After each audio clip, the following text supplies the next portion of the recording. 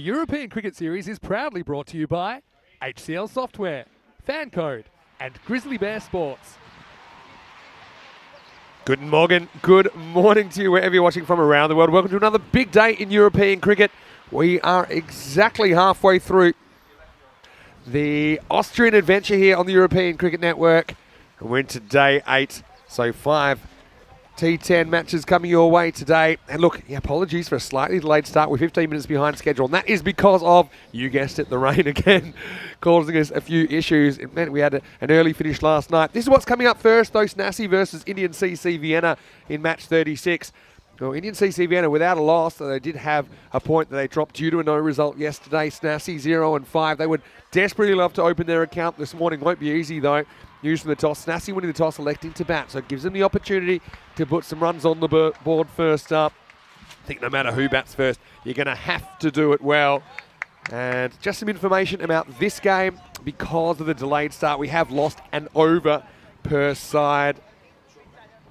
So instead of a regular 10-over contest, we're going to have a 9-over match. More information about the playing conditions about that in a second.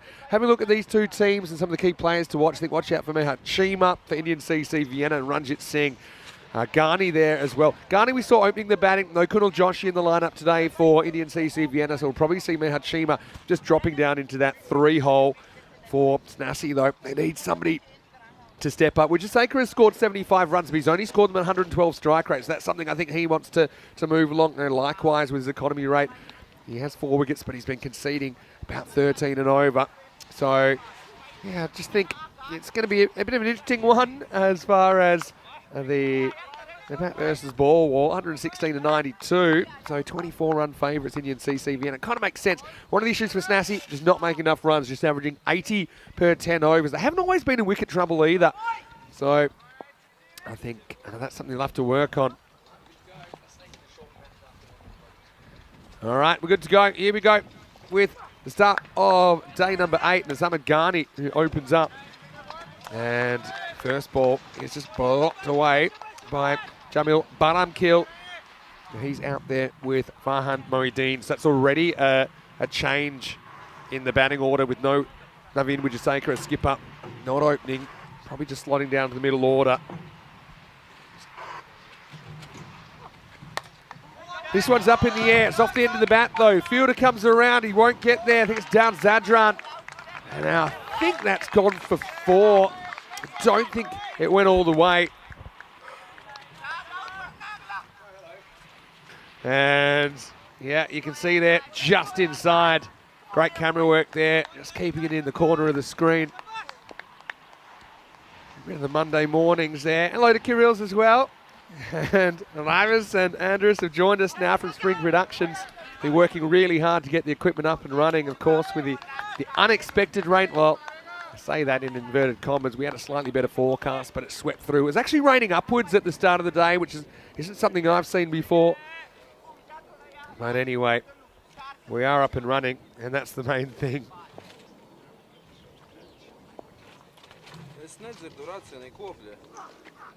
That's good delivery from Ghani as he sneaks it past the outside edge. There has been some good movement, some good bounce in this pitch. It's actually sucked up the water pretty well. We've had kind of persistent drizzle over the last 3 days. We started every match. We have lost 3 results, though, which is unfortunate. Up in the block hole, and it's just sneaking away, and that's actually going to go all the way for 4. And so Baramkil with another boundary. A couple that maybe a little bit fortunate. I mean, the first one just snuck away from down Zadran. That one a little bit inside edge. But here's a man, he's had the weekend off. He looks fresh, he looks fighting fit. And he also looks a little bit damp. Rico Full, welcome back to the commentary position. It's very good to be back. Good morning to everybody. Hey, what are you doing with the weather? I'm sure when I left it wasn't this bad. I think you spent the whole weekend doing a rain dance and it was pretty effective. Anyway, here's Baramkil, who isn't quite able to get this one away. Ghani, it does go for a couple of boundaries. Not a bad over for either team really to start the day. It's 8 without loss. Let's just have a little look at at the playing conditions here, just to let everyone know. So yeah, because we had a 15-minute delay, just taking 1 over off per team. So we hoping we can get through the game fairly quickly anyway. But 9 overs aside, 3 over power play, so it doesn't change, and really nothing much changes. I mean, you can bowl maximum 2 overs per bowler, so 4 bowlers can bowl 2, and then you'll have just an odd 1, I suppose. So it doesn't change things too much here in match 36. What is sure is that both teams will want the points in Vienna. They are undefeated, but they did drop a point yesterday. They were motoring 38 without loss after 2 overs. Unfortunately, the rain got heavier. Now, we see Harmeet Singh coming in. Oh, wow. He was the hero yesterday, Rico. It was right down to the wire against Vienna CC. Harmeet came out, smacked a 6 of Mark Simpson-Parker to win the game. And that meant that they got the points yesterday. But he looked a good play, didn't we, last time we saw him? I know he hasn't had a big opportunity, especially with Ranjit Singh and Cheema up the top of the order. Hasn't had too much time out there. But we know that if he gets the opportunity, as you showed yesterday, he can be a match winner. Like that man there, Cheema. Hasn't he been good? Anyway, we've been missing you, Rico. What have you been up to on the weekends? Did you get a chance to get out, or were you a bit too scared to leave the hotel? On the Saturday, I did. Yesterday, though, yeah, it was a bit of a washout. But it was still good. Sampled some of the local food. Got the goulash. Yesterday was a good day for a bit of goulash. Oh, yeah. So a bit of goulash yesterday. Obviously had to have the Vienna schnitzel. But, yeah, been tuned into some of the cricket as well. But, yeah, nice relaxing break. But I think yesterday was just a day to just stay indoors and do nada. It was pretty persistent, actually, yesterday.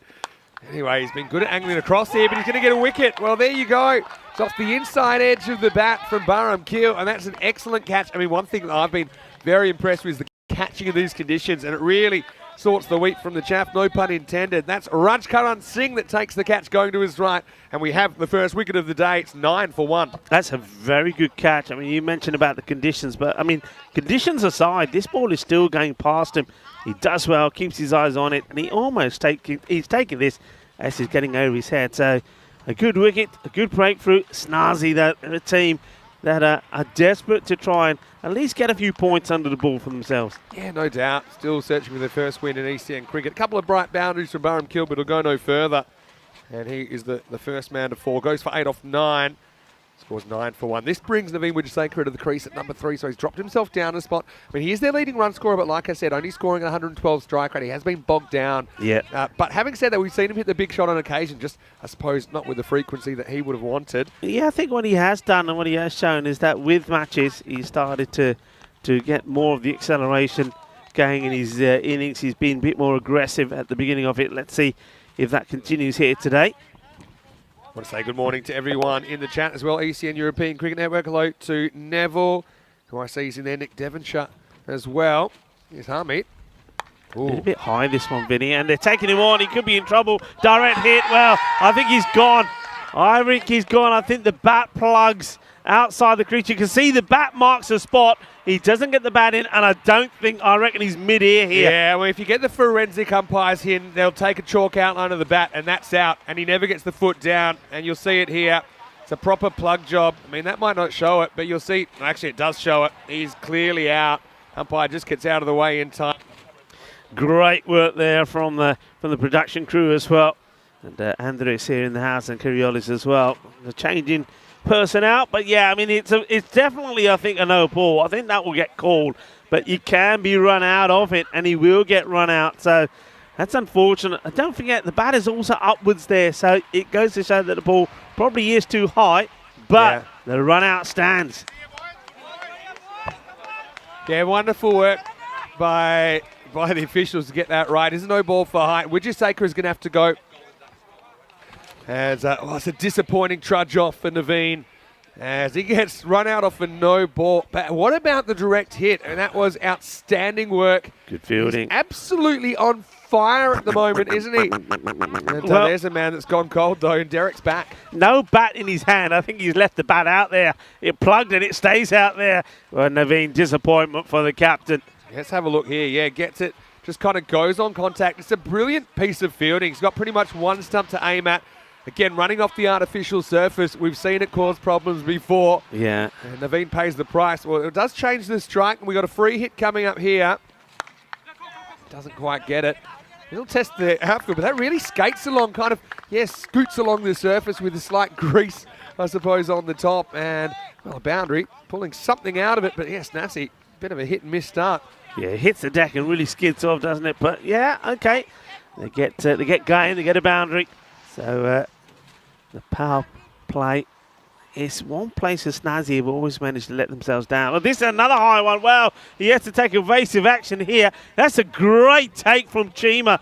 Well, Hamid Singh, well, he certainly is struggling with the wet conditions there. Well, this is a proper beamer, isn't it? Yeah, I mean, this is one you'd love to get your hands through it and maybe get it away for 4, but you also want to stay alive. And I think Mohideen just went into self-preservation mode there, so he's going to get another free hit. That's the second and final warning for Hamid. Yeah. And remember that carries through to all of his remaining spell, not just this ball. Exactly. Last ball, the over free hit. Does bounce this one. Nice shot, though. Gets it up and over backward point. Mohideen with another boundary. Oh, Snassi, I mean, their run rate is kind of up above where they've been. They have lost 2 wickets. And you can see CVN a bit all over the shop as well, but it's 19 for 2 after 2. Yeah, it is. No, 19 for 2. So you've got to say Snazzy is better than what they normally do in the run rate, so that's good. But they have lost 2 wickets, and one of them is the key one of their captain, Navin Woodsakara, we saw there, getting run out of, the first ball. This is how the tables look, Vinny. Yeah, and North Snassi, you can see they desperately need a win. I mean, look, they're probably not going to make the 4, but they still can try and improve. I suppose they want to try and push up a few slots just for pride, I suppose, plus it's experience, isn't it? Indian CC Vienna, they've got some real aspirations to push up even further. They've got games in hand on the teams above them. And, like I said, apart from Donishta, they're the only other undefeated team. What an over for Rajkaran Singh, though, with a fantastic catch and then a direct hit run out. And the importance of fielding can't be underestimated, Rico. Yeah, fielding on this, I mean, taking catches, I think even straightforward catches are going to test you, but that run out was class. Change of bowling. It's Luthra, and he bowls him off his pads. Well, how about this from Sarab? And Big Sammy does it. First ball of the 3rd. Still is a power play over. He pushes Gelzai right back, and now Gelzai goes for a golden duck. This is such a good delivery. This is where he's saying to the batter, you either come to me. If you stay back, you're in trouble. He stays back, Gelzai. Gelzai's a dangerous hitter. This is a big wicket. Look, he just doesn't want to move. He's backing himself to get bat onto it, hits the pads and onto the stumps. Yeah. And it's going to be another first baller. So Derek is going to be golden this morning, and Busy is another. Now, Derek loves the wet, doesn't he? It's great conditions for ducks. And that just pushes him back. I mean, kind of nowhere. He's playing for maybe a bit of turn, but it slides in. Look at it, just slide in a little bit, beats the inside edge. Slides off the pad and onto that off stump. And that's 3 early wickets now. Yeah, what a good start that is from Luthra. I mean, Luthra, we know he's a bit of a key player, isn't he, Surab Luthra? And that was so well done, so well bowled. And he's, for these conditions, the ideal sort of bowler, isn't he? Because he's just basically getting the flight in, just getting it up there, making the batters make the mistake, and he's not worried too much about running in and all control on the ball. So well bowled. And they're in all sorts here, Snazzy. Also, I think it's difficult for the wrist spinners to grip the ball in these conditions, whether it's raining or whether it's not. At the moment, it's a very light mist, I suppose. Yep. But can't be easy to control it. Gill's the new batter, and he gets a pretty well-located ball. Luther's really impressed me with his control so far. Very good areas. Very good areas. Like I say, he's challenging the batter, saying, right, it's there. What are you going to do with it? You're going to move those feet? And, of course, Chima is a very good, accomplished keeper. So that's why the batters are a bit edgy about coming forward. They want to stay inside the crease. He's kept really well in this series so far. This one slides through, so Luther changing the pace nicely. Yeah, slightly quicker delivery there. And, keeping good control of it. Yeah, Gill trying to get off the mark. I guess Snassi struggling for runs. Losing the top order doesn't help, does it? Again, really well bowled by Luther, who's on a maiden here after 4 balls. Yeah, and a wicket maiden on that, but the way he's bowling here at the moment, Gill is being super careful, isn't he, Sean Gill? But I just get the feeling he's keeps his line here. He could have another here. He's got the 2 men straight waiting for the straight hit. Oh, this one is a little bit too high, I think, and it gets called on the field of play. The ball also racing away, and it will go to the boundary. 4 runs. So once again, even Luther, though he showed good control, even he gets outfoxed by the wet delivery. Yeah, I mean, jinxed him by saying he's on a maiden, but it's too high. Gill gets a gift and he cashes it in. It'll be 4 and the no ball. So another free hit coming up. Snassi need to cash one in here. And so a free hit to come and Gill's the man. Does he run at this? Maybe. He'll just do whatever he's comfortable, I suppose. Got the immunity cloak on. There's the faster one. He misses. So Luther out of jail. He can still get out of this over. Indian Vienna, though, a team that we love to watch. They were finalists 2 years ago. They just missed out on the finals last year. They weren't too far away. They've made a strong start when they've been on the park in this series. This is driven away for a single, and it will be... Oh, well, taking it on. The 2, not sure it was on, but it's one of the best slides I've seen so far. Sharon Gill sneaks in for a couple, end of the power play. It's 26 for 3. Well, Gill, I suppose, give him credit. He felt he could make it, and he does pretty comfortably in the end. Yeah, he does. I mean, I'm not sure I would have been taking that second, but they do get away with it. And just a reminder of the playing conditions here. It's a 9-over match. We had a slightly delayed start because of the rain, but it has eased off a little bit. So it still is a 3-over power play. So, I mean, a 1-over reduction doesn't actually change the playing conditions at all. Still the same amount of power play. Still 2 overs max per bowler. And just means that your 5th bowler only has to bowl 1 over. That's if you just want to go with the minimum. So that's just the update for those viewers that might have just joined us. But, yeah, Luther with a really good over there. Okay, 1 gets away. But apart from that, he was brilliant. Now we're going to get a change of bowling. And it's going to be Saurav Sharma who's going to bowl over number 4. Yeah, Sharma. So good captaincy here. I think from the captain, basically Chima just sticking to the bowlers that are not going to be using any pace because he knows that's where the issues could be with some of the bowlers. A very good morning to some of the people on the chat. Manus, hello to you, and hello to Siddharth as well. Lovely that you can join us.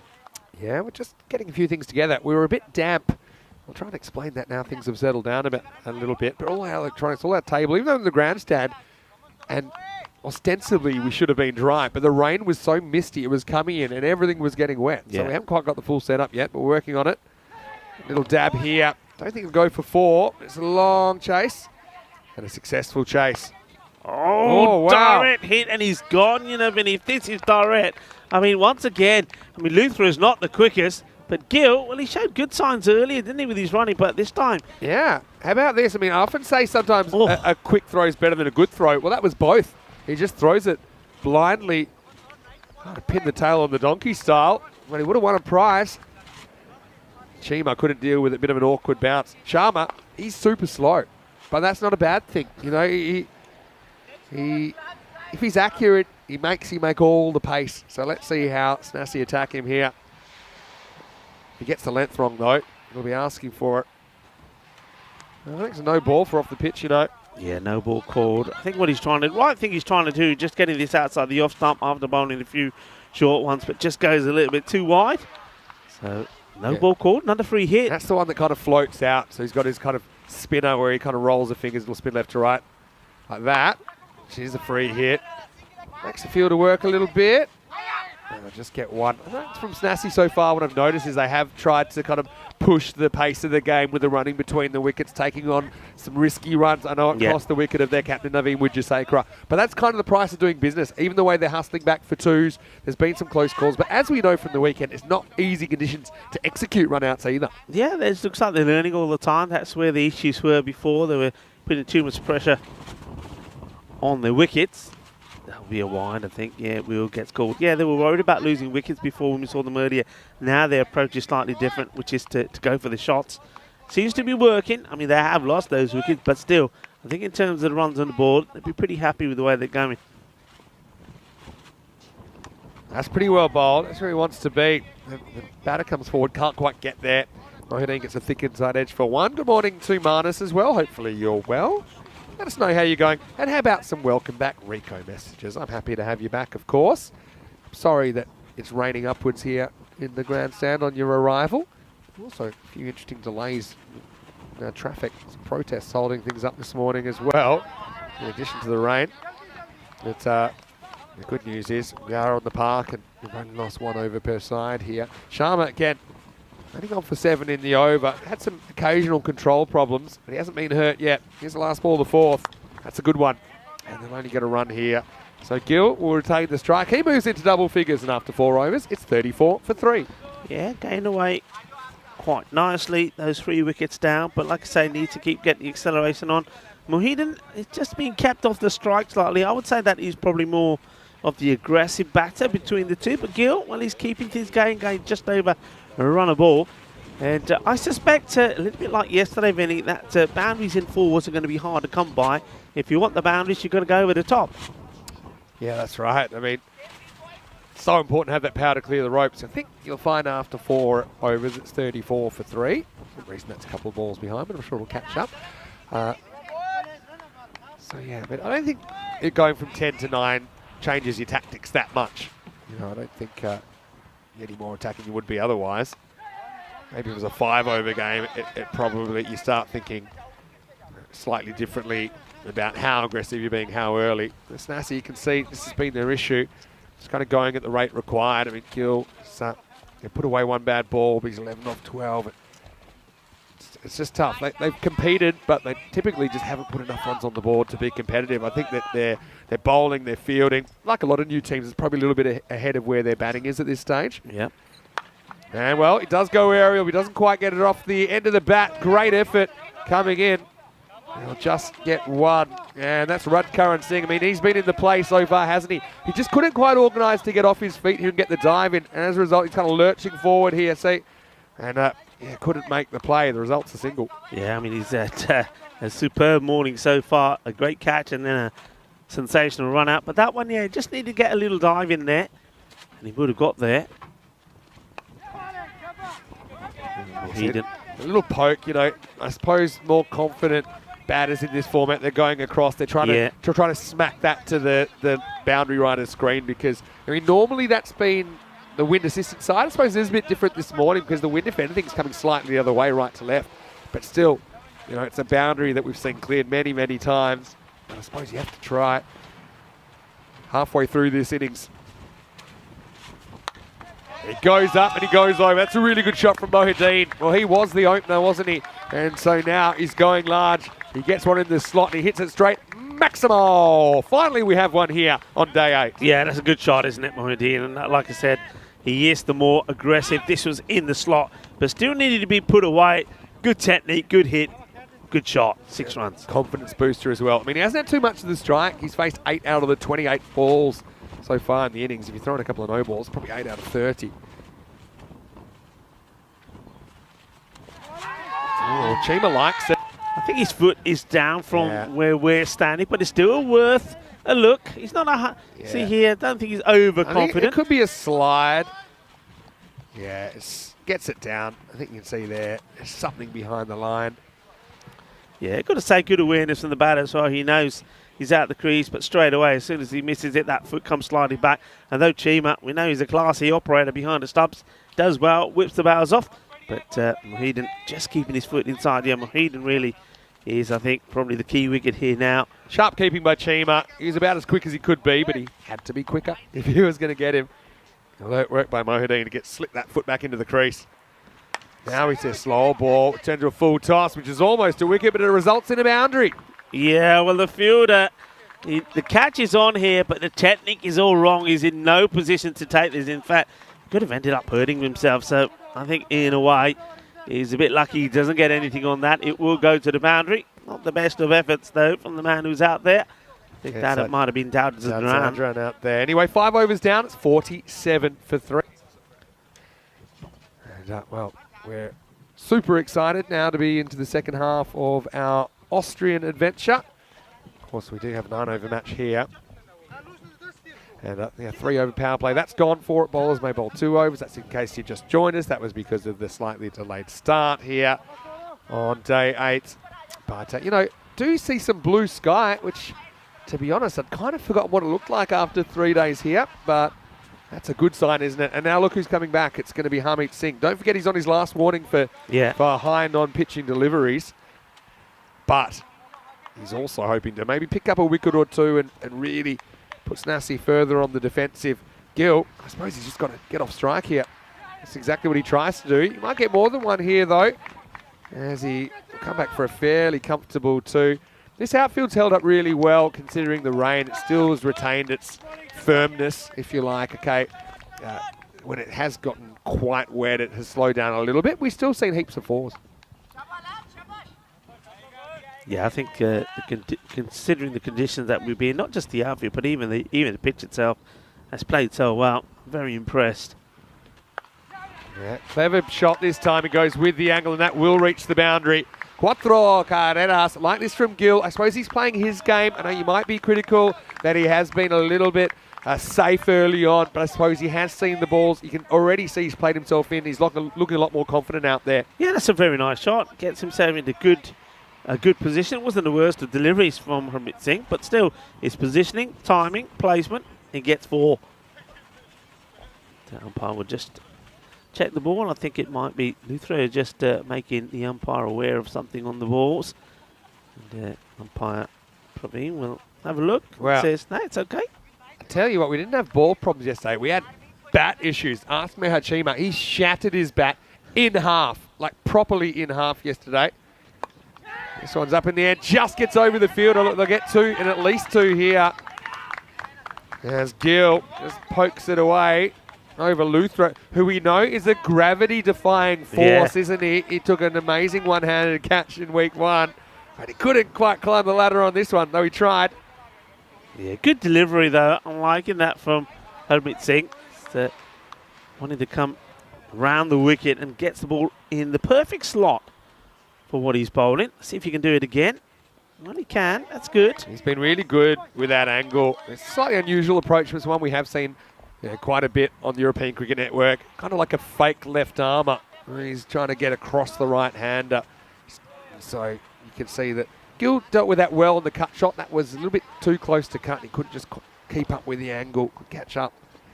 A couple to come in the 6th. Oh. You know what? If that hits him in line, it's out. If it doesn't, it's not out. It's a tough call.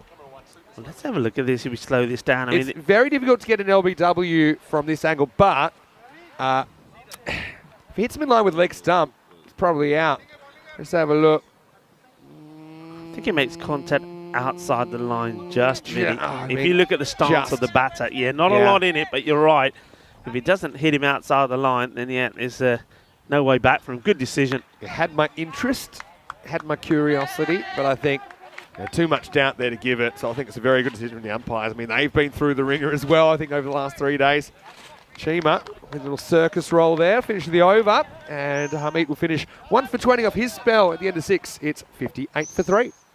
Yes, okay, along nicely. Okay, if they can get to close to that 100 score, maybe a score in the 90s. Remember, it's a 9 over per inning match, so a 90 score. I think in these conditions, we've seen already a number of shots. That last one, another example of it, with the ball's not going to the boundary. So I think a 95 sort of score, you're looking at the way conditions are.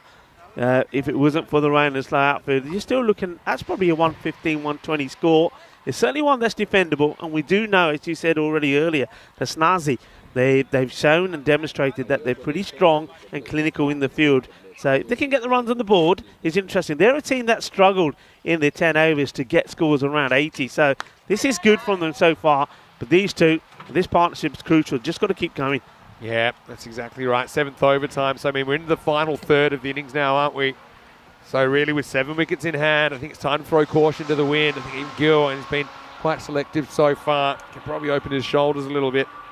Showing Sharma. Maybe go down the ground. Mohideen, though, is the man. And punches away for 1. They go on contact and they'll get there. It's good confident running. Like I said, that's one thing I've noticed. There's been a bit more urgency in the running between the wickets for Snassi. They're just pinching those extra 1 or 2 runs and over. Which, you know, if you can get another 20 runs, I think the way they're going, we're not hitting as many boundaries. They have the lowest maximo rate of any of the 11 teams here. And I suppose you've got to graft the runs a little bit. Sharma nicks off the pad, I think. It's been going down the leg side. Leg by signalled. Yeah, just a solitary appeal from somebody. But it was always going down the leg side. Probably a missed opportunity, actually, from Gill. But I think what Gill's probably quite conscious of doing here with time running out is giving Mohideen as much strike as he can. Mohideen, 25 of 12, so he's going well. He needs to really control the strike, doesn't he? Over 40 balls in the innings. He's faced 12. Yep. You know, so going to get going. Steps Up-ish. across. Yeah, hits a good shot. That won't be easy for the fielder. Does well. Now we've got a in slip trouble. and we're going to have trouble. Great dive back, though. In fact, Chima doesn't even take the stumps. Gill does really well here. I mean, he loses his footing, but he says, I'm not giving up. He gets himself out of the quicksand and makes himself get back. Watch this. I mean, the fielder had issues himself getting there, but you would have thought he was done and dusted. He's down there. But look at that. Perfect slide. Well, 10 out of 10 for the slide. That's what helps him get back. Run on the pitch, folks. Run on the pitch. He slips because he tries to go on the grass. Anyway, back to the action. He kind of yorks himself here, Gill. We'll get to the other end. Both these two in the 20s. Just need the big finish, don't they, to maybe take some momentum in the second half of this game. Sharma's bowled really well. You know, I know that's in his last over. He had a couple of issues with a couple of deliveries, but bar that, it's been such a good little spell from him. Ball to go, just 12 from it. Let's see if he can finish well. Yeah, well, once again, lack of pace. Just forcing the batter to miss time it slightly. Mohideen, he will retain the strike as we get to the end of the 7th over. There's 2 overs remaining, 64 for 3. And look, Sharma, you're exactly right. Only 13 off his 2 overs. Despite a few control issues, he puts in a really good shift. We're into week 2 of our ECS Austria, and we have the ECIs this weekend. Really looking forward to that as well with the Czech Republic and Hungary.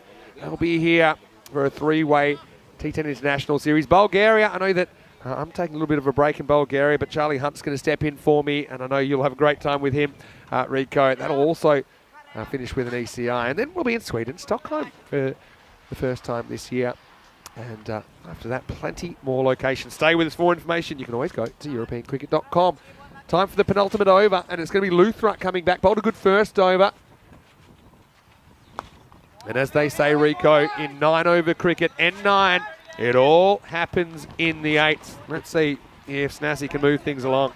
Luthra has bowled so well, wasn't he? I know he had issues with one delivery, which is the high no ball, which got hit for 5. But that was one ball, and he's only gone for 7 in 7 now. Just getting that ball right up there. You see, that's what he's creating. The batter goes for it. I suppose Mohideen had no option. He had to. It's a nice knot from him. The only thing was he needed to try and get more of the strike. Goes after it, and Luthra, perfect delivery. And Chima is not going to make any mistakes from there. So good effort from Mohideen, but they lose a crucial wicket late on. And, well, Luthra, I think he's bowling. His control has been superb in these conditions. Yeah, well, Mohideen commits to his plan. We'll give him that. But again, Luthra just sliding on.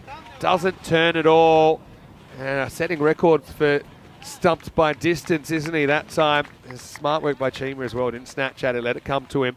And so, a pretty nice effort from Mohideen. 27 off 16. He's been a standout so far. But he is the 4th wicket to 4, 64 for 4. Yeah, he does bat well, which means that Gill is left out there. And Kasturi comes out now. Kasturi, good player, good all-rounder. And he's somebody who can smash the ball now. Me and you were both saying that we'd like to see him higher up the order. So now he's got an opportunity here with a few deliveries left to try and make some kind of acceleration on this score. He'll certainly be looking to go straight away. You see Chima there behind the stumps. Just moving his men all around a little bit. He knows that maybe the batter here, Kasturi, will be going for that leg side area. And he starts with one outside the off. It loops over the infield. But once again, oh, well, how about this for a stop? We'll probably have to look at it again, but I don't think he gets anything on the rope with the other side. This is a proper stop. This is what they sort of do in rugby, isn't they, when they flip the ball back? Have a look at this. This is like, pole vault, but using his knee as the pole. Watch this. I think he jumps because of the knee. Oh, yeah. You see? I like it. You won't find that one in the textbook. Maybe in the kind of updated edition. Yeah, but the knee plant worked out well. He ended up about a metre over the boundary, but he never touched it. What a scoop that is. I mean, he's got some washing to do after the day on his trousers, but still, oh, that's a beaut. Absolute beaut. And that is a boogie, oogie, grizzly fly ball. Jagade Fatte style from Luthra. Luthra has come good, and he takes another. That's a 4-for for Luthra. Sensational bowling. What a delivery this is, Vinny. He just keeps on getting better, doesn't he, Luthra?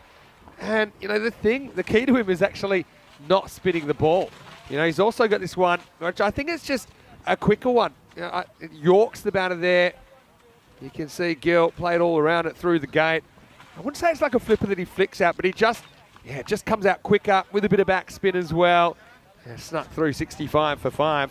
Wijesekera comes out. This is David Wijesekera, 2 to come in the 8th. Well, that similar delivery on the money, on the pegs. No run. Really, really good bowling. Very good bowling. Yeah, man, can he grab? Well, it will be 4 actually. He's taken 3 on a recount, but still, Wijesekera, what's his plan here? Does he just go for it? Got Kasturi at the other end. He's a pretty good hitter. And this one is just worked out for a single. End of the 8th over, and Indian Vienna just continue to take wickets. 66 for 5 after 8. Yeah, just that wicket, or those wickets there, the wicket of both the established batters, Gill going, and of course we saw the wicket also of the man that Mohideen, who batted so well. That means things slow up slightly, so the 90 now looks unrealistic. But looks like it could be a 70-something score. Let's see what happens in the last over. Whatever they get, you can kind of add 10%. It'll be what I suppose real score would be. Still seems a bit under, doesn't it? It's around about that 8 and over that's been their batting run rate so far. Won't win you too many games here. Garni comes back, ends up going top and tails. So this will be a boundary just timed away. Wijesekera uses the pace of the bowler and he gets a boundary to finish the night, to start the 9th over. Yeah, good shot. I don't mind this at all. And there's plenty of power in that shot. You know, he's on the back foot, but he makes good contact. Also guiding the ball into the gap, and it does show that there's still some parts of this outfit that goes pretty quickly. Yeah. You can see Sam Williams there working away in the background. MC Hammer himself hammering away those, getting those banners fixed up. Yeah, a few repair jobs to be done here. Good news is, looks like it stopped raining for the first time in a while. Kind of spores wide here by backing away, Wijesekera. He does nick it onto his pad for 1 run. Oh, okay, gets leg by. Well, I'd be rough about that. I'd be reviewing that. He smashed that onto his pad. Anyway, probably didn't deserve it. Hit it with more of your bat. Anyway, leg buys, the kind of orphans of cricket. They don't really belong to anyone. They don't go against the bowler. The batter doesn't really care. They don't get them either. No one's really responsible for them. 4 to come. All right, flicked away, but he's a fielder there. Tried to get a bit finer, I think. Kasturi. Just get a single. They move up to 72. Just need that boundary to maybe get them up in the 80s. Look, it's not going to be easy, Rico, against an Indian CC Vienna lineup that are, packed with power. And you look at the top 3, top 4, even top 5. Yeah. They all have that extra gear that I just don't think we've seen from Snassi in this innings. No, they've tried. This is nicked. It doesn't carry to Chima. It was so slow. It just never got to him. I think it was a slow ball in the first place from Garni. It'll be another single here in the 9th over. Yeah, it doesn't carry and manages to get it under the gloves there of Chima. Chima expecting a bounce. It doesn't bounce. He annoyed that one gets past him. It only costs him 1. Kasturi, well, he's a man who is capable of hitting the ball big. Hasn't been able to so far. Can he? Be wide. So they'll take it. Lakma Kasturi, certainly one of our favourites here. Not just for his cricket playing ability, but for his cooking ability as well. So lucky. Sending positive vibes your way. With only 2 balls to go, Snassi throw everything at it. He does. Can't elevate it. Now, he doesn't run, and I'm pretty surprised. Now he might get a run, How'd you miss from there? The other batter. Oh, dear. Let's have a look. Andres, let's have a look at this again. I mean, go on. I want to do a calculation of how far Wijesekera runs. Okay? Now he runs here. I'm going to give him about 12 yards there. 12 back, 24. And then he goes past 28. I reckon he's run 50 yards for a single. Anyway, it's last ball time. And I don't know if they know it's a 9-over match because they're just kind of cruising. Someone's going to give him the tap on the shoulder and say, hey, guys, that's it. It's 76 for 5 at the end of 9. Like I told you, I'll give him an extra 8 for the last over. It's a score. I suppose it effectively feels like it's in the 80s. Doesn't feel like enough. Yeah. It's a funny one. They tended to lose urgency with the running at the end of the innings compared to the beginning. Correct. But, oh, look, Snassi, maybe a bit of inexperience there, but still, I think it's pretty clinical by Indian CC Vienna. I think their slow bowlers bowled pretty well. I think they fielded pretty well for the most part. I think it was the fielding that started things off. But, Snassi, with those fantastic West Indies kits Well, they'll be hoping to turn back the clock and maybe pull off a bit of a miracle here for their first win in ECN cricket. Got to say, you know who was good early? Rajkaran said great catch to his right. And then Naveen Wijasekar, he dropped himself down a spot, but he wouldn't last too long. He patted a no ball. One stump. Raj, he hits the target. And unfortunately, Naveen drops his bat, drops his wicket. It was just a sign of what was to come. Mohideen tried hard. He was the only one that really was able to go at an acceptable strike rate. It was hard working. The Gill, he struck around as well for a little while. But Luthra, he was brilliant, wasn't he, through these middle overs? He bowled so well, so such a beautiful length. And I think it was just an intelligent effort from Indian Vienna. I think the captain, Chima, has spoke to the boys and said, right, there's no point trying to charge down in this. It's going to be slippery. You're going to slide around. He's used the slower bowlers, and the bowlers, and in most of the time, did not let the captain down. Yeah, I mean, there were a couple of no balls there. You'd expect that. But when you have a look at the extras in general, I think they bowled superbly well. Only 9 extras, 2 of those in wides, 3 leg byes, and those 4 no balls. So superb effort from Indian Vienna. And yeah, you said it. That snazzy, they do look pretty snazzy in their outfits, but unfortunately they couldn't get going when they had to. And there we go, there's Lucifer once more with a perfect delivery. Chima making no mistakes, and that's Mohideen's wicket. We knew that was going to be a big one. Then you talk about playing yourself, getting dirty for your side. That's what this is about. And that's Aman Chabra, absolutely fantastic. That's what you like to see. And that rubs off on the players and particularly on the bowler as well. As Surab Luthra picks up another one. Beautiful bowling from him. He was superb. Picked up 3 for 9 in his spell. And Harmeet Singh also was quite economical as well. He picked up 1 wicket as well for 21. He had a few issues with those no balls. 2 of them, 2 of the 4 he was responsible of. This one, how'd you miss from there? Well, the bowler will never know, Ghani. Once again, he was pretty tidy and then had to go and field it for himself. And when he gets there, he's thinking, how did I miss? Yeah, that's what we all want to know. But once again, unfortunately for Snazzy, it's been the issue about getting runs on the board. They've struggled to get past the 80 mark. And again here, though at one point it looked like they could possibly get into the 90s, they just fell short once again. There's that scorecard. And Mohideen, 27-16. He's going to be disappointed that he wasn't able to get more of the strike early on. And then towards the end, obviously, you can't blame him for going for the big shot when he got stumped off the bowling of Luthra. Sharon Gill, 22-22, runner ball 22. I just think it needed maybe a little bit more acceleration. Maybe Kasturi could have been the better option coming out at that point. But he still does, I suppose, get some valuable partnerships together. That partnership between him and Mohideen was almost a 51 partnership, so that certainly helped them get going, but they weren't able to finish well. Those bowling figures, Subrab Luthra was on form. 3 wickets for just 9 runs. He bowled superbly well. The other wicket going to Harmeet Singh, but don't forget the 2 overs there from Ghani for 17. And then also Surab Sharma, I think really, and his economy just 6.5 per over. It was superb. 13 came off it and just kept it nice and tidy and did exactly what his captain would have wanted. As a result of that, we have a look at the, well, mid-match summary. And you can see that it's probably Indian Vienna that will be certainly much happier with the way things are of this match number 36. And remember, with the batters they've got to come, Hachima and Ranjit Singh has been in really good form. And yesterday we saw a really good knock there from Ghani as well. Looks a really nice, established, competent batter. So they'll be looking to knock these runs off and continue their charge up the top of the table. Join me, Rico Paul and Mr. Maximo, when we return in around about 10 minutes time for the conclusion of match number 36.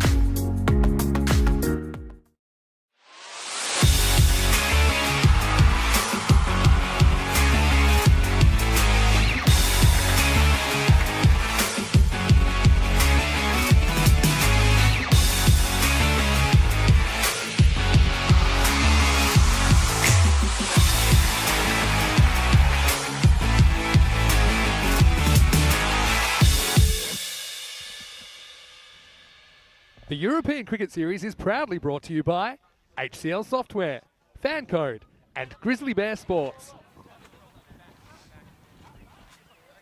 Hello, cricket lovers, and welcome back to the Seabarn Cricket Ground. You're watching the Fan Code European Cricket Series here in Austria, and we're getting ready for Indian CC Vienna to start their reply to Snazzy's 76. So 77 is the target, and the two very accomplished batters going out there to start off with. Ranjit Singh has been in good form, and also we've got Ahmad Ghani, who yesterday made a fine 36 of 25 in a super partnership between him and Meha Chima, who was 37 of 22. So you've got to remove the top three pretty quickly. This one's a little bit short. Gets worked away in the gap. The batter's thinking about two. Well, they're taking on the fielders who, well, do a bit of team fielding together. But unfortunately, just let themselves down and getting the ball in quickly. So they will take two. The first runs on the board. Ranjit Singh up and going. Yeah, in Vienna, they would have been disappointed yesterday. That match number 32. And they made such a good start against Cricketer CC. That, again, because of rain, be abandoned. But they got a good win in match number 34. This one gets played away. So once again, the chase is on. But this time, will they take two? No. The stop sign goes up from Ranjit. So they'll just take the single. Yeah, in that match number 34 to chase down the 100 that they needed. But what a match it was. It all went down to the wire. But won by 8 wickets with the ball to go. They want to stay in winning ways, and this partnership is going to be pretty crucial. Nevin Vijayasakara just gets worked away on the onside this time. Will be another single. A lot of cloud cover. We've had an unexpected shower this morning. But, that has now stopped, and hopefully there'll be no more rain, and the outfield at least can start to dry up a little bit. We did see a smidgen of blue sky earlier. This is up in the air and it's hanging just enough to get it over the infielder, who does well to catch up with it to keep it to one. So a bit of a risky shot, but I suppose a nice one played in the power play. He knows where the fielders are. So Ranjit Singh living a little bit dangerously. Ahmad Ghani now on strike. Nevin just losing his footing there. You can see that normally normal openers for Snazzy will be Nevin Vijayasakara, and then Divith Vijayasakara will be bowling over number 2, but both are running in, so they're doing exactly what you saw the opponents not do. This one has been hit well, and it will go all the way. Balle, ginna sona. Shaka Lagya goes all the way. And it's a big 6. And if memory serves me right, I don't think we saw a single. Well, we saw one maximum from Mohidan in the innings of Snazzy. So only the second one of the day. And it comes pretty early on in the innings. And, well, here's another. Well, where there's one, there's two. And this one, well, welcome to, welcome to Helsinki, who's up there in the tower, because this one clutters it. You can hear well, there's a vibration. Well, you up there, Kiriolis up there, give us a thumbs up, because, well, that vibration went all the way up his body. So 2 sixes in that over, and it's a very good start. 17 off the first, 72 matches without a golden ball. Now, that number keeps on going up. Are we going to put it to rest before we get to the 100? There was some close ones over the last couple of days. Nearly, but not quite. Okay, it is Divith that goes for over number 2. And he's going to start with a wide, which can't be handled by the keeper. So a couple of wides there to start off with. There's the signal there. Yeah, welcome to everybody that's tuning in. And also, namaste, salam alaikum, sasri akal, eyeball one to all of our viewers tuning in via Fan Code on the sub-Indian continent. In comes Divith Vijayasakara once more. This one will go all the way to the boundary, I believe. So I think it's buys are signalled here, and maybe signs of this outfield just starting to dry up a little. So this one misses everything, and is a little bit lucky there, Ghani, to see his stumps do in place. So yeah, interesting approach from Snazzy. They're still going with their normal pace attack. A good bit of movement away there from Wajasakera. I think he just manages to keep this inside. To see some late swing, but I think a lot of it continued after the ball goes by. So the umpires being very consistent with the line. If it touches it at all, they will signal. Hit hard. Oh, wow. Hit straight back at the bowler who, well, you can see the reaction from Divith Wajasakera. He thinks he probably should have had this. I think it looked like it was coming. I think that's what he's suggesting. It looks like it was coming quicker than what it was, but it doesn't really come off the middle. We'll see that a good look of it here. So it comes right off the toe end, actually. That's what was so deceiving about it. So a chance goes. Then he goes short, and this one will be put away. And it's going to be 6 runs. It goes all the way. Manos arriba, Vidro. Porque es 6 carreras. That's a solid shot from Ranjit Singh. And you can see the difference there straight away with the batters. So we're Snazzy, just the 1-6 in the whole of their innings from Mohidan. And to Indian Vienna, well, that's 3 sixes already. This one is a bit of a swing and a miss, just getting beaten by the swing once more. And I suppose the other thing here, what Snazzy are doing is they are putting pace on the ball. And while that ball is new and before it gets too wet and damp, it will travel. So maybe sometimes there is the advantage of keeping the pace off the ball. It's not a bad delivery, but he gets right behind it. And, it won't plug. It will bounce just before it goes over the boundary. So 4 carreras más. And this over has been another good one. 13 come off it. So a very good start from Indian Vienna. And, they race on to 34 without loss. So they're not looking at their score and thinking we only need X per over. They're just playing the game. And you can see just how they're going. Indian Vienna there.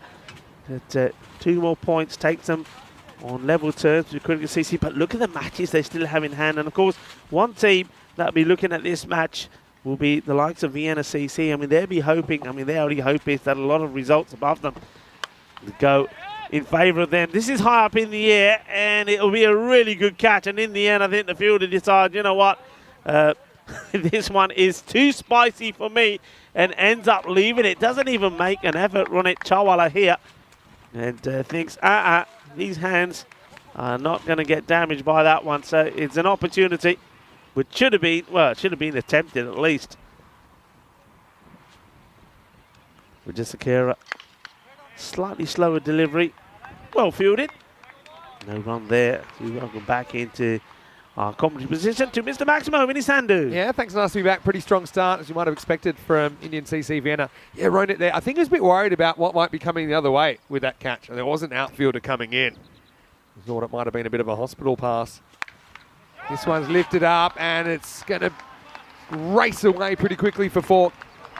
Very good shot, this, Vinny. I mean, this is all about being aware of where the field is. Look, it's wide, but he gets down on one knee, gets the elevation on the shot. Nicely played. 4 carreras.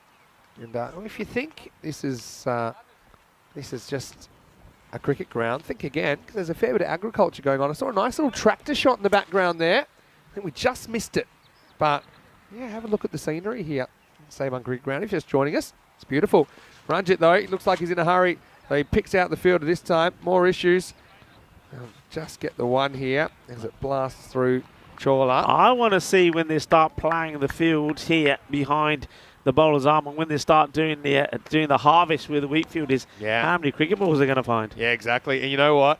You missed some fantastic kind of little techniques that fielders would use when they were going to fetch the balls out of the wheat over the weekend. It was pretty slippery and pretty wet in there.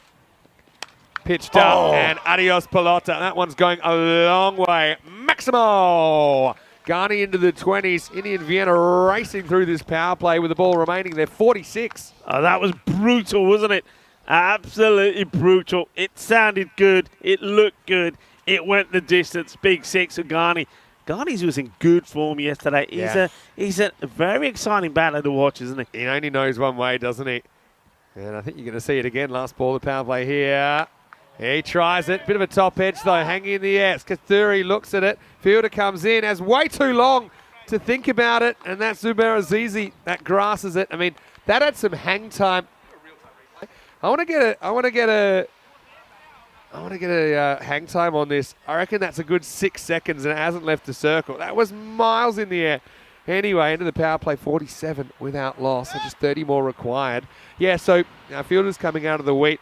They ended up having, it looked like, the equestrian at the Olympics. They had a little gallop step they would use to try and protect the trousers. And then we had different techniques to try and squeeze the water out of the trousers. I know that Zishan Reef had a kind of, like a twist method for the knees. Hopefully, these days, the darkest days are behind us, and we get better weather here from here on in. Finding up for sure midweek, I think is what we're getting told. And we've got really internationals this weekend. We've got finals Friday for this ECS coming up as well. So plenty of great cricket from Austria still to come. Still working my way, getting my computer on. I want to say hello to everyone in the chat in advance. Anyway, time for over number 4. Again, Chawla rocks in, puts it on a length, but batter not able to elevate. Ghani moves to 23. Nice fielding out there. Yeah, well fielded. Sliders top. That's Ronit Chawla comes in to the attack.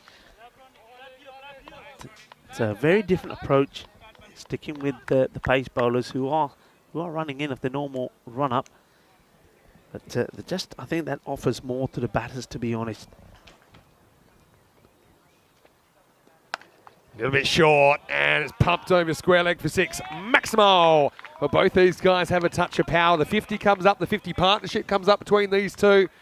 And well, for Indian CC Vienna, they're probably also looking at maybe a bit of a net run rate boost here, trying to do this with overs to spare. Yeah, what a good shot this is, how quick he's onto this. It was short, but still it needs to be put away. The 50 partnership up as well. And both batters in the 20s.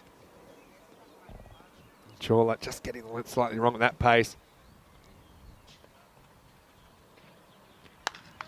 Slightly better, but it'll be the same result as he goes offside. This time goes the other way. Maximo, 6 more back-to-back. They are racing towards the target here. Yeah, I mean, I don't mind this from the bowler. He goes with the slower delivery, but it gets picked, and then it gets hammered.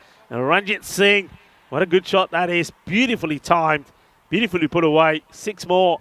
And, hey, do I see a hint of sunshine trying to break through? Yeah, well, don't jinx it, but yeah.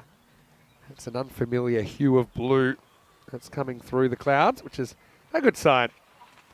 Pitch is up, driven along the ground. Fielder comes to his left, keeps it to 1. So yeah, it's been tough. I mean, it's clearly a difference in the power. I think that the power batting that Indian CC Vienna have, the way they can attack the power play. And they're not playing small ball, just trying to push the running, which is one tactic, but they've got the ability to clear the boundaries. That's just so valuable in T10. And well, Exhibit 8, even though this one might go to the fielder, and he's gone. Well, there you go. Ghani takes it on. He kind of does his job, though. He's up there to be explosive, and he was. Chawla with the wicket. He'll be happy with that as Indian CC Vienna lose their first at 61 for 1. Yeah, good catch taken. Gets himself in a good position, and look at that, head perfectly still. He didn't want to go back any more steps, though. But, well, Muhyiddin takes the catch. We know that he's a good player. I'm just having a look at the other fixtures today. Snazzy, big day for them. They've got 3 matches, so it doesn't get any easier. They take on Grants Cricket Academy, match number 38, and then the end of the day against the Vienna Eagles. Speaking of the Eagles, well, the Eagles are next up against the team out there at the moment, Indian CC Vienna. What a match that is likely to be. Yeah, we can probably show you the teams and the toss result after this ball. As Mahachima comes in. He's the acting captain at the moment with Kunal Joshi. Just sitting out. Joshi can slot back in pretty easily. Indian CC Vienna, like you said, still got 5 games after this. Yeah. So a very back-ended schedule for them. This is the last ball, the 4th. Chima pushes fairly confidently, but Wijasekara makes the stop. It's the end of 4, and Indian CC Vienna 61 for 1. So yeah, this is just the first game of the day. There's still 4 more to come after this. Match 37 blockbuster, I think. Indian CC Vienna against the Eagles. And so the Newsman toss, Vienna Eagles winning the toss, electing to bat. Why wouldn't you? With Karanbir Singh and Kumajar both in incredible form. Yeah. Karanbir Singh back-to-back centuries, first and only time we've ever seen it. But apart from that, I mean, Ranjit Singh, Ghani hitting the ball well, Mahachima hitting the ball well. So I think we're going to see two power-packed lineups going head-to-head in that game, which starts in around about 40 minutes' time. Yeah, I'm expecting that to be a high-scoring match. I really am. Maybe sort of around about the 130, 140s. And, yeah, you mentioned Karanbir Singh. He's history in the making the other day when he hit two back-to-back tons. But don't forget the second time that this one, asking the question, it's not going to be out, though. Don't forget the second time around that. It was a crazy match where even though he scored 119, helped his team to 163, guess what? The back riders, they knocked him off. Yeah. And that was something, wasn't it? Works away to the leg side, probably just gets one. And, yeah, that's what we're talking about. Last time we saw the Eagles on the park, yeah, highest chases ever, Eagles 163, and lose in match 25. Incredible. Pretty ridiculous. And you can see there, they're the top chasers we've ever seen on the European Cricket Network, beating the record of battle owner Shaheen, set in Spain last year. This one would have been wide. Instead, he does catch up with it. It'll get one. He'll think two here. One on the arm. Good throw. Might have him in trouble. Just pulled the keeper away from the stumps, didn't it? So Chima gets off the mark with two. Yeah, I think Chima here, he realises he's thinking, right, I've wasted a wide. I've got to get more than one. Otherwise, it's I'm in a negative here. And goes for it. Chima, he's made a real effort to improve his condition. And he's looking in good shape. And he hustled back well there. This one will be a wide. Gets past the keeper. Everyone takes a couple of seconds to believe their eyes and see the ball's gone past the keeper, who was kind of beaten by the extra bounce there as well. Oh, that's a big no ball, actually. He's gone miles in front of this. I don't know. I know it's not a stumping or anything, but look, he's gone. Oh, he's yeah. gone a long way. That's anyway, naughty. That's naughty. Doesn't matter. Doesn't matter. See, free hit or no free hit, it's going to disappear. Maximo! 6 runs. That takes him up into the 70s. And Rico, sticking a fork in it, because I think this one is done. Almost time to take it off the barbecue. Yeah, and I get the feeling that the remaining runs, they probably will wanted to do it with a big shot as well, because one big shot will end it. Ranjit Singh, I do like the way this guy, I mean, they've got 3 top-class batters, haven't they, and India Vienna, and they always are hitting the mark as well. Ranjit takes it on, and he will be out. I don't think he touches the rope there. It's a brilliant catch. Yeah, he's saying, yeah, I caught it. I agree. I didn't see him touch the rope. Well, this was almost good afternoon, good evening, and good night, wasn't it? We'll check it. It's a great catch, actually. Look at him. Goes right back. That's fine. There's another foot that comes back. I mean, that one's fine. This is the foot you got to worry about. But I think, yeah, that's great. You can still see the rope. It never moves. And, I mean, the camera makes it look like things are closer than they are, but I think that's gone. That's a very good catch. That's the ultimate consolation wicket. But a brilliant piece of outfielding. Ranjit gone for 39. Yeah, Mohideen, that's the second catch that he's taken out there. But this one, remember the one he took before, and he went backwards a fair way, and I thought he didn't really want to take another step. This time he doesn't have that luxury, but it's all about being aware. He's aware of the boundary line. It's a really good catch. He knows about his territory, takes the catch, and he gets rid of Ranjit. That's totally thrown me because I'd already boiled the kettle. Anyway, here's the last ball coming up of the 5th, and it won't be the last ball of the game. Shahid with the wicket. Again, look, sometimes in these situations it's tough. You've got to go for some, I suppose, personal highlights, and that there's a couple there. Shahid with the wicket. Mohideen with a brilliant catch, leaning back over the rope. As 5 are required, we'll head into the 6th over, 72 for 2. Yeah, very good catch there. So Ranjit Singh did go in the end 39 of 16. I suspected he probably wanted to bring up the victory with one big shot, but he just needed a couple of more inches on the shot. Wasn't able to do it. Yeah, you can't really blame him. It's really clever outfielding because he knew if he jumped, as soon as he left the ground with both feet, he was only going to go backwards and he was going to land over the rope. So it's kind of good, really good awareness from Mohideen to know where he was on the field. Anyway, I fear that this is an over that may never see 6 deliveries bowled as we head into the 6th, and it's going to be Zubair Azizi. Gets hit out, and that's gone all the way, I think. Maximo! Chima finishes with the bang, and that will do it. Indian CC Vienna. Yep, there you go. Just clears the rope.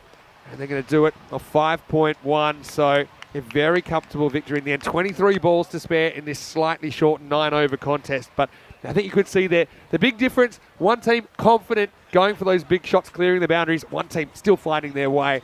And Indian CC Vienna, they remain undefeated in this Fancode European Cricket Series. Yeah, absolutely. I think you summed it up pretty well there. I think one thing that Snardy need to learn to do, and it will happen, they're a new team, learning all the time, is to capitalise on the power play. And they weren't able to. They were 26 at the end of their playoff power, and you look at the power play there for Indian CC, 47. But look, they've got a stern test coming up, don't they, Indian CC Vienna, against the Eagles, who are playing a bit of catch-up, but they've been smashing runs, and they are batting first, the Eagles, in match 37. Join us for that in about 35 minutes' time. Let's roll the highlights. Well, they were here for a good time and a quick time, weren't they? Indian CC Vienna, as we saw Ghani again, he's just a wild card at the top of the order. He was putting Helsinki under pressure, and he got a 4 there despite missing the ball. It's a slightly tough innings for Baramkil behind the stumps as well. That was a tough one for De Beers, came back with interest, didn't it? But I suppose you just knew with this approach and with this power play, they were never going to make this game last the distance. Yeah, I mean, the only thing that Snarzy needed to do is that if they got chances, they got to take them. When we saw 2 there, and there was another one as well, wasn't there, where the ball was in the air. At least that time around the fielder did make an attempt, but wasn't able to take the catch. So you needed to have the perfect innings with the ball, and it never wasn't to be. But the attacking approach from the likes of Ranjit Singh and Ahmad Ghani really was going to have you up against the wall. You see another opportunity there. He does get hands to it at Azizi, but not able to take it. But the hitting was absolutely phenomenal. Some lovely shots. I mean, that one, the slower ball, how well he picks it and how well he puts it away. Yeah, I'll tell you what, I'm happy that there were a few highlights though. I mean, that was a nice catch, wasn't it? And I had good awareness, like I said, of where he was on the field, Mohideen. He took one, this one disappeared, and then, well, we're 6 to win the game. We thought this might have been it, but Mohideen, well, he stood tall. Again, nice bit of outfielding. You can only really play the ball being bowled at the time. Yeah. So that's a nice moment for Snassi as well. But as we feared, there wasn't long to go, and it was Chima that landed the knockout blow as Indian CC Vienna, like I said, they stay undefeated. But just dropped 1 point. That was because of a washout yesterday. Good news here, sun coming out. So I'm liking what I'm seeing at the moment. Hopefully it stays bright.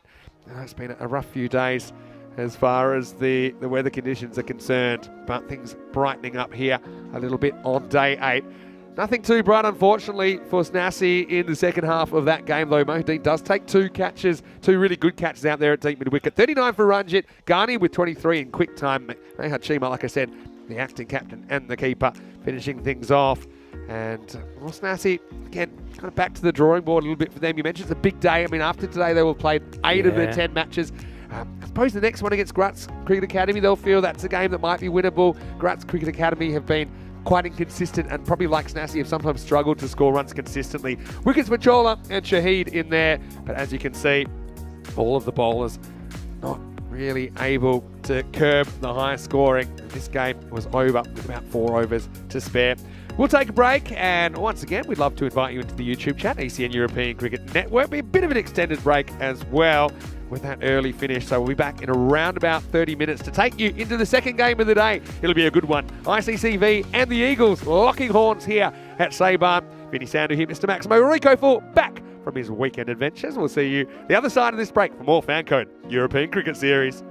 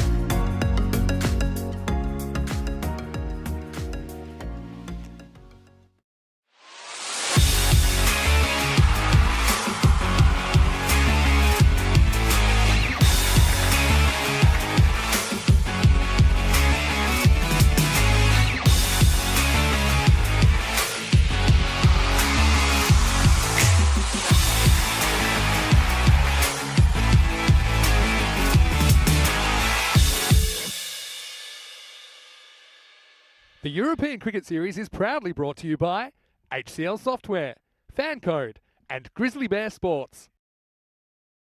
Hello, welcome back. It's day 8 here in Vienna. Time for the second match of the day, so it's match number 37. This one will see ICCV, Indian CC Vienna once again. They're going back-to-back. This time, they're taking on the Vienna Eagles. Now, I do have some news from the coin toss. The Vienna Eagles, their captain, Karanbir Singh, has won the toss and he's elected to bat.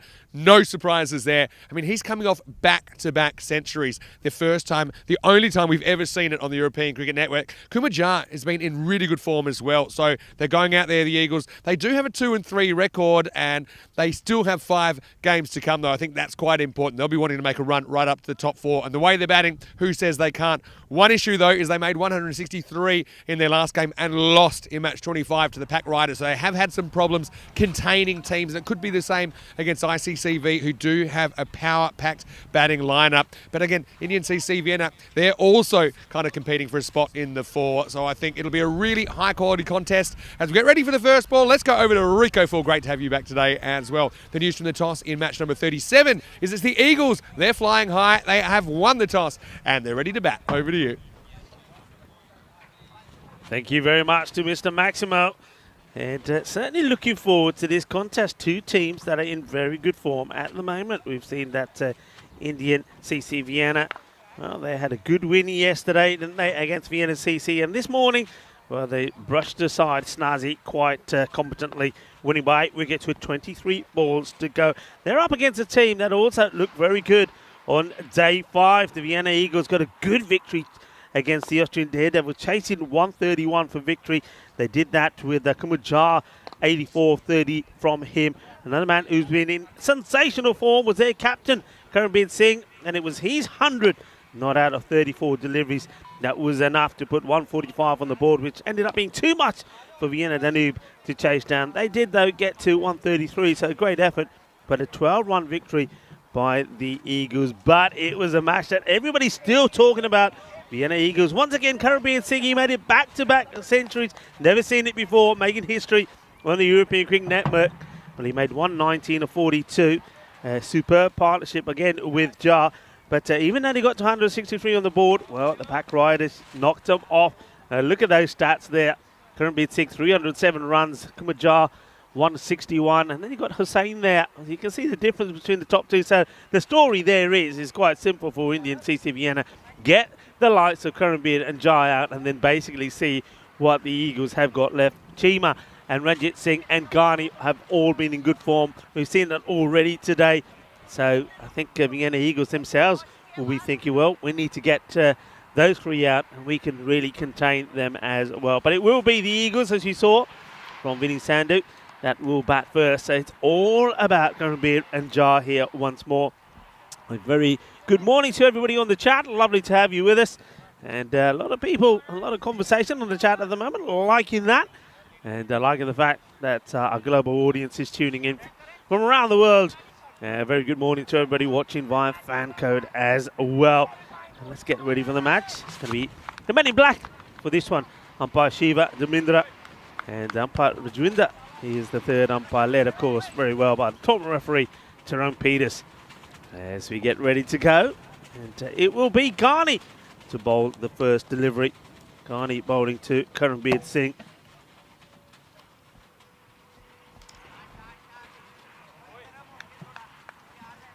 So, just waiting for the umpireship to give the nod.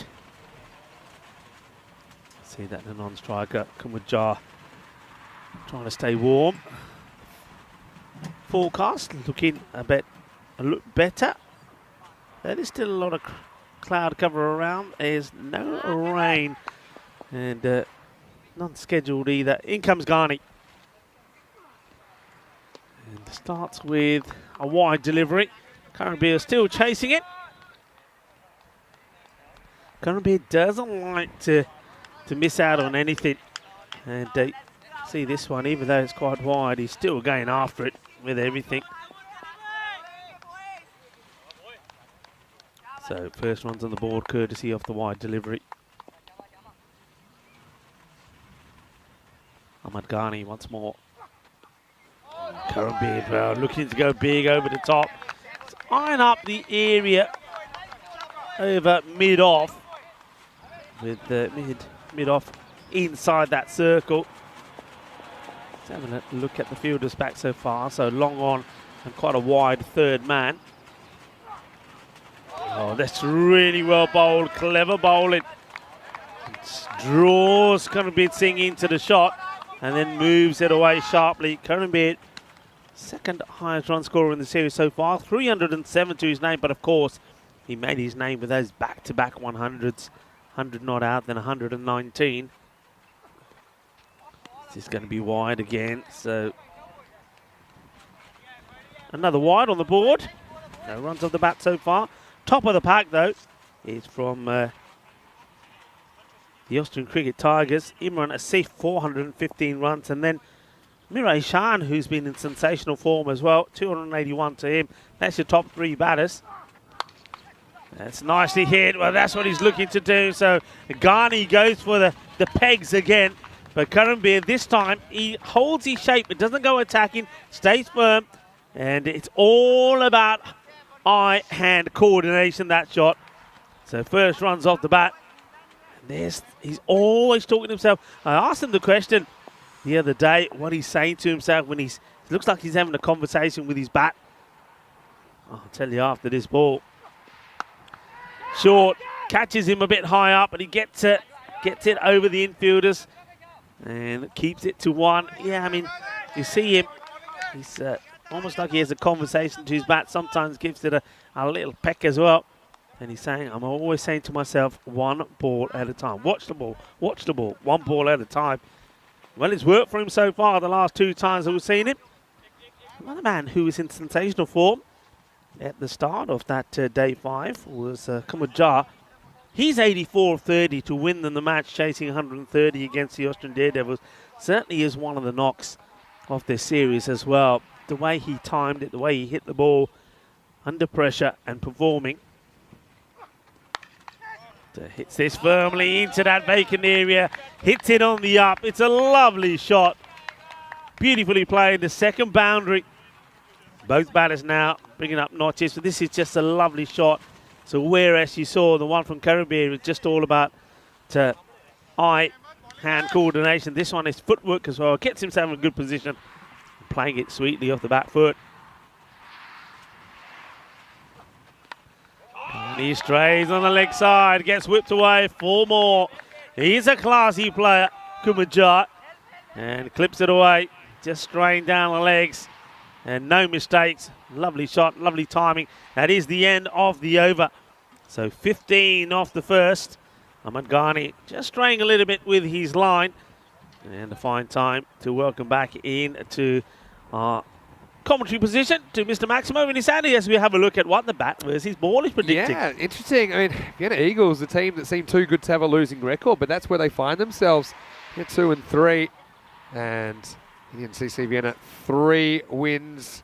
Became 4 actually this morning if you include the first game of the day. So 4 wins and a no result. They're on 9 points at the moment. But yeah, really mouth-watering contest here in the second match of the day.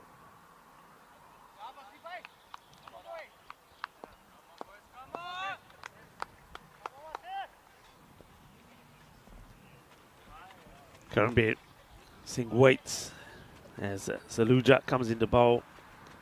And it's fine, well bowled, and nice to see the keeper, Chima, standing right up. He's got good hands, hasn't he? Saluja, for me, being pick of the bowlers for Indian CC Vienna. It's been very good, very economical, makes things happen. Oh, this one is pitched well up. Not the right shot to be playing there. Need to be playing straight at this. He's trying to work this away on the leg side. It had no control over it at all.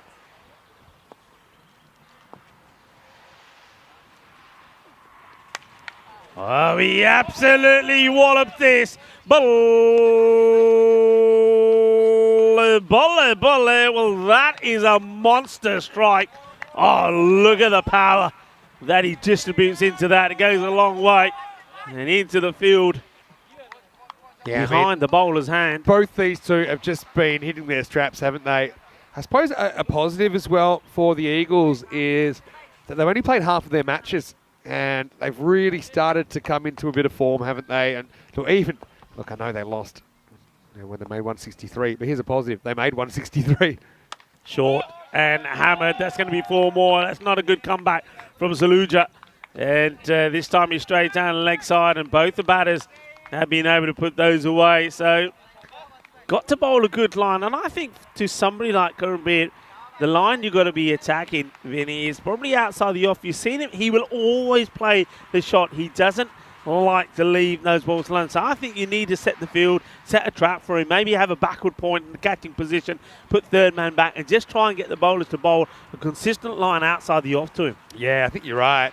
Bit of bowling machine stuff at the moment. Pitches up, he goes over the offside, and that's going to be tapped over 6. I think he's already on the line here. Yeah.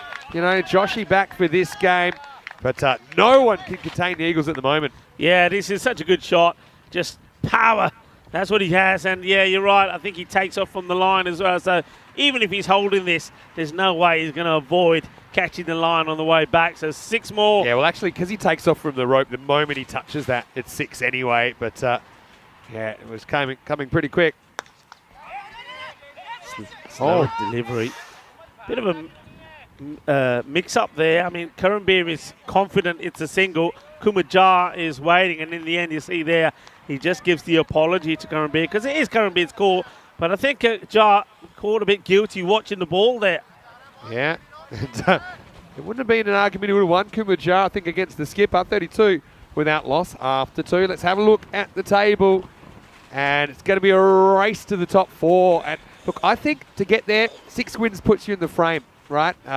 So you look at teams that could get to 6 wins. Vienna Eagles, they're 2 wins with 5 games in hand. They could get to 7 if they're perfect. You look at even a team like Grutz Cricket Academy, 3 wins out of 6 with 4 games in hand. You've got Pack Riders there. I mean, you've got 6, 7, even 8 teams that have finals aspirations. Yeah. And once you get to the top 4, you're just 2 games away from the trophy. It's a straight shootout on Finals Friday in this new format.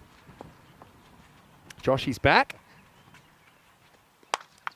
And, well, he may be back, but he's going to be going the distance, because that's another biggie. And Joshy, well, we saw him trying to stop Kurambir Singh hitting a 6 earlier. Well, now, well, he's trying to stop him even more. But Kurambir has the last say. Bang, 6 more. Yeah, well, Joshy comes, Joshy goes, and he disappears pretty quickly. That's the kind of length that Kurambir has just been ruthless on. I mean, has he suddenly become the best player in Europe in the last 48 hours? It's absolutely nuts what he's doing. Oh, this is delightful. What a glorious shot this is. This is shot off the day so far. Footwork, timing, exquisite. 6 runs. It's just outrageous what he's doing, Kurambir. And it's power play as well, of course. Last over of the power play right here. But his shot selection's been really good, and his shot execution has been impeccable. So it's been a treat to watch, I suppose, unless you're wearing a blue shirt and you're having to go fetch them every time. Oh, well, this one is a bit of a miscue. It's high up. Oh, what a great catch. What a sensational catch that is. And that's Ahmedzai. Takes an absolute beauty. I think he gets kissed by the ball on the chin as well. But he won't mind that, you know. That is a crazy catch. That's a bit outrageous. Kinda catch bhi bhalya, par ball le mare ja thappar bhi marya booty the. What a good catch this is, though, Vinny. There's no way I'm thinking he's catching that. I mean, a bit outrageous. It's absolutely outrageous. And I do think that hits him on the chin on the way into his hands. And, well, just like the Billy Goat Gruff, it's a strange story, but a happy ending. Have a look here. Bang. It's the face-to-hand combo. You're going to have to do something special to get out Kurambir Singh. That's exactly what Inzagul Ahmedzai does. And again, he's kind of touching it, saying, did that really happen? Well, it's real. And they've removed the danger man. He goes for 34. It's 44 for 1. What a good catch that is. And, well, number 13 ends up being the unlucky one for Kurambir. Just watch this again. So I told you, anything that's wide outside the off, no matter what, he's going to have a go at it. I mean, I don't know if it's hand to chin to hand, but there's definitely some chin in there. Close shave. What a catch. I got to admit, when I saw that go in the air with the fielder chasing, I thought it was going to be zombie style. He'd come up empty-handed, but somehow, he's taken it on the chin. And here's Hussain coming in at number 3. Pushes it to the man at long off. Take the single.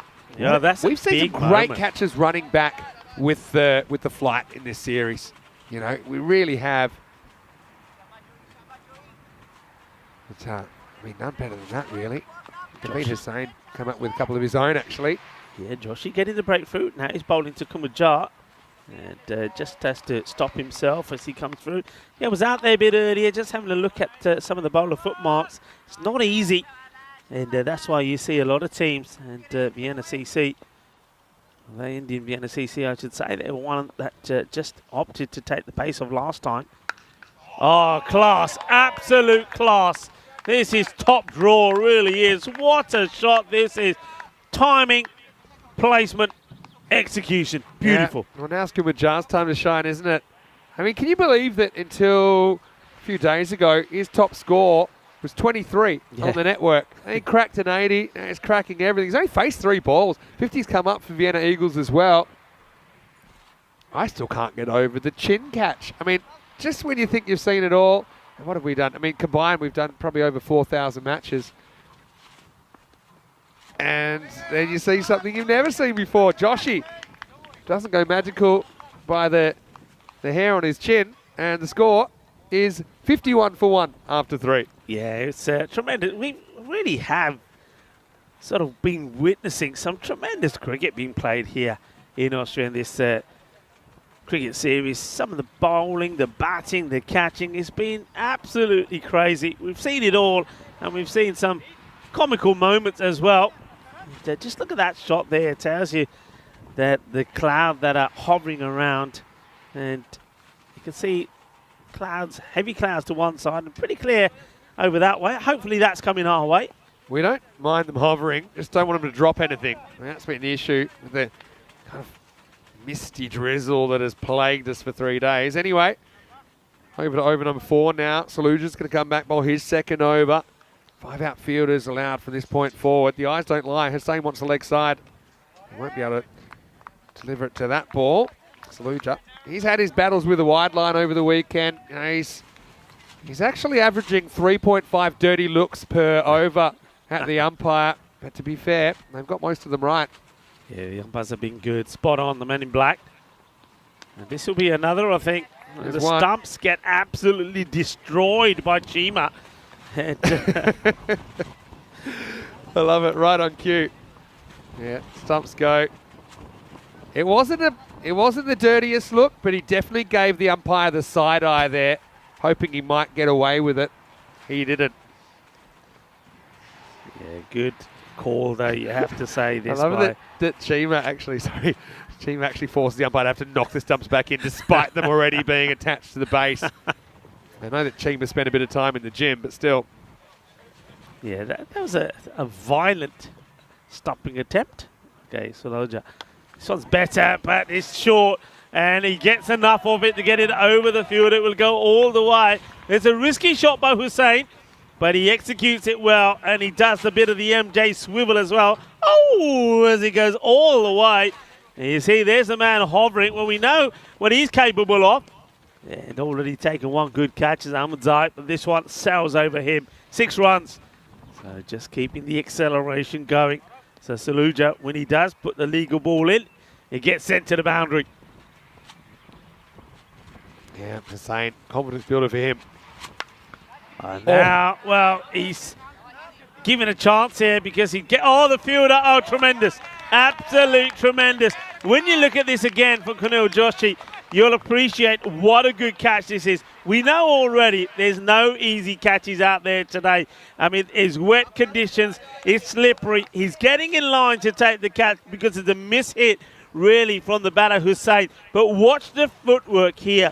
The feet start to slide, but he keeps his composure, and he takes what turns out to be a very good catch. All right, that's a great catch from Joshy. All right, I got my stopwatch ready to go. All right, what's the hang time on this? All right. Oh, hold on. Do it again because I started early. Sorry, Andrews. You started it twice. All right, we're off. 1, 2, 3, 4, 5. Oh, it's a 5.4 hang time with an accidental half twist from Joshy. That's gone high. That's a great catch. Hold your catches, and you might have a good time here at Saban. This isn't anywhere in the air, but it will be one as one Hussein replaces another. This is Naveed Hussein coming out number 4. Yeah, Naveed Hussein. Once you're getting over 5 seconds hang time, that's a long time for the ball to be in the air. And yeah, without wanting to go too much into the kind of physics of things and put people to sleep, the higher it goes, the faster it's traveling when it hits your hands. 9.8 meters per second. Oh, just absolutely creams this over covers. Delightful hitting. And Kumajar, well, I don't know what is in the water at the moment that the Vienna Eagles seem to be drinking, but some of the shots that they're playing, just look at this one. It's almost like saying, nah, you can't bowl there to me. Boom, go fetch it. Beautiful shot. Yeah, great shot again. Shot selection. How many times have we seen your batters trying to drag that ball across? But it's a great shot if you got it in your kit bag. And now he's places this beautifully. Oh, this is such good batting. It's not just slogging that you're seeing here, folks. You're seeing smart cricket.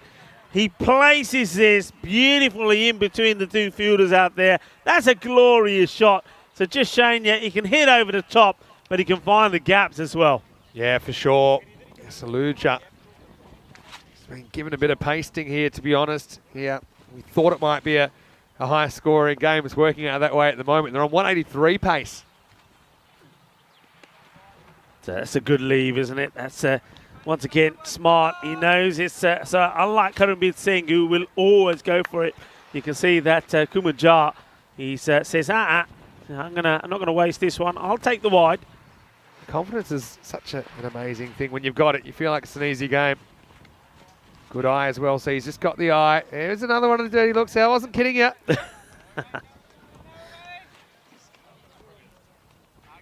And even through the sunglasses, it's a piercing look at the umpire, but Saluja just kind of swings it too much for his own good sometimes. That's it. And hits that line. Better. Yeah, it gets nicely stroked out through the cover, so that will be the end of the over. It's an expensive spell for Saluja. I mean, he has picked up an important wicket, I suppose.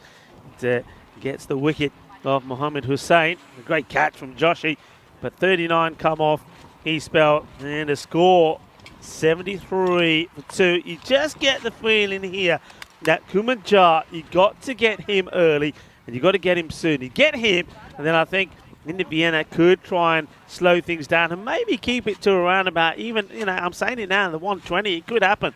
Maybe even not even that, but they've got to get the wicket of Jar. Check out the incline, though, on that graph. I mean, they just keep going up. Here's the overs so far, 15, 17, 19, 22. So that one goes magical from Saluja. He bowls out, stays at the top end of the dirty 30s. Maya Patel enjoying the 2 balls he's seen of this game. We'll go back and see some of the shots and look at the catch as well, if you can find it. The first catch, which got Karanbir Singh, the double centurion from the other day. Saburab Luthra. All right, he was the player of the match in the first game of the day. Let's see how he bowls this time. And the thing with Luthra, he's always got to watch his back foot. I think he's probably learnt that. Last ball of the innings, he got called for a no ball, for a back foot no ball yesterday. Ended up that they got away with it because they chased the runs down in the second innings, but still, something he's going to have to keep an eye on. Quicker delivery, and the batter goes for it, and he gets it just right. Well, a matter of inches, really, but Naveed Hussain, gets his first boundary. He's onto this pretty quickly. That's a good shot. Yeah, it was a slight miss hit, just a slight miss hit, but you're right, he was rushed. Luther is really clever the way that he adjusts his pace. He's got a slippery, quicker ball. I think that was it. It still disappeared.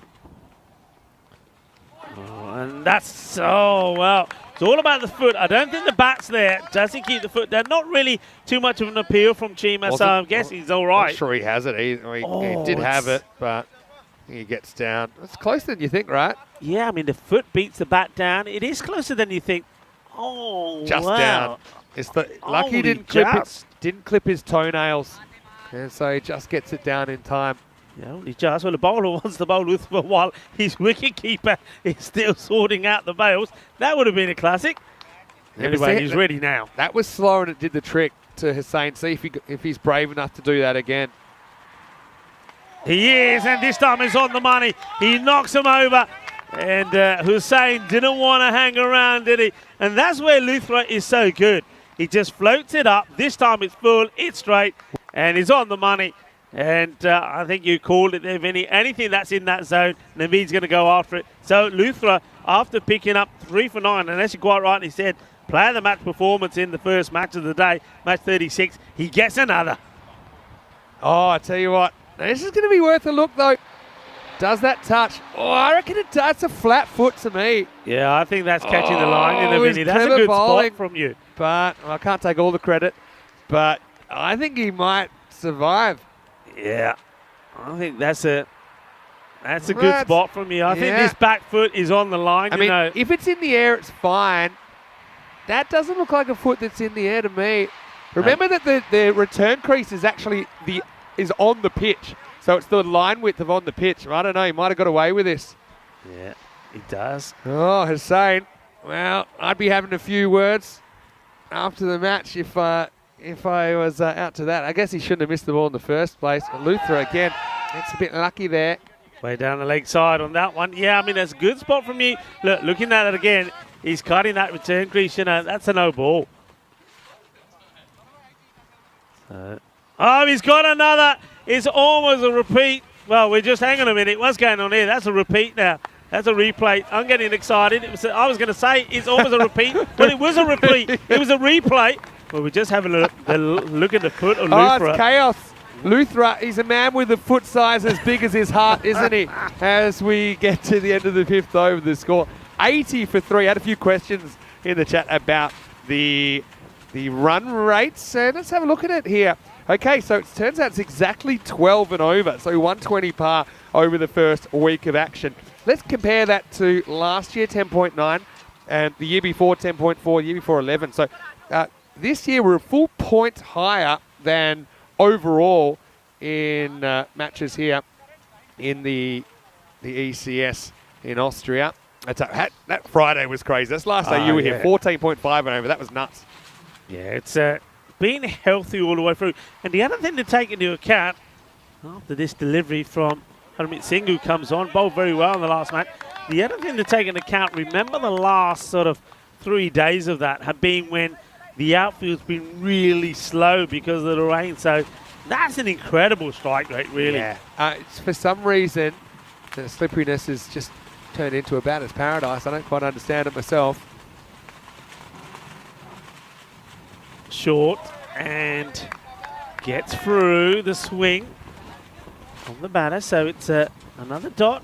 So good variation from Harmeet Singh. I suppose we looked at that back foot one. The question is it conclusive enough? You know, I hate the back foot rule anyway. I think it's out of date by about 50 or 60 years. But is it conclusive enough? Is it grounded? Well, I tell you what, this one is an opportunity, and there's going to be no mistakes from Joshi. He's already shown us he's a good catcher of the ball. That is a big wicket. Now, remember what I said before, that Kumar Jar is a wicket they need to get. They get him out. And at that point, they were into the 70s. There was 70 in the fourth over, and I said, get him. Yeah. And the score could dilly-dally around the 120 mark. Well, that's the wicket. That's the one they get him with the score on 80. Creating chances and taking chances. That's the key. Vienna Eagles, I mean, for all their heroics, they only do have the 2 wins out of 5 games. And right now, they've hit a bit of a crossroads. The run rate's excellent, no doubt about it. 146 pace, but they have lost 4 wickets. It's 80 for 4. Got to say, loving the reaction. Nice to see a lot of engagement. It is all pretty much about Rico getting excited at the replay, thinking it was... I mean, did you even say it's like an instant replay? I said it's an exact replay of the wicket before, and so it was the exact replay. Technically, you're right. Yeah, you know? I was, yeah. We live in an artificial universe sometimes. We live in the screen headphones universe. We can get lost in it. Anyway, here's Deepak Lal. He'll do the keeping. It was a late change, actually, to grab the gloves for Vienna Eagles. Right now, he's batting. This one is through again. Harmeet Singh. He is the key man. We know he's a bit of a good all-rounder, showing his abilities with the ball. We know what he can do with the bat as well. But that wicket of Kumar Jar, so important. Good bit of bat on this as it goes out to the offside. So now the question is, the Vienna Eagles, have they still got the big hitters? Or are they really relying a lot on the likes of their captain, Karbir Singh, and Kumajar. Ball to go in the over. Goes high up, is in the air, the wind has got hold of this, and it was almost another incredible catch from Lucifer. What a great effort this is. Lucifer running hard, the ball just being held up by the breeze, gives them the opportunity to put two hands onto it, but unfortunately from the man that's already taken an incredible jalebi catch, he just can't hold on to it. Tremendous effort. Probably one guy I'd probably coach just to catch one-handed because he seems to have a 100% record with those. Anyway, the 6 over mark has arrived and it's 83 for 4. That run rate has taken a bit of a dive. We're going to see what they're made of in the middle order here. Yeah, we certainly are. What a good over that is from Harmeet Singh. Just 3 come off it and he picked up the wicket, the important wicket of Jar as well. So the Eagles need to get going. Lucifer. And to bowl so well. It's very consistent. He's there or thereabout all the time. Gets the float in. And always playing with the batter's mind. Lal, should I go forward? Shall I stay back? Do I go across the line? Plays this well and a sharp single taken. Well backed up by Saheed. Here comes the throw, and you see batter still opting to run off the pitch and slide the bat down. We've already seen one back plug today. It's instinct, but I think you can override it while you're out there. It's a lot safer running the artificial surface. I think we've seen that a few times. Luthra. He's delivering the goods today, isn't he? Oh, well, Ooh. So close. So close again. He'll bowl it again. Like you said last time, it'll be a similar delivery. Yeah. This time, it'll be wicket to wicket. His control's been excellent. If there was a 4 stump, that one would have tilted it back. Saeed tried to drag it to the leg side. Deep in his crease. Keeps this one along the ground. So another single. So right on cue, exactly what I was suspecting could happen if they got that wicket of Jar. The rate they're scoring at really goes down. And they sounded crazy at the time when there were 70 for 4 overs, 73 to be precise. And I said the 120. Well, that's what's happening here. And it's still, they may not even get to that 120. It's ticky-tacker at the moment. The bells are ringing. And I think they're ringing to remind the Eagles is now or never. Good delivery again, good areas. The batter, Lal, just trying to work this away into that point area. There's a fielder there as well, and I think it's a risky shot to play when I think they're only going to get the one. Does he come down the pitch? Does he take Luthra on? Short one. Doesn't normally bowl this one, but again, it's clever. It's, well, I often say that bowlers like this are like a packet of Bombay mix. You don't know what's coming next. And yeah, I mean, that one, that's pretty clear. I think he got lucky, but this won't cost him a wicket, but he will cost him another delivery.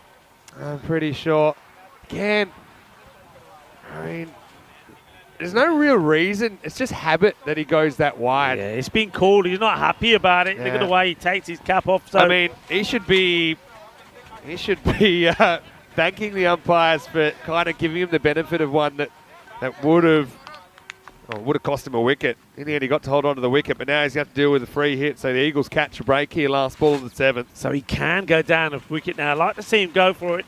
A little bit of movement, but it's just going to be another dot. So Luthra, I suppose, has the last say. No runs off it. No damage done. 1 for 10.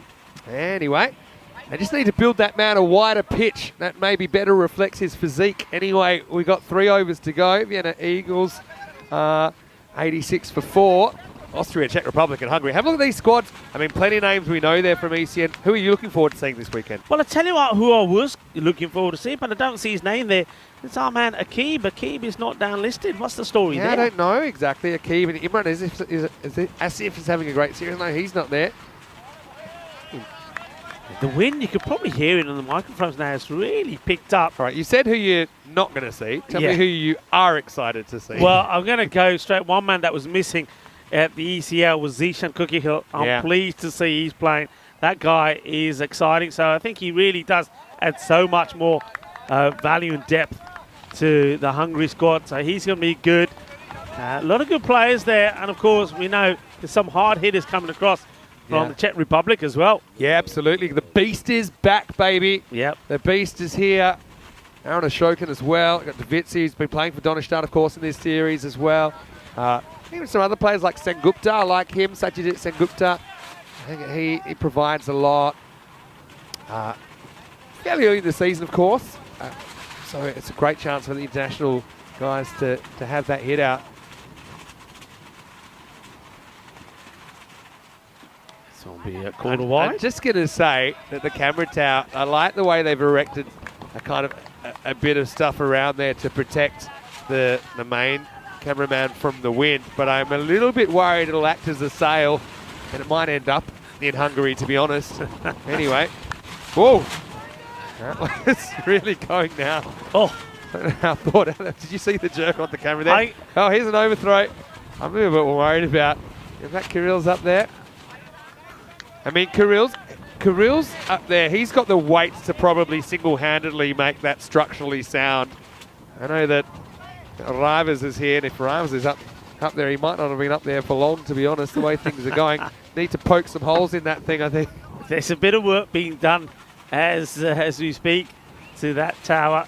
You can see that the man up there, I think it might be Rivers, he's trying to operate the camera and stop himself from being blown away. So another single gets taken. So tiki-taka continues here, where there was a little bit of boom-boom earlier on. Well, it's not often I say this. Normally I say you got to change up from the two-cylinder rickshaw to go to the V8. But they've gone from V8 to the rickshaw here. Good delivery, right on the money. Plays it well, in fairness, to Saeed. But look at the difference between these two. Look, Saeed, 9 deliveries for 5. Lal, also 9 for 5. Chewing up deliveries, not getting the boundaries, and you can see there Chima behind the stumps. Right now is a happier captain. Well, you know what they say, what goes up must come down. It's not always true in this form of the game, but, you know, things were rising after a really good start. Yeah, but after the rise comes the slide. You see the second half very, very different. And now, I mean, you said could they keep them to 120? I mean, they've done even better at the moment, ICCV, because they're holding the Eagles to 115 pace. Remember, so 120 is the pass score across all matches so far in this tournament. I probably think I feel like it's a bit more when you consider that it's a team like Snazzy have been dragging the average down a bit. Anyway, this is up and it's out of here. Maximo! Well, they don't have too long to go. Actually takes this from pretty wide of the off stump. And he snaps the wrist through it. Good shot. Maybe that's the blow that can get the Eagles going here in the last couple. Yeah, too short from Joshy. A few people in the chat have been admiring the bowling from Luthra and Harmeet Singh, saying great bowling from those two. You're absolutely right. Their figures absolutely tremendous. But now the next 2 overs, well, they're bowled out. So Joshy's got to keep it tidy. Yeah, that's better areas, a bit fuller, a bit closer to the stumps. Doesn't give the width, so gets a dot ball in there. Good comeback from Joshy. Yeah, Joshy's a fun player to watch, isn't he? Sort of missed a couple of games. Good to have him back, I think. Still plenty of matches for ICCV in their campaign, shooting for that semi-final berth. It's pretty straight. We're thinking about 2. They're taking on the fielder. In comes a throw. And good running. Good understanding between the 2 batters. They decide they want it and they get it. Yeah, they're confident. It was a calculated risk. Direct hit would have been out. But the thing about the fielding here, just pulled up and he never really attacked it.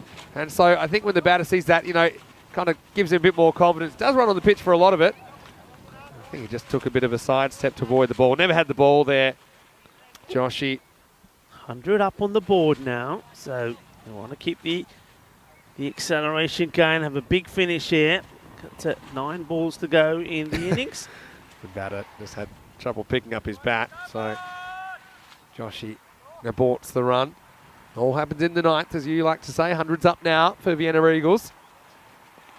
It's a wide, well left from the batter. You see Saeed is winding himself up to clobber this.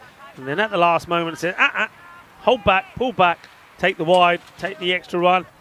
Has to be bowled again. It does. Josh, you'll be an important cog in the batting order as well. Short, okay, long way up. Who's going to take this? Well, he doesn't look comfortable, but he does hold on to it. It's nicely done.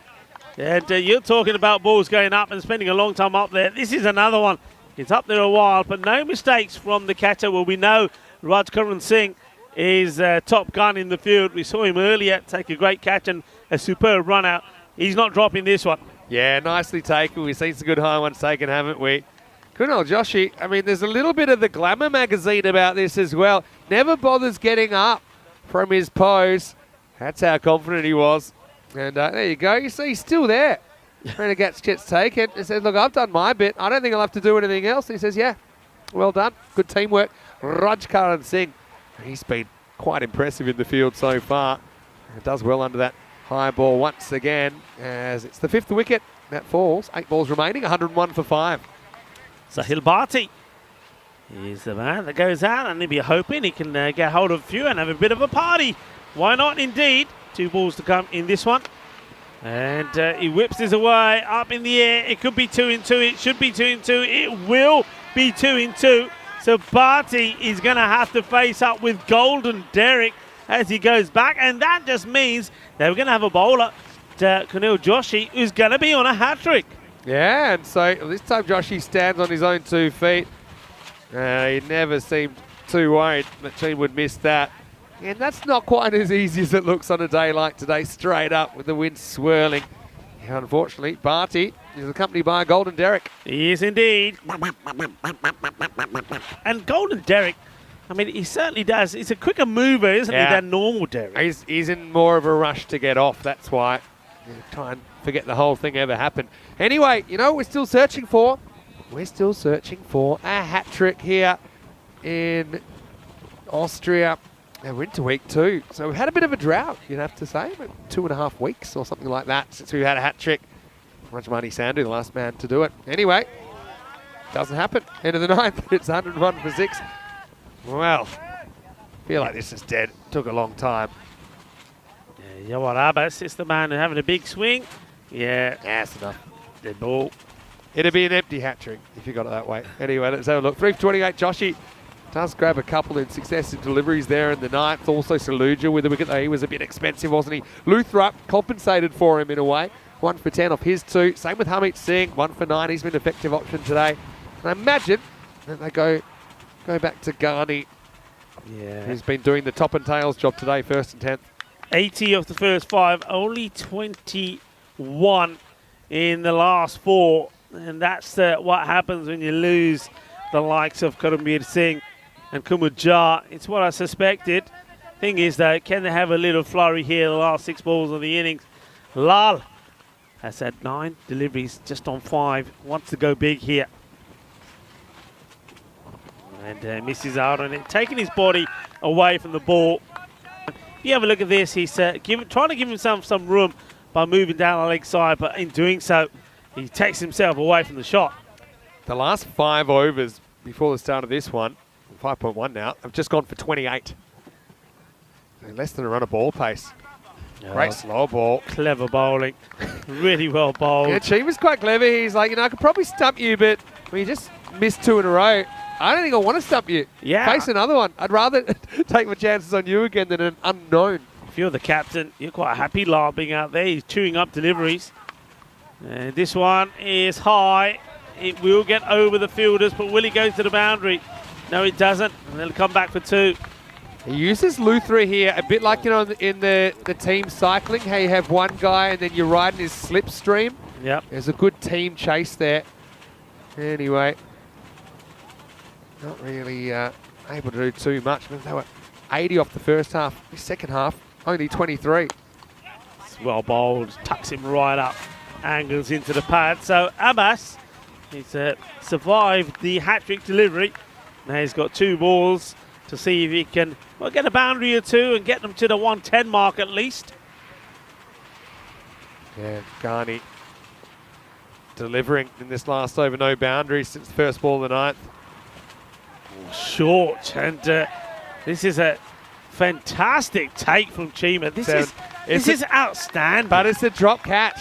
You know, he knocks it up. I'm sure this is given a run. Because look, little top edge there. And then he keeps an eye on it. And in the end, he just can't locate it again. So, I mean, yes, it's a great effort to make sure it doesn't go for more, but he would have loved the wicket. Yeah, I didn't realise there was a snick on there. There was. He does superbly well. But just looking at that again, I mean, he had a great opportunity second time round, but ends up missing it. He actually kind of overdid it and hit him in the wrist. Last ball then. And it will be a dot. So that is the end of the innings. And it's a very, very slow last 5 overs in terms of run rate. 105 for 6 is where they finished.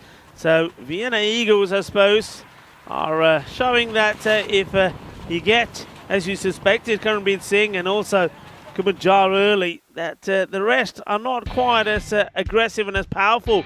So that's a lesson that other teams will need to take note of as we have a look at the highlights. Well, look, they still do have the 100 plus on the board. They're going to have to fight, but you felt like it was going to be a lot more when they scored 80 off the first half. The second half only gathers 25. It slowed to a standstill, didn't it? But I mean, early on, some of this hitting, it was more of the same, wasn't it, from Karanbir and Kumajar, choosing the right shots, hitting the ball well, timing the ball well, and you felt it was going to take something pretty special to get rid of Karanbir. Because just have a look at this. Look at the power he generates. Yeah. That was tough for Josh. He took off from the rope anyway. So it really seemed like, you know, we were starting to think things, could he do 3 on the trot or something like that? I mean, that was outstanding, about as good as it gets, inside out, over extra cover. So yeah, it would take something pretty extraordinary to get rid of him. How about this catch from Ahmedzai off the chin? Yeah, what a great catch this is. It was so important, wasn't it? You can see there, he's holding his chin, and I think this one sort of hits hands onto the chin and back into the hands. Well, what a catch to take. But you still had Jai out there, and while he was there, you know that he was still in danger of getting to a high score, so you needed to remove him pretty quickly. This was a really good catch by Joshi. I mean, he loses his footing as the ball is up in the air, but he's able to still keep his eye on it and take the wicket of Mohammad Hossain. Still some big hits were coming. Naveed, well, here, one beautiful one, and this was Kumajar. 2 great shots out there over the covers, 1 over and 1 through. He was looking dangerous. They needed to remove him, and Luthra came in, and he was in the action, wasn't he? Getting the wicket there off Naveed Hussain after Hussain hit 1 big shot. But this was it. This was the big moment. That was the one they needed. And Joshi was the man once again who took the responsibility of taking the important catch. This could have been a brilliant one from Luthra, diving himself at it, throwing himself at it. Got 2 hands to it, but the ball just wouldn't stick. And the boundaries, though, soon would dry up. Well, the bowler goes down, and he holds the pose there like somebody's taken a drawing of him. Look at him, he's just there, says, yeah, I'll stay there, I'll let you finish the picture. But the catch was well taken, no doubt at all. Then after that, this was another one from Chima, as it would be 2 in 2. It was an opportunity for a hat-trick. Wasn't quite to be. Well, this is one that Chima couldn't hold on to. That was just a little bit too hot and spicy for him. A little bit of a sneak, got 2 hands to it, and then could have taken it on the way down to take the wicket, but it wasn't to be. But still, I get the feeling that Chima will be the happier captain, restricting the hard-hitting Vienna Eagles to 105 for 6. Still getting 100 on the board. But look, how about this? 51 came off the power play, and then 54 off the last 7 overs. And that just goes to show just how important it is to remove both the openers. And it was the openers that went big once more. 34, Karanbir Singh of just 13 deliveries, and 26 from Kumajar of 11. There was a little bit of a spirited effort there from Kazim Saeed, 13 of 13, but nobody else really was able to get going and chewed up a number of deliveries. With the bowlers there, Ghani bowls the first and comes back to bowl the last. No wickets, but pretty economical. Expensive Saluja this time round. He went for 39. 3 wickets, though, to Kunal Joshi. 3 for 28, and also he took 2 very good catches there at all. And then towards the end, Luthra and Singh, for me, were just outstanding, both picking up a wicket apiece. Luthra going for 10, and Harmeet Singh just for 9. So outstanding effort from those two. They really did put the brakes on as far as the Eagles are going. So mid-match summary here, 105 for 6, the Vienna Eagles. They will believe that they're 15 below where they need to be, given the opportunity to India CC Vienna to pick up their second victory of the day. Join me, Rico Fuller, Mr. Maximo, when we return in around about 10 minutes time to see which way match number 37 goes.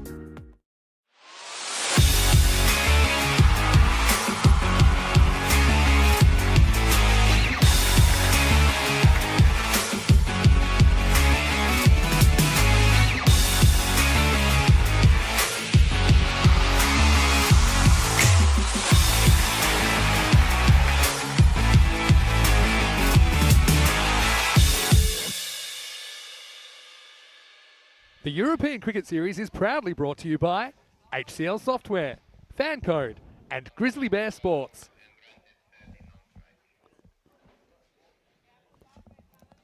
Hello, cricket lovers, and welcome back with the umpires. Umpire Shiva and Dwindra are making their way out there. And, well, it's looking a lot better as well, isn't it? As we see some of the darker clouds disappear. And, well, there's a little blue stuff out there as well at the moment. So maybe we're in for a good afternoon. Certainly in for a good conclusion to this match, I believe. As Vienna Eagles, they get the 100 on the board, but only just 105 is what they get to. And that was mainly thanks to, once again, their captain, Karambir Singh, 34 of 12. And then the very talented Kumajar, 26 of 11. But after that, they sort of got to a bit of a standstill. And runs, particularly boundaries, were hard to come by. So Indiana CC Vienna will believe that they've done the hard work. And we're hoping that their batters, in the form of maybe Ahmad Ghani, Ranjit Singh, and also the captain himself, Meher Chima, can go out and knock these off. They were in pretty devastating form against Snazi in the first match.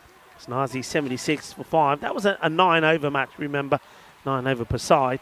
But Indian CC Vienna knocking those off with 23 balls to go with 8 wickets in hand. So we know that they can be explosive. And let's see how this one goes. It's going to be a bit of a change up first. Not a bad delivery. And it will be Kunal Joshi who gets an opportunity. And he gets off the mark straight away. It's a nice shot. Joshi has already had a big impact in this match.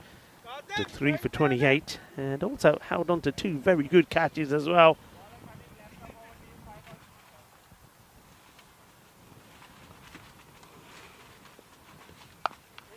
One gets played into the deck, no run. Bharti is the bowler.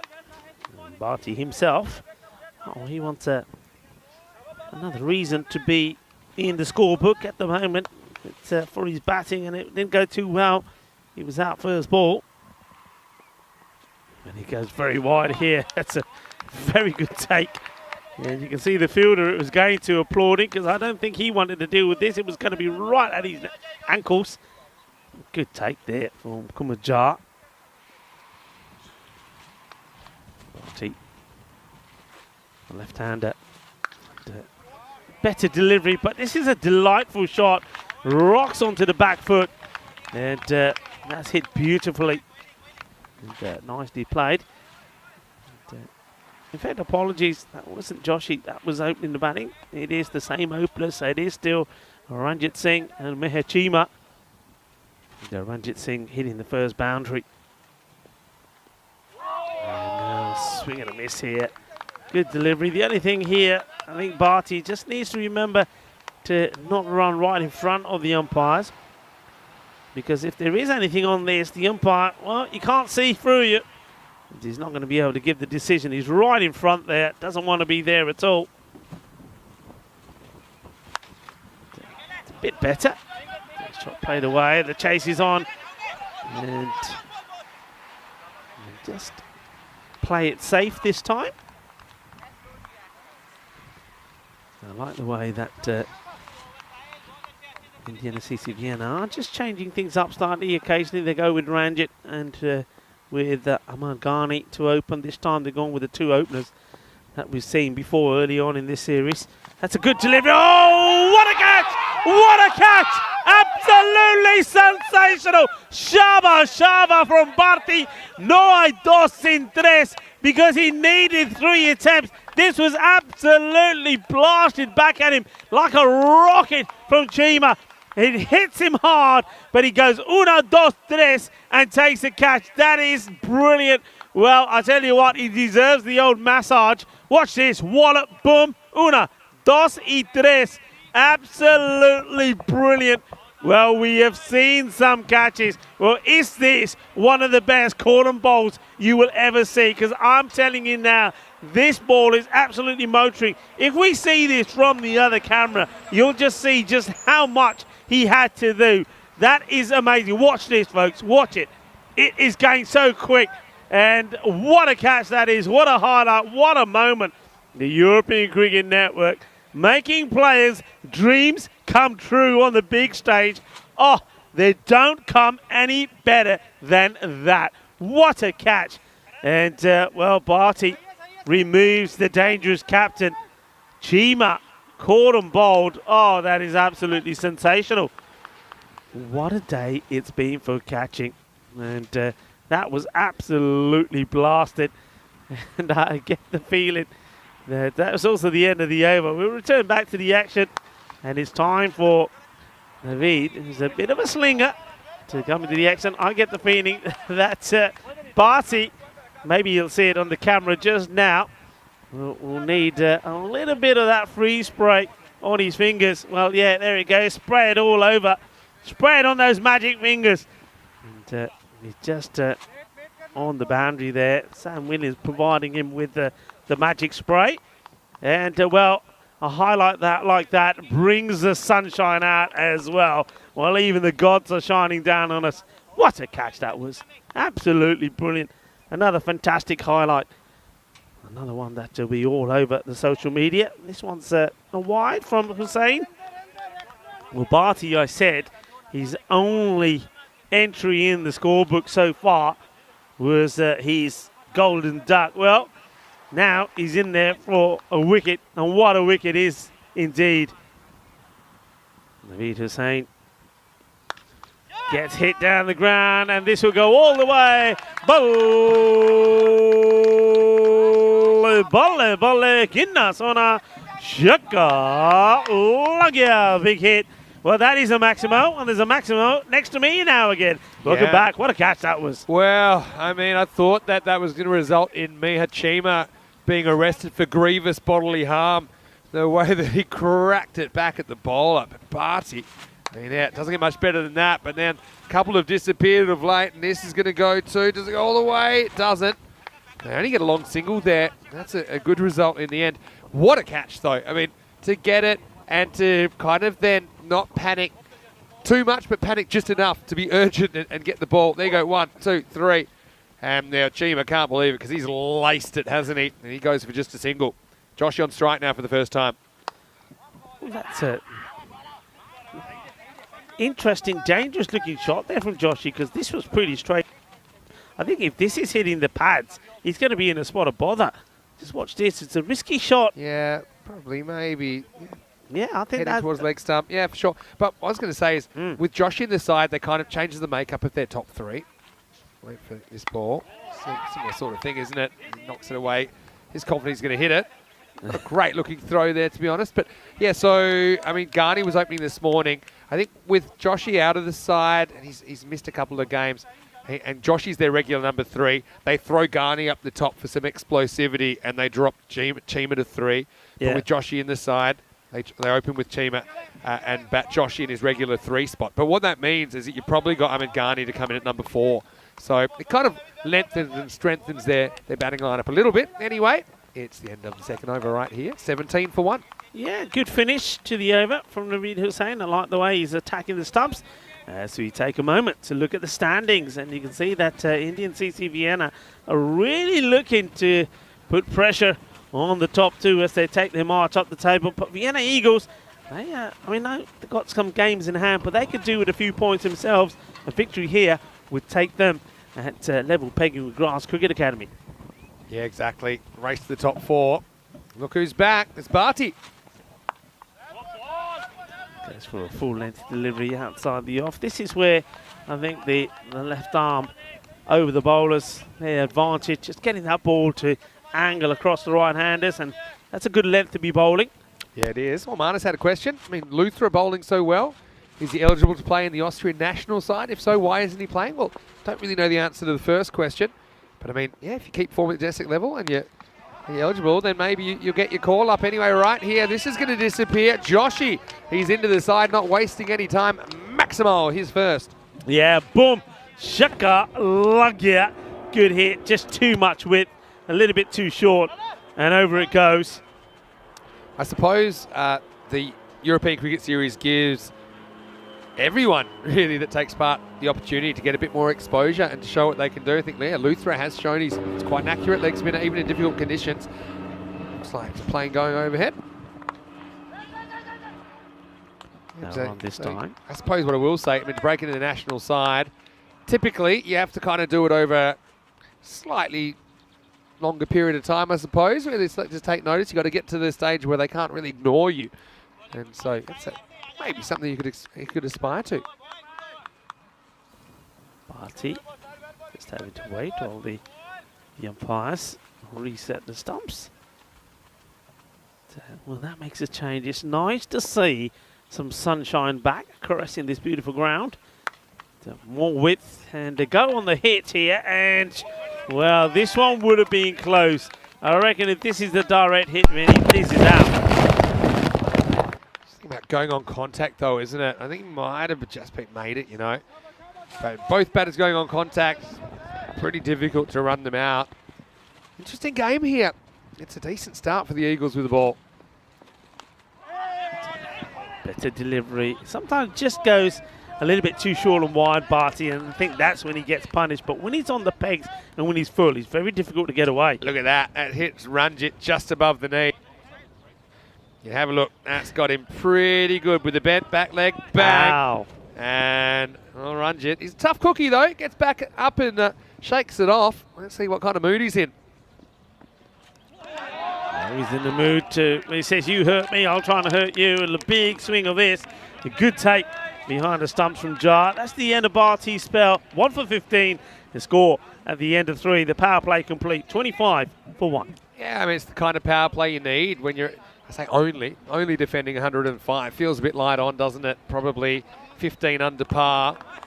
We thought it might be a very high scoring game. Certainly started out that way with 80 in the first 5 overs for the Eagles, but they only scored 26 in the second half. Yeah. So they find themselves dragging their feet. But that was all because of the wickets the chances converted by Indian CC Vienna.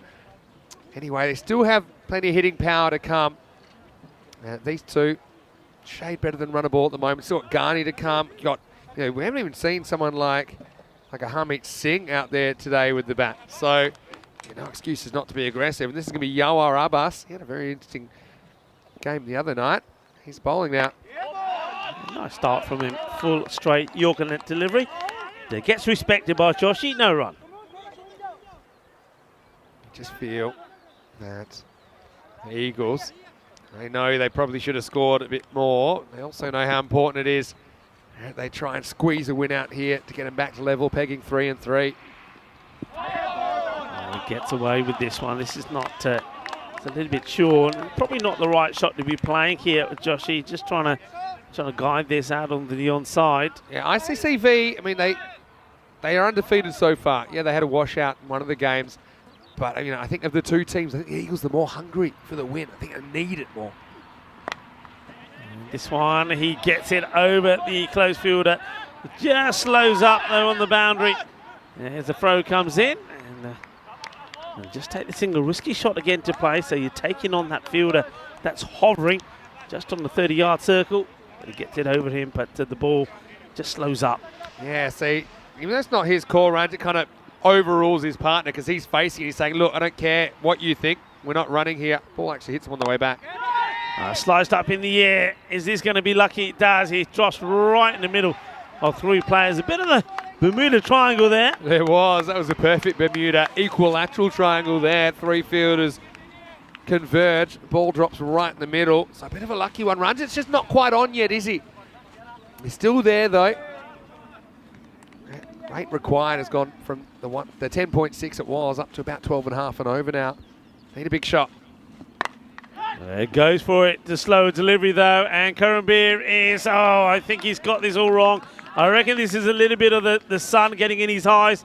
He signals the 6. I think it's a fair way from the boundary as well. Let's have a look at this. I think he loses this, Vinny. I mean, we haven't seen too many lost in the sun. Let's have a look at it. Yeah, just carries, but he had a bit more room to work with than he realised, Karanbir. And yeah, you wouldn't believe the sun comes out for the first time in 3 days and it's straight in your eyes. And instead of a potential catch, it's going to be 6, and now it's going to be 4. So potential turning point there, isn't it? Yeah. As ICCV start to hit their straps. End of the 4th over, 37 for 1. Yeah, this is a delightful shot. After going big down the ground, he then uses a little bit of skill, good technique, Lovely shot to play for 4. So 6 and 4. Joshy, well, he's hungry for more as the 4th over comes to an end. Yeah, so, I mean, more or less up to the red line, but not quite. After that late run in the over, you can see it took a bit of an uptick. But have a look at that first innings. What happened? It just fell off a cliff, didn't it? They were on 160 pace. Yep. After 5 overs. I mean, after 4, they were even going even quicker, more like kind of 180s pace. They really struggled once those wickets started to fall. Yeah, I mean, 51 in the power play and then 54 in the rest of the innings.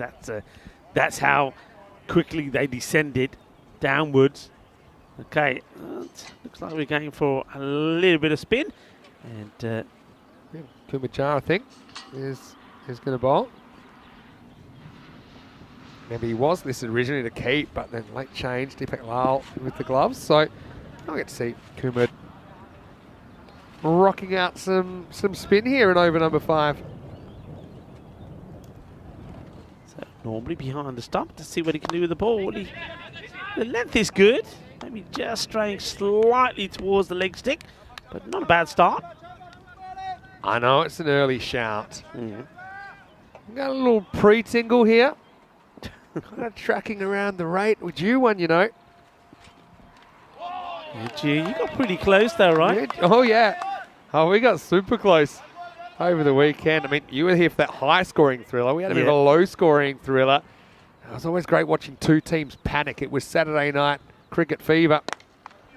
Goes for the big one, and he's going to get it. It will go all the way. Manos arriba, Vidro. Porque eso es 6 carreras. Qué guay, qué genial, qué grande. Joshy just seems to have added another gear to his game. You know, he looks like a really good player. Hasn't really had too much success in the European Cricket Series.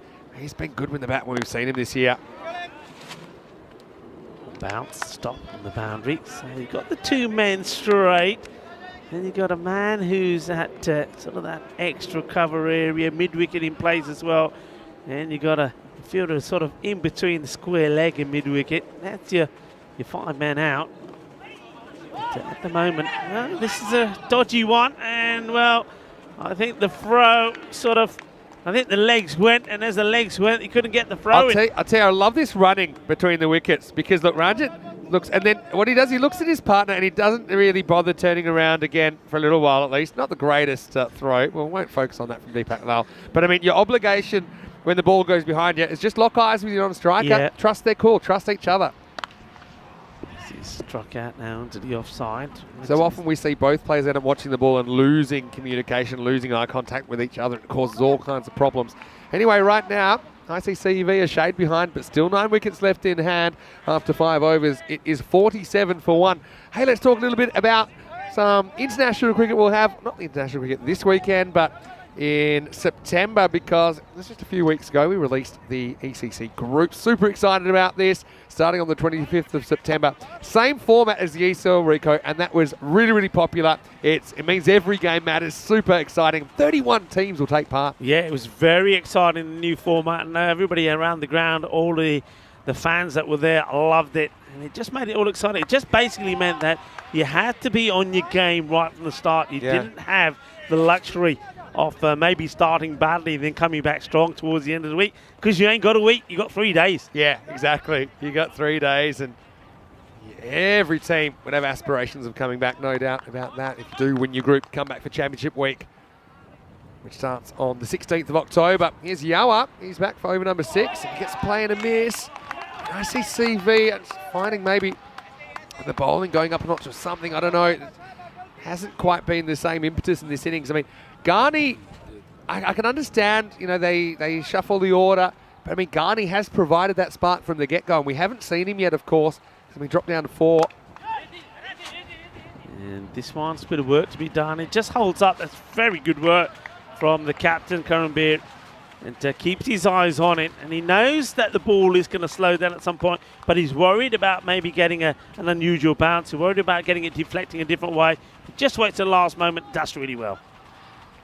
You see the rope doesn't move there, so I think he makes the stop. This is up in the block hole. Now goes for a single at the moment. Eagles won't mind singles. 50 has come up for Indian CC Vienna, but they're going to have to get a move on here. I mean, maybe we could see like a backwards version, like a mirror image of the first innings, because that was very kind of front end heavy, and then it fell away in the second half. They've had a, let's say, slow first half, but not quite at the rate required. Well, wild swing here. He's nowhere near this. Losing his shape is good little Joshy. And I think this is just about the pressure. I think they're finding them falling behind that rate at the moment, over 12. He wants a big shot, and he's, well, he's not played that to merit at all. Good bowling there from Abbas. Didn't really bounce, to be fair. Nice ball, the over.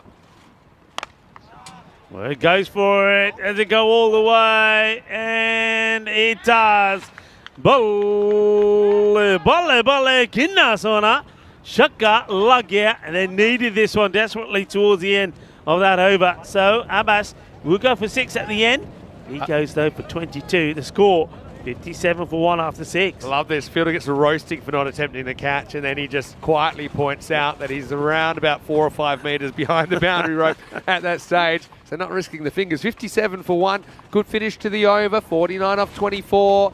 So around about, yeah, for me around that 12 and over. I have the game as a 50-50. Let's see which way the required rate heads. Does it head upwards? Does it head downwards? Every over is important. Yeah, we're Abbas. No, he doesn't get away with the last ball. Still not bad. Done for 22. I have to mention here at the moment, Karambir himself hasn't yet bowled. Correct. So yeah. Looks like he's going to bowl probably number 8 and 10 now. He's useful, you know. So that's true. It's a clever card that they played at the moment, because they see that the batters haven't really got going to a good start. Karambir himself is saying, well, I'll hold myself back when they think it's going to get easier. Well, it ain't. Well, it could be a mistake, because this one goes big. What a lovely shot this outside the off stump. This goes big over extra cover, 6 runs. Oh, that was classical, wasn't it? Have a look at this. Bit of width, step, hit. I mean, that is perfect technique. Don't have the catching, but I'm glad. I mean, I don't know how much protection that leather jacket gives, but it wasn't called into action that time. This will be a single next ball, so 6 and 1. So you start to look at over by over. Can they get the 12 they need off this over? They've got 7 off the first 2. That's over to Josh. He is cracking them at 2 a ball. That's the pace required as well. Majar wants to get the breakthrough though. That's not a bad delivery, but it's been dealt with an almighty blow. Well, he's taken this right off middle peg and put it over the man at mid-wicket. 6 more. Yeah, good shot. And already they have more than they need off this over, so they're into kind of bonus runs now. I just think ICCV, they've got plenty of batting to come, so they can afford to be aggressive, these two.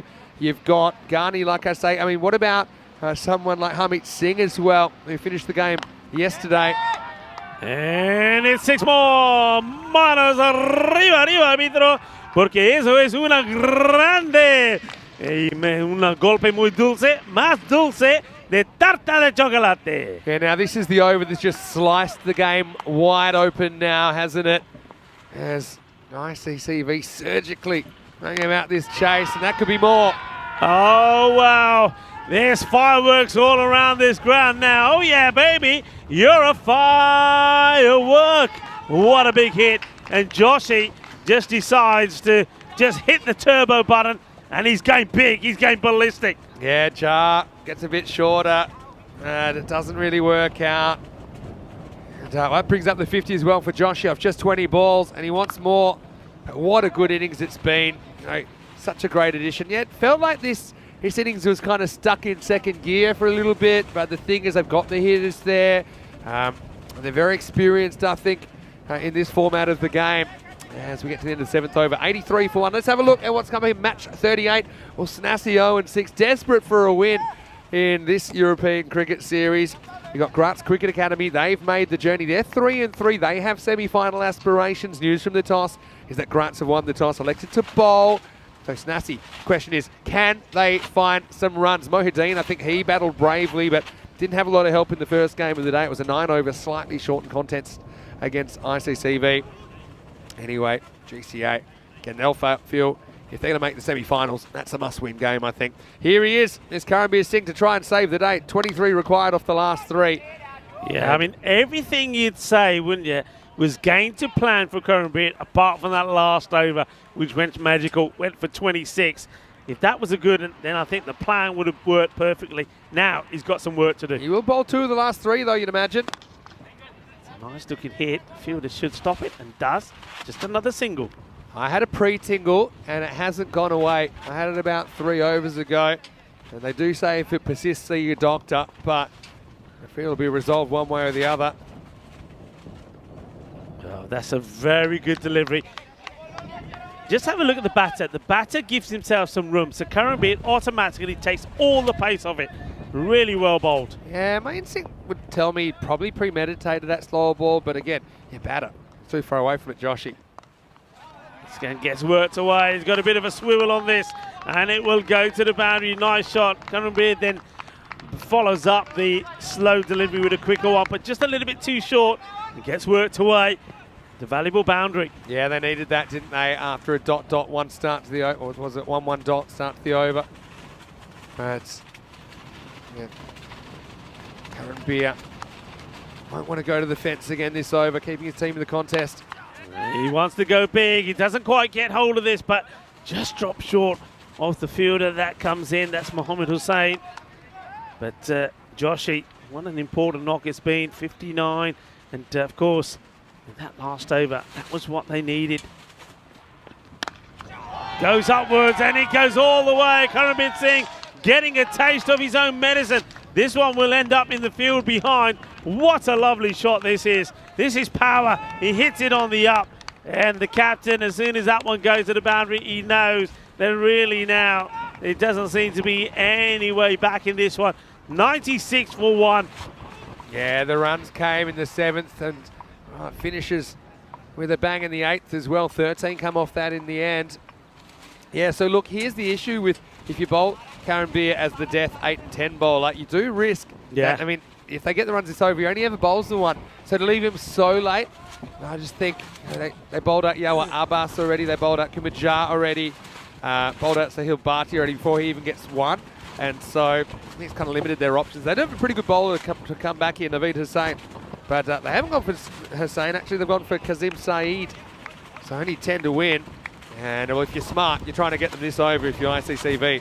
Yeah, Saeed now coming on to bowl. So interesting the way these bowlers have been deployed. I mean, Curran Beard normally always bowls in the top part of the lineup. This has been hit up in the air. It is an opportunity, and it has been taken. A comfortable catch taken there by Mohammed Hussain. So they do get a wicket, and it's the wicket of Ranjit Singh, who I think he's sort of been kept a little bit off the strike. So gives his wicket away, but we know there's plenty of good batters to come, and it probably will be Ahmad Ghani who comes in next.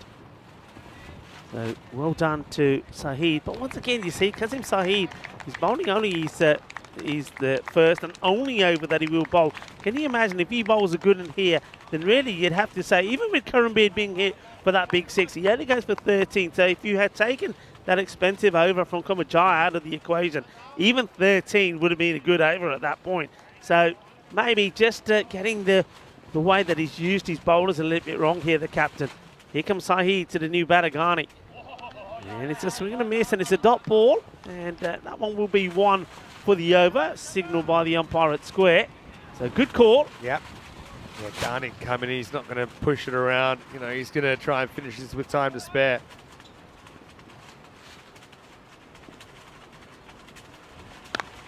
Hits this pretty well straight, but doesn't quite get the middle of the bat. It'll just be a single, you know.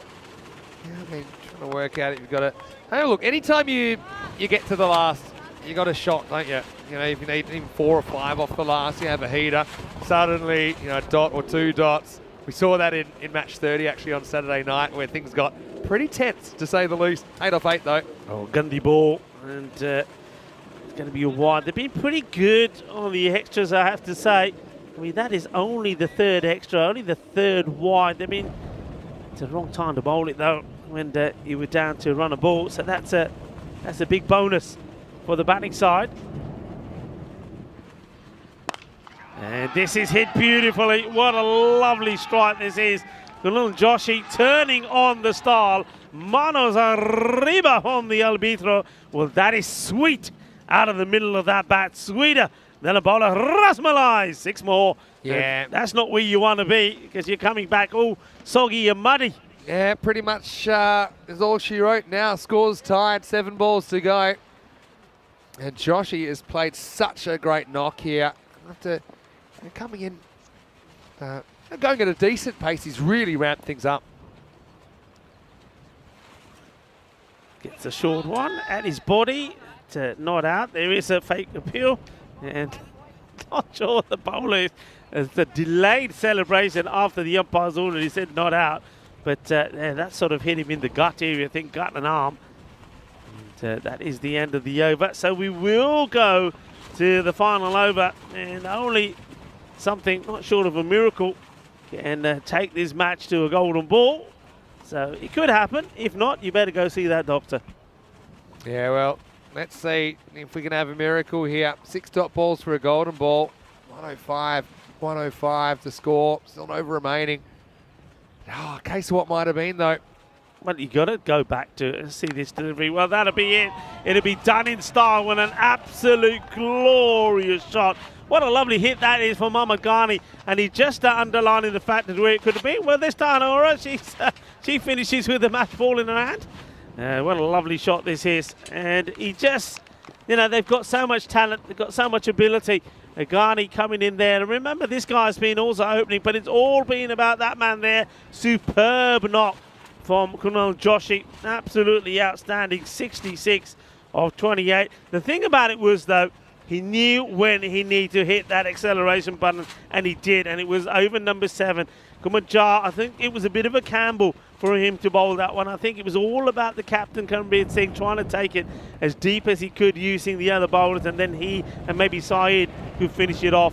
It was a plan. It was going well until that over, and then, of course, that over went for 26, and it was Kunal Joshi who turned on the style. This is what's coming up next. Snazzy are back in action. They're taking on Grass Cricket Academy, 2 teams that really could do with a victory. Grass, well, they would have been disappointed with the way they came back the other day after some emphatic victory from them the first time we saw them. They're 3-3. Snazzy, though, they're still searching for that first victory. That one coming up in just about 20 minutes time. But first of all, let's take a look at the highlights here. And it is once again Indian CC Vienna that are victorious, and they're just once again underlining the strength and depth that they have in their batting. So we see them take this victory, but not before we saw something outstanding from Bharti.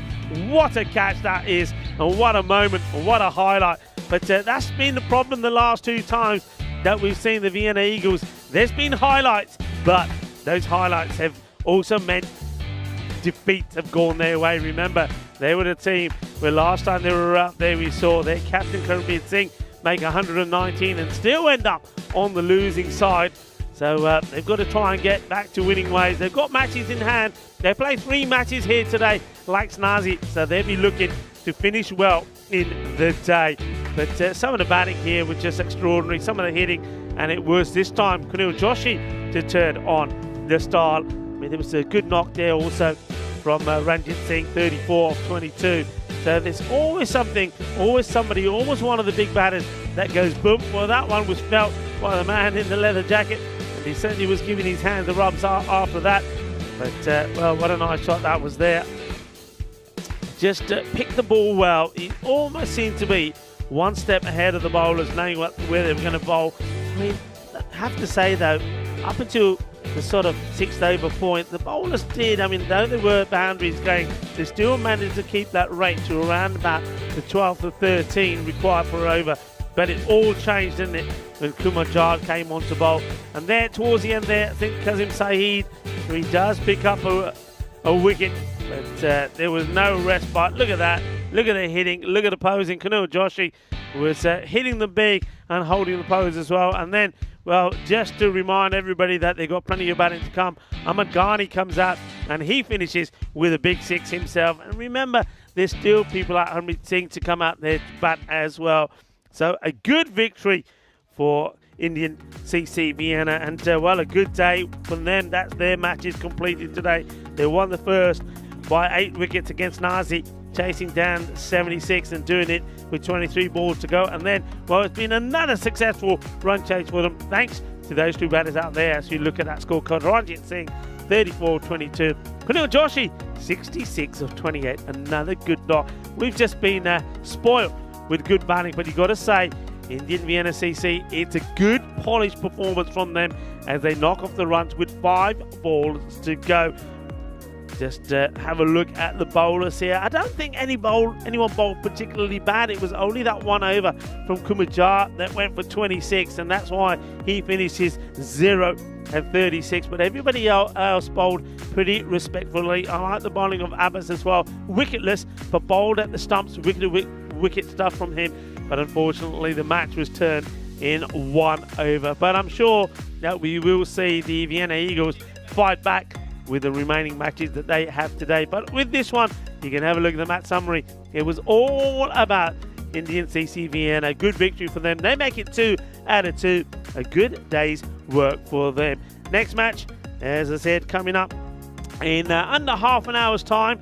And it's where we're going to see Snazzy back in action. They're up against Gras Cricket Academy. Gras will hope that they can return back to winning ways. But I think a lot of people out there are hoping that Snazzy can pick up a victory themselves. We will see then the Vienna Eagles come back in match number 39. They'll take on Gras Cricket Academy and then finish the day off with a match against Snazzy. So next match, as I said, coming up in just under half an hour's time. Join me, Rico Full, and Mr. Maximo when we come back for match number 38.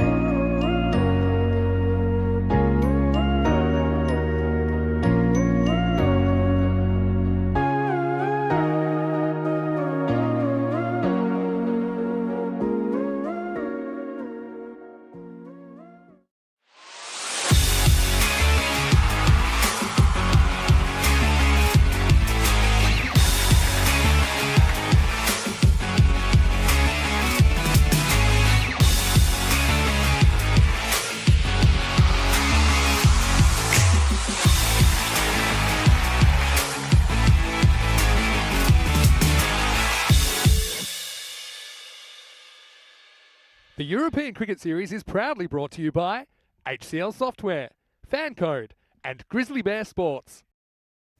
Hello and welcome back to Austria. It's great that the weather has improved just a little bit. In fact, I even see a little bit of blue sky behind me, so that's a nice treat. Hopefully it stays that way. Now we're headed for the middle game of the day, match 38. And this should be a pretty interesting one. Snazzy are back. They are taking on Graz Cricket Academy. They've travelled about 200 kilometres to be here, so I'm sure they want to make the most of the opportunity. So I do have some news from the coin toss. I can tell you that GCA Graz, they have won the toss and they've elected to bowl. So obviously they want to know exactly how many they're chasing. Now, Graz Cricket Academy, they're 3-3. They do have aspirations, I think, to make it up there into the top 4. They still have 4 games to play. Does feel like this game is a bit of a must-win, not one they'd want to drop, I think, if they do want to make the semi-finals on Friday. And I think they're looking for someone like a Durrani maybe to step up today. There's been signs that he's able to take a game on and be really aggressive, and I think that if it comes off, he'll be a tough proposition, not only with the ball but with the bat as well. But Snazzy, well, they've had a rough time of it. They did play earlier today against ICCV, kind of got blown away. Just need to find some power from somewhere, and I think that'll be the issue. I mean, they're 0-6. They just need to register a win somewhere along the line. They will feel this is a winnable game if their stars can fire. Anyway, let's get ready for the start of this one. Rico Full will take you to the first ball. News from the toss in match number 38 is that GCA Graz Cricket Academy, they've won the toss. They're going to field first, so we'll see Snazzy first up with the bat. Thank you very much to Mr. Maxima, and he's absolutely right. The weather has changed, and we've seen a fair bit of sunshine now as the sun is starting to come through, and well, it looks completely different. There's a Seabarn Cricket Ground when the sun is out. Looks absolutely delightful. Graz Cricket Academy, nice to welcome them back. I wasn't here to see them when we saw them back in day 6, but I remember that on day 3 they had a 2-1 record, and they really did finish well with some good victories. But on day 6, when it wasn't the best of starts, they lost the first 2 matches, but did finish with a victory towards the end, chasing down the 93 required against the Austrian Devils. So they've got some good players in there. I think Bharat Kauda, their captain's going to be key, but Shaukat Durrani, I think he is really one of their key players. And then somebody like Yogesh Balaj, I think if he can get into good form, just have a look at some of those players there. So with Safi is the main batter. Durrani's up there with 180, not far behind him. And the captain Gowda as well with the ball. Safi again, Durrani being a good all-rounder. And don't forget Pandya, I think he's been very good. With Snazzy, they've got to make a change somewhere. And I think that Navin Wijestakara maybe will once again just drop a little bit down the order, maybe to give some others an opportunity. And I'm liking what he's doing here. I think he's going with Lakmal Kasturi to open up with Farhan Mohidan. 2 batters that have showed a bit of power. And if they can get clicking in the power play, then maybe they can get past the sort of 80 mark, get close to the 100 score, something that they can defend. But it's the power play that's going to be key for them. They've got to make a more positive start. Let's see if this change in the batting lineup can give them that. And maybe somebody like Janangal Zai to come in at number 3. And you can see the nice sunshine. And certainly, I think with the combination of the rain and the sun on the grass, it looks like it could do with a bit of a clipping as well. Mind you, it's a little bit soft out there at the moment for the mower to go around, but maybe that is on the schedule to be done. As you have a look at the field set there. Thank you to Kriolis, who's up in the tower, Helsinki, AKO. And well, there you go. Once the sun is out, you start to see the picturesque surrounding this ground. It is a beautiful part of Austria. It looks absolutely delightful. Very picturesque ground. Probably one of the best that we go to in terms of the beauty, the natural beauty that surrounds it. And Pandya will be the bowler, and he will be bowling to Kasturi. So a change by Snazzy. Can it be one that is fruitful for them? Well, it's a Gandhi ball to start off with. This gets walloped away, and that's going to be a no ball. So it goes for 4, and the no ball makes it 5, and a free hit coming up as well. So maybe things are about to change for Snazzy, looking and searching for their first victory. Not a good start there, though, from Pandya. It's one of those, isn't it, where as a bowler, he's probably practiced and warmed up and ready to go. but well, maybe just a little bit of the nerves and the pressure taking over. So free hit to Kasturi. And, swings hard at this, doesn't quite get the middle of his bat, but will take the single. So basically you can say they hit a maximum off the first ball, because that was the first legal delivery. And the score moves to 6. And we get a chance now for Mohidin to face his first delivery. Didn't have as much of the strike that he would have liked in the first match. He made a fine 27 off 16. Let's see if he can carry on in that form. Pandya to him. And he hits this high outside the off and 1 bounce, 4. So he's a powerful hitter, and he demonstrates that straight away here. So though probably not quite the shot he was intending, gets enough power into it. And it sails over the infield. 1 bounce, 4 runs. So a good start. Mandela back at the moment is the third man. They'll probably move him a little bit wider now. And a long off.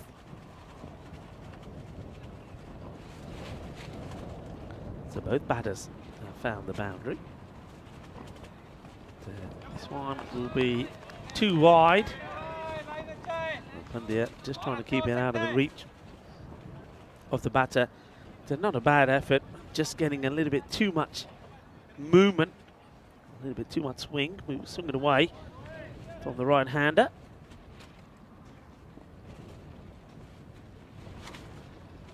Pandya once more. And, better areas, but a good response from the batter as well. He's going to get another boundary, so this is more like it. It's positive, it's attacking, and at the moment, it's rewarding Snazzy with quick-fire runs, something they haven't been able to do. And I'm guessing that already this is probably their best start in a match that they've had. They've already moved to 15 of just 3 deliveries.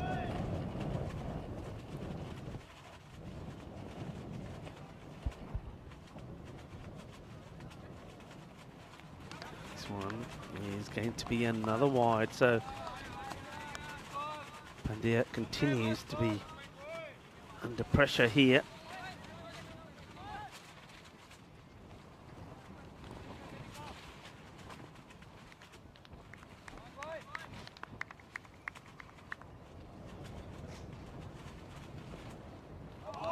Better delivery this time.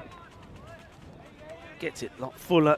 Gets a swing to work in his favour. The pressure dot ball.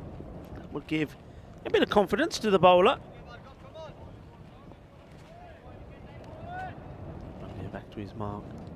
Mohidin certainly would love another boundary. Plays this well, but gone.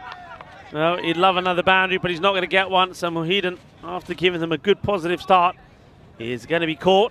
So a nice catch taken. And I think that's Rohit Hamadi that takes the catch. So it's the right shot to play, but he doesn't quite get under it. But, you know, I've said many a time that having that fielder in close is worth it early on. And that's exactly what happens there. Goes for the shot, gets tempted to go over him, but tries to go through him. But Hamidi is up to the task, takes a good catch. So, though it's been a little bit expensive with the ball to go, it's 16 for 1 in the over. And Pandya gets the breakthrough, and he gets the wicket off the dangerous Fahan Mohidin. He'll be disappointed, but I do like the move. And it just gives them a good start. But a good catch there, though, from Rohit Hamadi. Really nice take. Had to be quick, had to be alert. Good reflexes. So Hamidi takes the catch.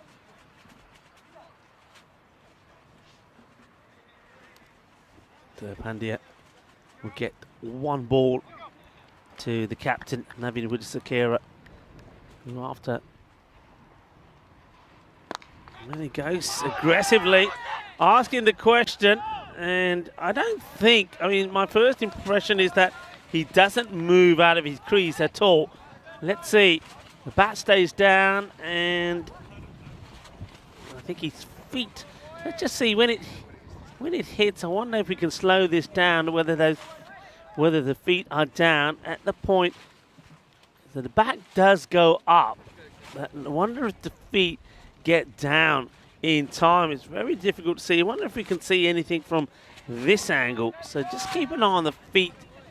So at the point when the stumps are broken, you know what? I think he might be on tiptoes. I think I know it's not conclusive, but I reckon I think he's out here, you know. I actually think he's probably out. I think if you put the two images together, I think he's on tiptoe, and I think there's a good case here. So I think he's going to get away with it. Well, maybe it's a bit of luck that Snazzy need. And this is outside the off. So here now. New bowler that's coming into the attack is Durrani. Now Durrani himself has been good. So 16 for 1. Pandya taking the first. Here comes Durrani again. This time just straying on the leg side. Gets whipped away. The chase is on the Iba. And he gets there. So even though things are starting to dry up a little, they're still a little bit slow and areas. So very much like the first day that we saw here, when the grass was just slightly longer.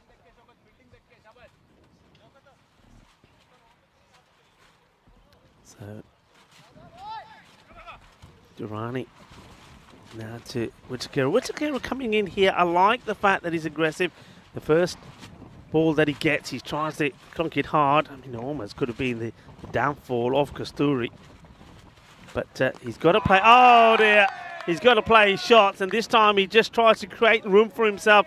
Well ball by Durrani. He sort of follows him and aims right into his pads. And Naveen, well, he's going to get bowled for 0 on the second ball that he faces. And, well, sometimes it's just not your day. I mean, he's unlucky with the one he hit earlier, and it ended up going onto the bowler, onto the stumps. And this time, well, it's his pads onto his stumps, so Naveen will go. I'm going to go out and say I don't think this is a bad one. He doesn't chew up too many deliveries. And Derek, normal Derek, is going to come and quack him off. So Naveen goes, but I think he gives an opportunity maybe for someone like either Gilzai or maybe even Sharon Gill to come out a little bit earlier. And key thing is, though, to keep the aggressive approach. So unlucky, you got to say there, for the captain. Not the first time that Naveen has been out this way. But Durrani, who knows the key player, gets a breakthrough. And he comes down to the new batter. It will be Gilzai, who places very well, actually. Good areas from Durrani. Angles the ball in, and it starts to move away. And Gilzai gets the bat onto it. Can they get a good partnership here? Thing is, though, after a good start in over 1, it's almost back to what we've seen before from Snazzy. Got 16 off the first, and I'm sure if you look back to all of the games, it's the best start that they've had. And then just losing that wicket, I think the key wicket of Mohidan, and then that one there of Naveen. Now things are going on the slow again. A ball to go in the second, 17 for 2. Gilzai is going to play out another dot, and that's how it stays. 2 overs down. We'll have a look at the standings, but at the same time, we'll welcome back into the commentary position to Vinny Sandhu. Yeah, well, poor Snazzy, they wish they could look at this upside down, wouldn't they? That showed 9-0, I suppose, but yeah, just 4 games to go for them now. They still have 2 more today, try and make something happen, and yet promising start, and just a couple of things going against them there.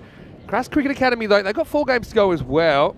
I think you need 6 wins plus, and even that might not be enough, you know. You might need 6 and a good net run rate, but yeah, they wouldn't want to drop this one, I think, if they got serious semi-final aspirations.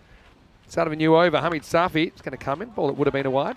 It's cut straight to cover. Pretty good catch in there, wasn't it, from Hamidi early on. It was hit pretty crisply. Mohideen, I think he can probably turn around and look at himself in the mirror and say, you know, it was a good shot, it was on, just happened to find a fielder and got done by a good catch. Yeah, but Safi is pretty mercurial player for GCA. It's another one that'll be a huge wide. But he's not satisfied with that, is he? Kasturi wants more, and he gets more, gets a boundary.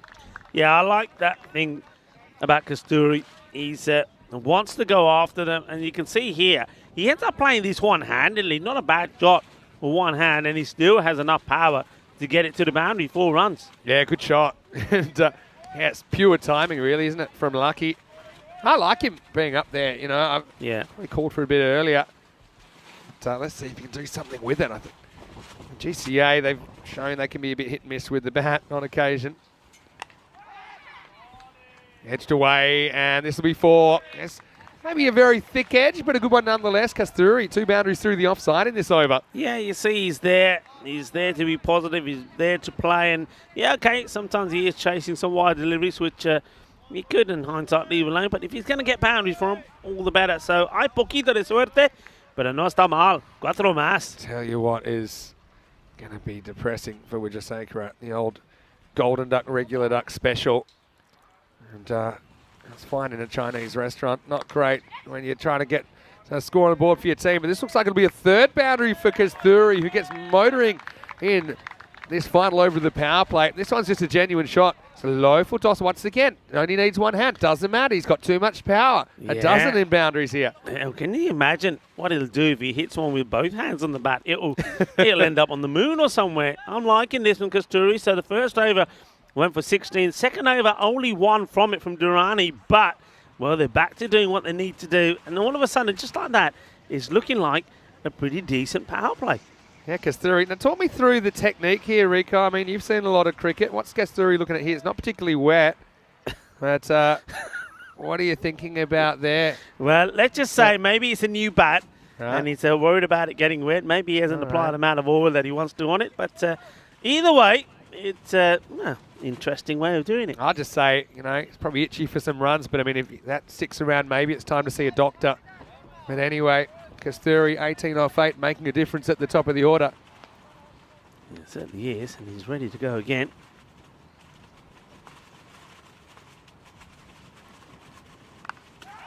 Up pitch, and now, well, he'll get his wicket, and it's a slower delivery from Hamid Safi.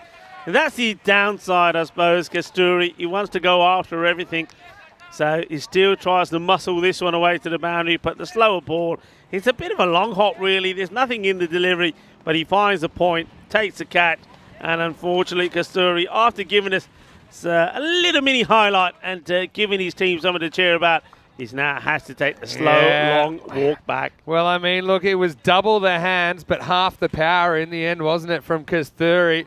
He got the slowest ball. The slowest ball? Probably a good way to put it, actually, because it was the slowest ball, I think, we've seen Safi bowl so far. So he's going to have to go, and that's 3 down now in the power play.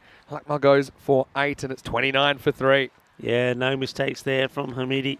Well, we've already seen him take a spicy catch where there was a bit of meat on it. That one was a nice, simple one. He holds on to it. And Kasturi, after an entertaining 18, he will fall, but good strike rate, but unfortunate.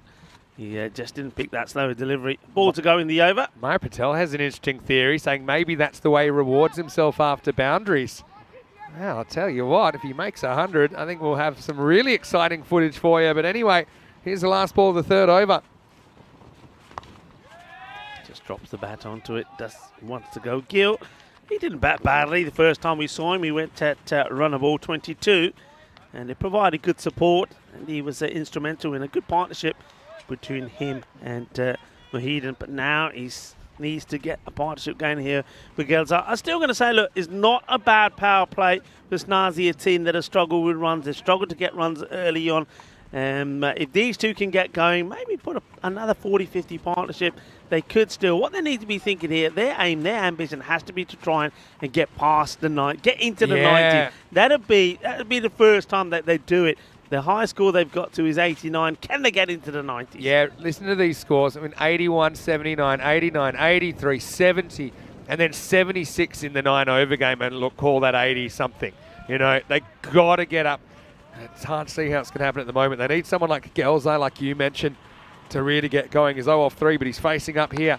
And he tries, he goes straight, and he picks the gap, and that's out of here. Or right on cue Maximo. Galzai off the mark with 6. Yeah, I like it. Here we go. Boom. Shaka Lugya, and he hits it dead straight as well. Lovely shot. Clean hit. You know, sometimes you look at Galzai here now, and you saw a little innings that we saw from Kasturi and also from Mohidan. Looking at those batters at glimpses, you wouldn't think they're a team struggling to score runs. Yeah, it's true. You look at it selectively. I think this is a tough chase, and he won't get there. So 4 more, 6 and 4. You know what that means? He wants more runs. Anyway, Snassi getting moving. And, well, like we said, we need to. I think they must put the triple digits to be ahead in this game. Yeah, it's more like it, isn't it? So, Janan Galzai, just as we know and as we suspected, now it's his turn to get moving. Nice shot. It's good. Good stuff. Like it. Stay positive. Stay assertive. Patch has got the wicket, but he's been a bit expensive as well. 26 off 8 legal balls. Now Edged gone. So Galzai doesn't fire in the end. It's a 6-4 and out situation. Pandya, like I said, he's been a bit expensive, but he has picked up wickets, and that could be crucial. 39 for 4. Yeah, he's picked up good wickets. Hamidi making no mistake. That's Hamidi behind the stumps. And Pandya, yeah, look, he got the important wicket, didn't he, of Fahan Mohidan when he was hitting well, and now he does the same for Galzai. So unfortunate again. Snazi, better approach from them. I like it. More aggressive. Maybe now this time, just not getting the rub of the green. Yeah, and Hamidi behind the stumps barely has to move. So yeah, the technique here as a keeper, you kind of want a regular ball to take it on your kind of inside hip, which for him is his left hip. And then if it's edged that much, you don't have to move. It's pretty much straight to him, straight down the middle of his body. So didn't have to do too much. Pandya with his second wicket. Hassan comes to the crease at number 6. Yeah, Pandya, like you said, being expensive, but I think at the same time, he's also picked up a couple of very vital wickets. 2 for 26. 3 balls to come. He'll be bowling now to Ali Hassan, who takes guard.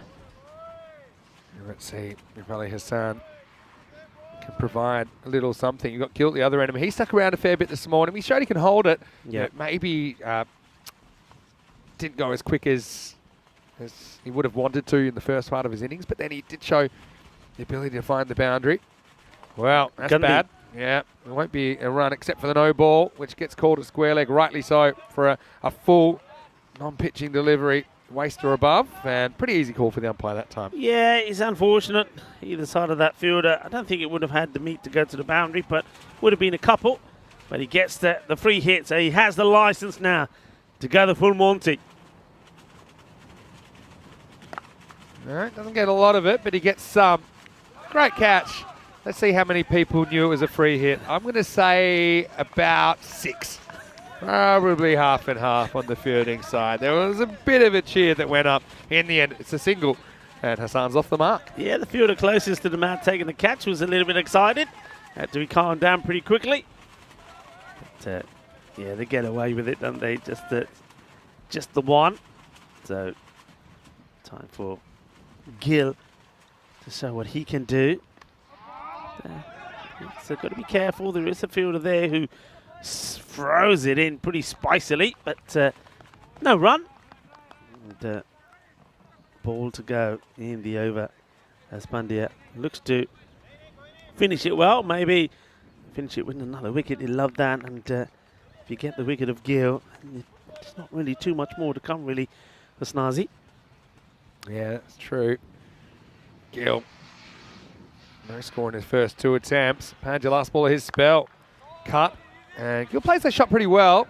Finds the fielder at deep point that time into the 4th over. 42 for 4. Yeah, a few comments in the chat about some players that we're not seeing for Snassi today. In particular, you've got the Subhash brothers, Shivam and Satyam, who have been pretty useful so far. I mean, it's just been a bit of a tough initiation for Snassi. Yeah. Stephen Adaraja, Austrian Sports for Youth Institute. Great to have them here. I mean, they have had some highlights, I suppose, individual highlights, like we saw in the first game. So a couple of really nice catches from Mohideen on the boundary. Yeah. But, yeah, it all starts here. It's very hard to win games if you're not putting competitive scores on the board in the first place. Yeah, just, I mean, a partnership. I've said it before. It's all it's about, a partnership here. At the moment, they're on that sort of 100 forecast. But partnership is what they need. Be a wide. Doesn't miss the leg stick by too much. Now, I know that because the big bad wolf of the wind blew our house away, we're not where we used to be, but you can just hear how windy it is. So we're not feeling it here in the grandstand so much, but the players out there don't have to deal with the slight rain anymore, but they do have to deal with a fair bit of wind. You can kind of see the main camera even blowing around. Typically it goes kind of from the car park around there. So, yeah, it's a deep mid-wicket. Right-handers have really loved it. Gill's cut from a different cloth, though. He likes to kind of just jam down. He likes to turn the strike over. I think Gill's fine to be there, but he needs someone with him that can hit boundaries, I think, just to get that boundary or two and over, which gets him to a more competitive total. Yeah, you're right. And the thing is, though, you got see this delivery first. There's the attempt, isn't it? Yeah, will I like just that. be one. I like that aggression from Hassan, though. Yeah, the intent is there. But yeah, I mean, going back to that, you got the likes of Gill, and then also the captain himself, Navin Woodsakara. So you've got a couple of batters there that play that style, and with them being your key batters as well, it just means that you're not going to get to those kind of big scores. Well, this one's high up in the air, opportunity, and it goes down. And it looks like he's trying to take this crocodile style. It's a bit disappointed, and then he says, how do I miss it? Well, he does miss it. That's unfortunate. And that's Raza Haider. Yeah, Raza will be filthy with himself for this. I mean, there's no easy catches. He doesn't quite get the hands together. Now, look, he has played a lot of cricket in Australia, you know, Raza. But he does it. So he goes the Australian style, but he doesn't get the hands together in the end, and it kind of finds the hole in the middle. Is that why it goes down under? Yeah, it's very, very clever. I don't have an answer. I think you're exactly right. Yeah, it ends up down near his map in Tasmania. Anyway, this one is just going to be a single. Hassan moves to 3. And one ball to go in the first half. Look, GC8, we saw a really exciting game that involved them in match 25 on Saturday night, where they were chasing a score in the 90s. It didn't quite go to plan for most of it. Nice little uppercut, though. This time does get the pace and he uses it. So Gill, this is his strength, so he'll bowls to it. He pays the price, brings up the 50 as well for Snassi, and it's 52 for 4 after 5. Oh, a nice shot that is from Gill. So it just goes to show you, see, if he's very selective, and he's one of those batters that likes to nudge and take singles and maybe tiki-taka to start off with. I think you see there that he has got the shots, and he needs to play him a bit more regularly. Well, this is the upcoming event, so well, we know where we are. We're here in Austria at the Seabarn Cricket Ground. Friday is finals day, and then we've got some ECIs at the weekend. Yeah. And, well, from there, well, you'll take a bit of a break. I'll join Charlie Hunt in Bulgaria. I'm looking forward to doing it all over again there. And, who knows what you'll find in Bulgaria, that Vasilevsky National Sports Academy ground. Last year we had snow, we had wild horses. Yeah, you've got a pretty big hill out in the straight boundary as well. So the last couple of metres is uphill as well. Well, you've got the famous vortex there as well. The vortex will be back at third man. Yeah. Cannot wait. Anyway, here we go with over number 6. And it's Madana who's going to bowl. Starts with a good one. Just sneaks inside the line. Yeah, and of course from Bulgaria, we then have 2 weeks in Sweden. Well, I'll take a break, and we'll have Rhino in action. Rhino, I know. I get Rhino this time. I think I lent him to you last time. Rhino's not available that much, but we always enjoy working with him. And we put him in Sweden because he's one of the few guys that can afford to go there. Anyway, that's smashed. I think that is going. It's going and it's gone. Maximo! Well, Hassan has shown aggressive intent during this innings. Hasn't always worked out for him. But this is a really nice shot. Slightly inside out, over the offside, over the fielder. Good footwork. Dances down the wicket. Keeps his shape. That's the key to this. Keeps his shape. Stays upright. And he wallops it big. 6 runs. Yeah, like we said, Gill gives the odd boundary.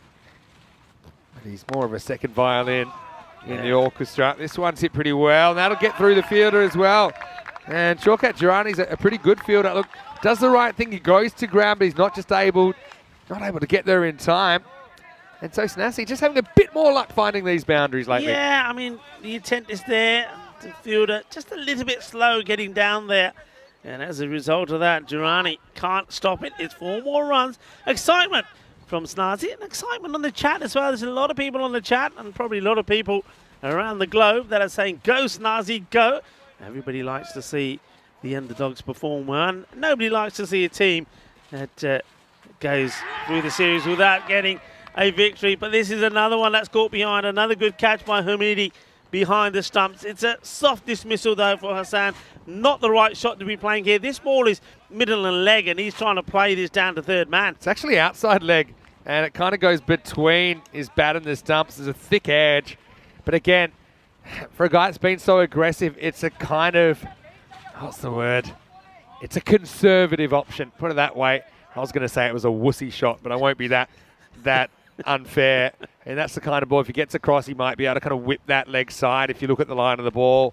Anyway, Snussie, they do have that kind of 11 and over, but they have lost 5 wickets now, 62 for 5. Yeah, that's one of the things that we talk about a lot. We see a lot of it in European cricketers where the batters sort of, they move away, don't they? They step down the leg side, and then he takes himself away from what would have been the right shot to play. Yeah, it's that premeditated foot movement that I think a lot of the time actually works in the bowler's favour. New batter is Azizi. He just plays the first one out. Fielder's there waiting for it. Madani's bowled reasonably well here. Does have a wicket to show for it. I think wickets are worth a fair bit here because you can really derail the innings with wickets. If you can kind of pick up the bottom half, you might be able to keep them to something like 80 or something like that if you really get into the bottom order. Oh, that'll help because Madani gets it right, gets it full. And you can see Azizi charges himself into trouble. That turns into a Yorker, basically. So Madani with a couple in the 6th, and that's 6 down now, 62 for 6. And GCA starting to assert some dominance in these middle overs. Yeah, well, congrats to the bowler. Madani gets his second in it. Just puts it right up there, doesn't he? And I think the batter here, Azizi, is anticipating a similar delivery to the 2 previous balls, which is a bit leg-side-ish. But he gets out Fox, gets one right in the block. And he's going to go, and Derek is going to have to walk him off, Millie. Yeah, well, you don't want Derek for company. Derek's been a bit busy this morning, hasn't he? Yeah, see, it's not really a Yorker when it comes out the hand, but it turns into one just because of where Zubair ends up. Kind of bounces in line with his front foot in the end. So I suppose all you can do is hit the stumps. And that's exactly what Madani does. 62 for 6. Yeah, so you can see the reaction there from Gill as well. Very disappointed that he loses another partner. Oh, wow. This one is the... It's a funny one. I think it's just missing leg, but everyone kind of panicked. The batter was concerned even though there wasn't really an appeal. But he just took off anyway because he's like, hey, that's my natural defence mechanism for an LBW appeal. This time he does work it. It's been joined out there, Gill, by Divith Wijasekara. And yeah, you see how that run rate's tipped already. It's tipped to full point in the last couple of minutes, gone from kind of 11 and over to just under 10. So he'll get to take a wicket. That could change as this is in the air. Well, it'll be a tough one. Fielder goes back, great effort. Oh, it's kamikaze style. And they'll horn it back in. I mean, this is a guy, he's one of my favourite fielders to watch in the series. It's Yogesh Balagi. Yeah. Loves to throw himself, it's not Yogesh, pardon me, it's Barash Gowda, I should say. And he loves to throw himself around. He's taken some great catches in the infield. Has hit the stumps on occasion as well. This one is up, and it's preventing it's another chance, and this time it's gone. So Wijasekara survives a scare, but now he's going to have to go for just the 2. 7 wickets down now. It's 65 for 7. Yeah, I mean, it's just going for it, aren't they? Which I don't mind at all. But this is just not a clean hit. He doesn't really get any momentum into the shot or any weight. So it ends up being a straightforward catch. I say straightforward. Nothing's really straightforward out there on a day like today. I mean, as you said, not only are the conditions, well, they are drying up, but they're still pretty wet. But there's wind as well. There was a great effort there from Gowda. The ball before. This time, fielder does well. He takes it in his fingertips, really. So he's got sticky fingers. Maybe you could say that was a bit of a jalebi catch there from Hamid Safi. You could say that, I suppose. Safi's having a good series. You're better out there, Newman Arif. And well, This is what I kind of talked about. You keep taking wickets, you can maybe rock and roll them. I said maybe under 80. And despite the rate in this innings being about 95 pace.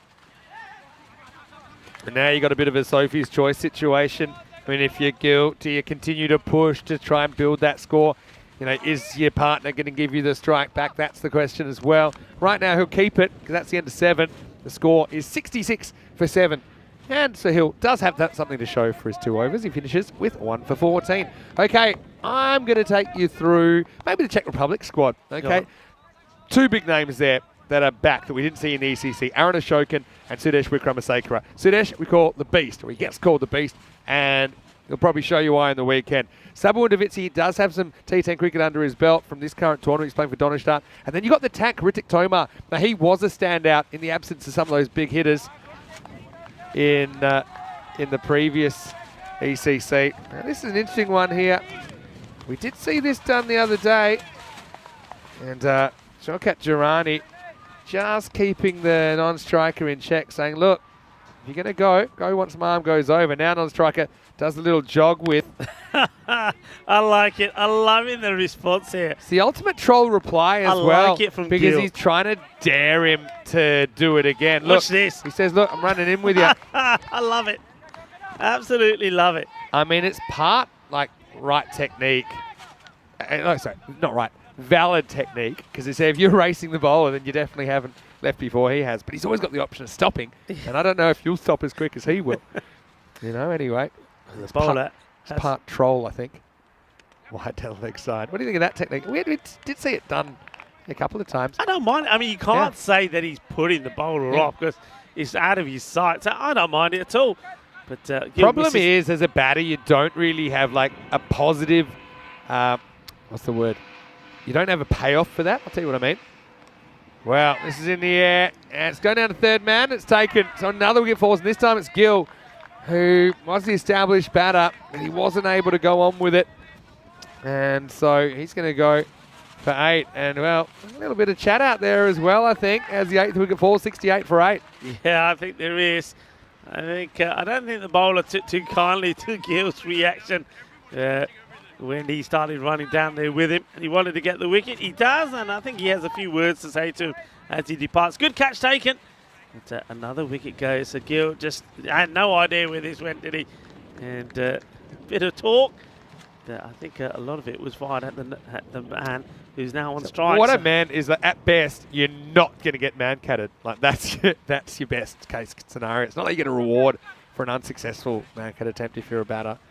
And we know that GCA, they employed it the other day, so I mean, as an on-strike, your obligation is not to leave till that arm goes over. I've said this with those run-outs backing up. They're going to get worse before they get better, and we have to train people to not leave too early. I had a bit of a brainwave about how we might deal with it, Rico, as well. Okay. This is just over the weekend, because we did have one the other night. This one comes in and wow, thick inside edge. That might go all the way. It does. Wow, this really shows you this outfield quickening up a little bit. It's never been that slow. But yeah, just a little dab round the corner, gets past the man in the circle, and a welcome boundary for Snassi. Yeah, he plays that really well, actually. It's all about just using the pace coming from the bowler. But yeah, the other thing to bear in mind there is things are starting to speed up there as well. Outfield a little bit quicker. I'll take the end of this over. It's pretty simple, but I can't believe I hadn't thought of it before. You know, I always like to think of innovative solutions to problems. Now, I'm not saying it's a problem because the law now is pretty clear. Like, you can't go before the bowler essentially swings his arm over to deliver the ball. Now, that's basically what the rule is, which is, you know, a fair rule. But the problem is, as we say, the top ball to finish the over. It is 72 for 8 after 8. Problem is, it's a big price to pay. So maybe the issue is, does the punishment fit the crime? You know, so obviously losing your wicket is a big price to pay. So this is where I'm at. This is still in the early stages. I would like to say that he man-cats him there. Yeah. He's forced to retire not out, and he has to stay off for 6 balls, right? So he's not out, but he's not batting anymore. All right. So you're saying it's like a little punishment for doing it? It's like in ice hockey when you have a little fight and they put you in the little box for 2 minutes. Yeah. So I'll tell you why I think it's a good solution, right? Because I feel it's a middle ground. See a big swing and a miss, start of the ninth here. So he'd have to come off. Yeah. He's retired on it, just like as if he was retired hurt, right? He comes off, and he's not batting anymore. They have to send a new batter out there. Now in 6 balls, he's eligible to bat again, but he can only bat again if there's a wicket, or if, for example, you retire somebody out again. So it's just giving a little bit of something back to the batting team. And I think actually it would work, even in high levels of cricket, to have a period of time then that you're suspended, but you're not expelled from the batting innings. So, we've seen it, for example, when there's been big partnerships and the fielding team's out of ideas. We saw it, remember, I think Corey was with me though, but it happened in the Spanish national T10 finals that determined the ECL qualifier back in late 2021. We saw Costa del Sol coming up with a big partnership, and then we saw Minaj. So this is a big change though in your attitude, because no. You were all for it when you were saying, I still if think they're out, it's not a change. It's just, I'm still saying the obligation is on the non-striker, and you can only really use this once in innings. I think once that gets used up, bad luck. If there's further instances. But I'm just trying to take out the surprise element of it. Right. It's a surprise. I suppose I want to say it's dirty, but it leaves a bad taste in your mouth, doesn't it? Whereas this one angles across, no run.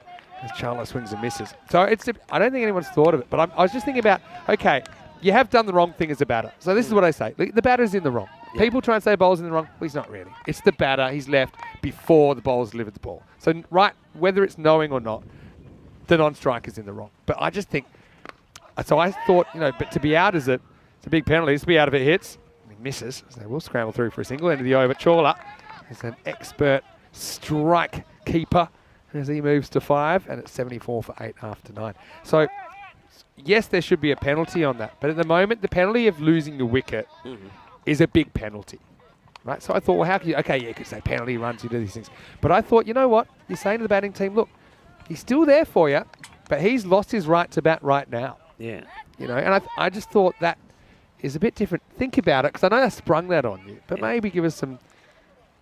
So Crooms has a session which lots of people say, which Wisdom says just be 1 short for any runs gained. But that's so impractical, and I'll tell you why in a sec. So we see a miss-hit pull shot. They'll get a single here. They might get 2. They weren't really looking for it, were they?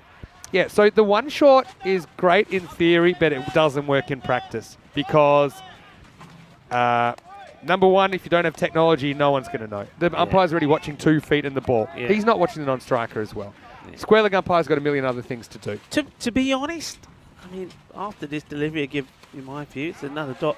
To be honest, I don't know why there's so much talk about it. I think laws are laws. You've got to be inside if you're outside, and the bowler takes your bails off, you're out. And there's no doubt for me in my mind that the law, as it's been adjusted now, that you can't pretend to bowl and then do it. It makes it less dirty, right? Yep.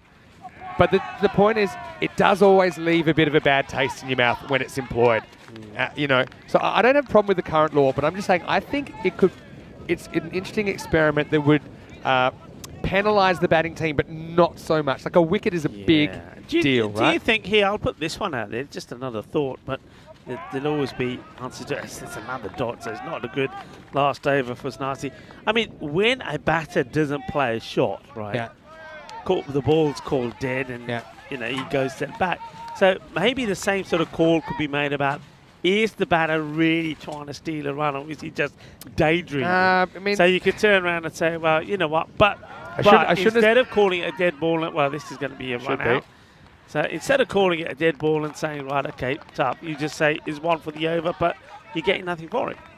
Here's the thing, to me it's irrelevant why he's out of his crease, whether he's daydreaming or trying to steal a run. This is a tactical change. You see that Chawla's saying, all right, well, doesn't work for you, I'll have a go. And they did have a wicket to play with, so that'll be a run out, 9th wicket down now, 75 for 9. I'm just saying, I know I sprung that at you. Have a think about it, what I said. Because I don't think there's really, I think it might be a nice happy medium. And the guy, it's like, guy needs a slap on the wrist for doing it, right? But letting him keep batting like nothing happened is really no punishment. There's a punishment for Chawla. Well, he wanted to go down there. Tell you what, it was a pretty slippery Yorker from Rohit Hamidi, who does chip in with the wicket last ball. You know, very, very good last over. Only one come off it. And this is what we said. You can get those last 4 wickets. You can keep her under 80. Keep them under 80. Things falling apart a little bit. And Snazzy, they are bowled out for 75. So unfortunately for them, they don't even hit the 80s this time. And a pretty good ball to finish things off. Yeah, Snazzy, we saw a little bit of hope at the beginning of the innings. We'll see that in the highlights. They made a better start, but they kept on losing wickets all the way through. And once again, they don't get into the 80s. Last thing, I even came up with a signal for it. The umpire holds up his fist, but not his finger, saying, "You're naughty. Go off for 5. Come back when you've learned your lesson." Anyway, let's go to the highlights. And Kasturi, he had to deal with one that was coming at his ribcage first up. That was a good start. In fact, they did get 16 in pretty quick time, didn't they? But things would slow down. Once again, Snazzy just struggling with losing those key wickets at key times. Grants Cricket Academy again, they went perfect. They were pretty good, I think, particularly in the field. I like the way they throw themselves around. They say it was a brilliant catch. Had a good time to get rid of the dangerous Mohideen. So, unfortunately, Wijasekara, the captain, came to the crease. He almost caused a wicket there. And, I like the umpire saying, look, he's definitely in. Turns out that probably wasn't the case. But then Wijasekara had his own problems to deal with as his stumps were disturbed. A pair for the captain on day 8. Yeah, he had to depart without scoring. So that's unfortunate. But Snazzy, don't give them credit. Even though they lost those early wickets, they still did and were playing these shots. And I liked the approach of Gelzai as well. He played some nice ones. But the problem was they kept on losing those wickets, and sooner or later they then went back their own way. There were some nice shots there being played though, weren't they? Sort of the one-handed hits from Kasturi, and he found a novel way to dry his back, but unfortunately it wasn't a lucky way because he dried it, and all it responded with was that soft dismissal, slower ball, and clever bowling though, you have to say there from Safi. Got the wicket, the key wicket of Kasturi, but the big shot still kept coming, and this was a lovely shot being played out on the offside, just rocks back and plays it through, and unfortunately though, he was then to go outside, caught behind, a good catch, Hamidi, making no mistake there. There were a couple of soft dismissals like that though, you have to say, and we saw batters go out there, look a bit aggressive, but then getting out to a soft one. This is a lovely uppercut from Gill. You know, he's a talented player. And then using the feet down the ground, hitting this one big as well, Gelzai. So liking this response, and there was a bit of a misfield there from the fielder Durrani. But once again, it was caught behind. So 2 good batters that have made good starts and played good shots being done with just trying to negotiate the ball away. Well, there's no doubt about that one as the stumps got shattered, not just once, but a couple of times. Ended up being a productive over, and that is when really the change started to happen.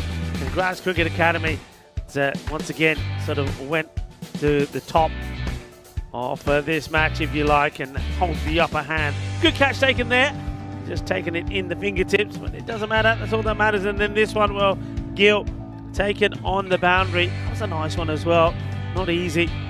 And still boundaries coming, the chase is on there for the fielder, chased hard, did Dilip, but not able to get there. And then there's a chaotic run out there in the last over, and the last ball, finishing with a wicket as well.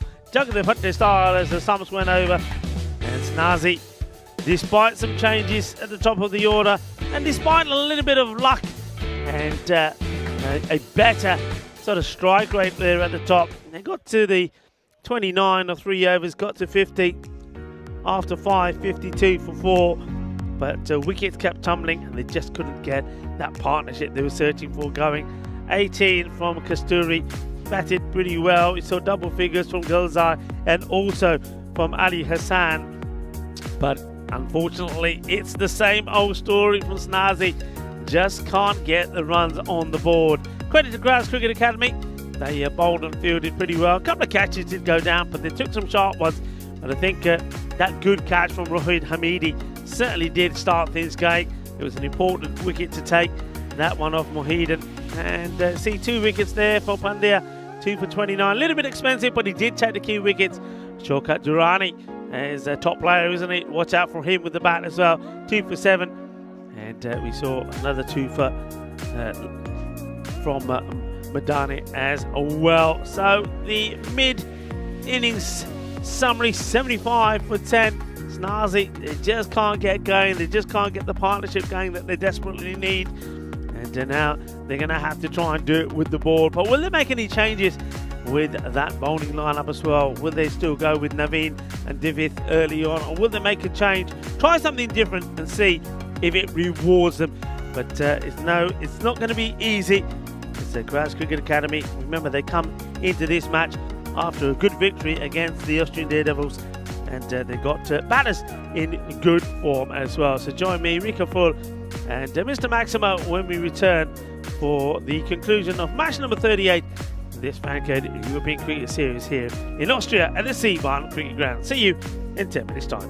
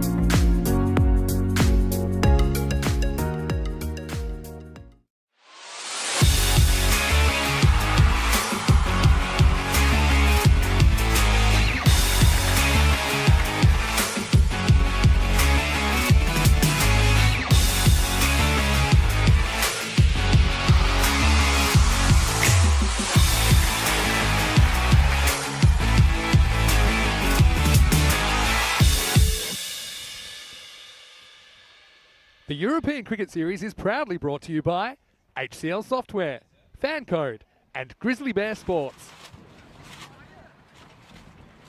Hello and welcome back to day 8 of this Fan Code European Cricket Series in Austria. We're not that far away from the centre of Vienna, about a 40-minute drive to this beautiful location in Seabarn. This is the Seabarn Cricket Ground. It's nice to see that the sun is shining. We've had a bit of rain earlier in the day, but the forecast from here on in for today anyway, it looks pretty good. As we see the reply here from Grass Cricket Academy. They've restricted Snazi to 75, so same problems once again for Snazi, just not able to get big runs on the board. They've got to try and do it the hard way again. Let's see if they can try and contain the batters of Grass.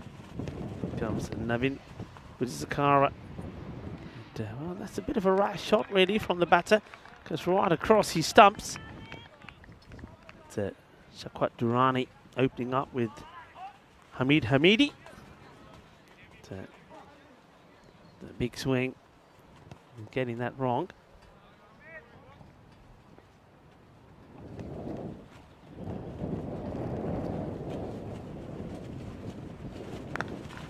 This one just gets sliced into the ground, and Durrani telling Hamidi to stay there.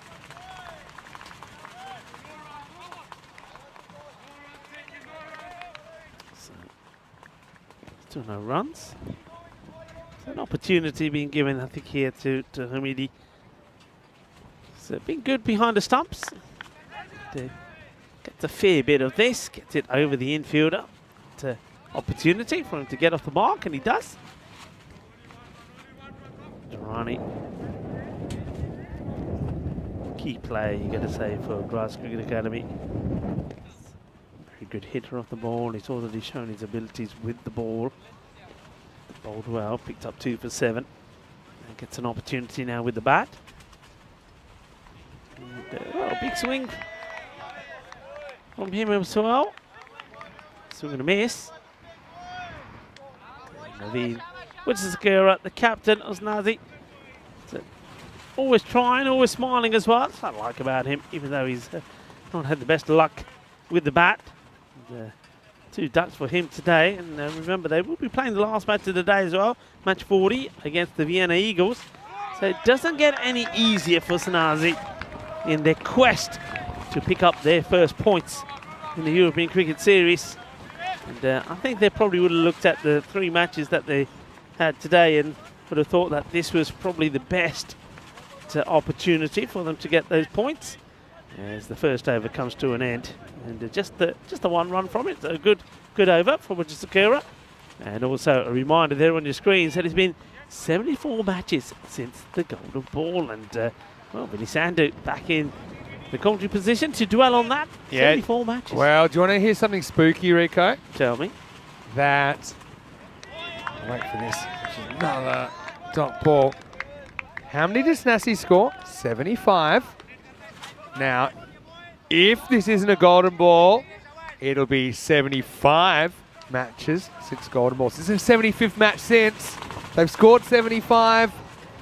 I mean, 75% chance that we shouldn't get any more rain today. I think all the stars are aligning. I got the tingle, especially after that first over. It's become a little bit intense. Not the greatest start for GCA. Good first over for Snassi. I don't know if you got a tingle, you got a problem, because you had a tingle in the last match as well, I'm pretty sure. It was fake. It was given a placebo. Anyway, hello to everyone in the chat. Hello to Dave. Hopefully you're well. How is everyone today? Isn't it nice to have Rico back after the weekend? I actually have tomorrow off. Look at the see that shot. I wonder if we can go back to that shot at another point. The way the crops in the back are blowing around. Yeah. It gives you look at that. Give you an idea of the wind out there. Yeah. We'll come back to that in a second. First, there's the ball right up in the block hole. Knocked back to David Woodsakura. I mean, this is working out well for Snassi. They've got to come out and go throw everything at GCA so far. They haven't got the wicket, but they have kept it down to 1. And pretty much an over and a half. Yeah. So we get the impression now that we're kind of sheltered in the grandstand. Around about behind that camera, actually. But that it's not that windy, but it is. And I can confirm that. just wait till you see. And I've got some ideas about where I might shoot the promo for at the start of match 4 today. And I think I'm going to go up in the tower because I'm hearing a lot of it. I'm going to go up in the tower and I'll give you a live report. It'll be like, you know, when there's a big weather event and the reporter is like... They won't hear you from up there. Yeah, well, They won't hear I'm you. going to try. So make sure you tune in a few minutes early for the next game. Oh, not convincing. They'll get one. They start to go on contact. Hamidi probably feels like he needs to run from somewhere. He's 2 off 9 after that. He gets lucky. Is it me? But the wind has definitely changed direction. We've always been saying it's favoured the right-handers. This is blowing right at us at the moment. Yeah. So it's changed, right? It now favours the left-hander. It's swinging around a bit all over the place. I think it'll ultimately land pretty much behind the batter, if I'm honest. Well, tactical lead from Girani. Hope for a wide. Didn't realise where he planted his front foot. And that'll be the end of the over. Another one off the oval, just like that. I mean, you need, what's that, 74 off 8. So already it's like you need 9 1/4 and over. So it's like you've added about 15 runs to your score. Anyway, let's have a look at the table. Snassi, I don't think they're going to make the finals, but, I mean, they still want to get something in the W column, don't they? Grants Cricket Academy, they won't want to drop this if they have visions of making the 4. It's just once you get in the 4, anything's possible, right? Yeah. And we just have 4 more days, including today, of group action. There we go. Towel moving around. Anyway, up in the air. I don't think it will carry. In fact, it does carry. Well, there's the win for you. And Hamidi, he just kind of tapped that and somehow it carried all the way to long on. And so, wow, it looked like they might have been able to get some runs from that. Instead, they lose their first wicket. It's 2 for 1. Yeah, well, it's 10 balls for 2 for Hamidi, and he will depart. I just get the feeling that, yeah, this win has changed, and you're going to see a lot of these balls just holding up. But look, Snazzy are a team that we kept saying that if they could get runs on the board, maybe they get into the 90s, 100s, they can defend well. They didn't get the runs, but with those 2 overs, only going for 2, it feels like they've got a 90 score, 90-plus score, and now picking that wicket up. I tell you what, maybe this is, and maybe they're right, this is the best opportunity that they've got to try and pick up some points. Yeah, what a frustrating innings for Hamidi. Did some good things behind the stumps, but he had 2 off 10. You know, you'd rather get a golden duck. You know, you'd rather, literally, and it sounds crazy, but you'd rather have a golden duck than get 2 off 10 because he's literally used up a 6th of the deliveries and he's got nothing to show for it, just a few threads. Anyway, Gowda becomes important. Here's the thing, it's that kind of total. If someone gets in, stays in, has a good innings, cracks, let's say, a 40, it's hard to see them not making 76. But who's that going to be? I suppose Marath Gowda, the captain, says, well, I'm coming at 3. I want it to be me. But yeah, no, there won't be any green screen. I know they're saying, oh, Vinny probably won't do it. It'll just be a green screen. No, I'll get up there. Check my life insurance first. Anyway, well, welcome to Rivers today. It's his first day working for us on the cricket from Spring Productions. Also got Kirils and Andrews, who are seasoned campaigners, and I know that they were preparing well into the night for their first day on the job today. So hello, guys. Welcome. This one's across the line. Test the fielder. Well, these are the important stops as well, aren't they, Rico? Because when you're only defending something in the swinging 70s, you can't afford to leak those boundaries that are stoppable. Nice bit of work out there on the boundary. Absolutely. So far, they've done everything right. 2 tight overs. And in the 3rd over, they've taken a catch. No mistakes there, and no mistakes in the fielder there as well. Everything has to go right. Oh, it's closer than you think, you know. Well, one of the most interesting throws I've ever seen. I think the issue is this swings so much left to right. Just have a look on the screen. So I think it does hit him in line. Maybe it hits it. I don't know. Where do we get the impact there? For me, it's just doing so much. Even though it hits him more or less on middle stump, it's probably going past the leg stump. Yeah, you're right. It's doing too much. A lot of swing there. It goes pretty wide. But the ball, from the moment it leaves the hand, is just moving all the time. If it hit him one stump over, it would have been a good shout. Anyway, something goes with that movement. They may look for 2 here. The fielder, again, does a good job. Whistles in the throw. I think both teams, one thing they have worked really hard on is their fielding. And they probably know that they're both fairly inexperienced at this level of cricket with the T10 and, with all the razzmatazz that comes with it. But one thing they can all work hard on is their fielding. And there certainly has been a conscious effort to stop the runs in that regard. A push and run. Ends the 3rd over. But it's all quiet, the power play. That's the best over yet. It's not that great because only 5 come off the third. And it's 7 for 1 after 3. What an interesting game. Yeah, what an interesting one. And, well, not often you say this, but in terms of the power plays, Snazzy, well, quite clearly the winners there. They made 29 in their 3 overs. And here you can see that Grass Cricket Academy only on 7. And what that means is that rate now has moved to just below the 10 mark. So this is probably one of the best positions that Snazzy have been in picking up a victory. Can they keep it going, though? You just get the feeling here that this over is probably going to be quite a pressured one. Yeah, and not surprisingly, they're going to have to get a move on. Here's Chawla. No ball call. I think it might have been for overstepping, because the bowler's end umpire calls it. Let's check it out on the replay. It's probably high as well. So let's see what we can find out. Yep, that's a big no-y. Probably high, but we'll have a look at it. Well, would have been touch and go on the height. Yeah, that was a biggie, wasn't it? It's a very good call from the umpire, yeah. Umpires doing a great job. Have to be alert, for every single ball of the innings. Our man in black. That's better. The free hit gets thumped away. And I think it goes all the way. Manos arriba from the arbitro. Oh, what a surprise, actually, that they've changed the bowl. Every other game, they've stuck with a 4-over Wijesakura kind of attack. And now they've just doubled the score. In fact, more than that in the first ball of the 4th. So such a momentum breaker. And I can also understand why teams often are hesitant to bowl out both opening bowlers. But if you've done it all the time and you've had a 7-run power play, I mean, that'd be the time I'd say, yeah, look, do it. You're on. Yeah. Chawla with a no-y. He's so far over, he probably could have shaken hands with the batter as he delivered it. And the next one, he does pull it back. Yeah, it's interesting, isn't it, that the first one was such a big no ball, and then he's had no such problems on the next 2. Just saying. It's adjusted well. Yeah. He's adjusted well. But, Chawla wants to keep it tight from here on in. I just had the feeling that he was going to go for this over. They had to really to get going. Durrani, we know, is a key player. He's out there with the captain, Gowda.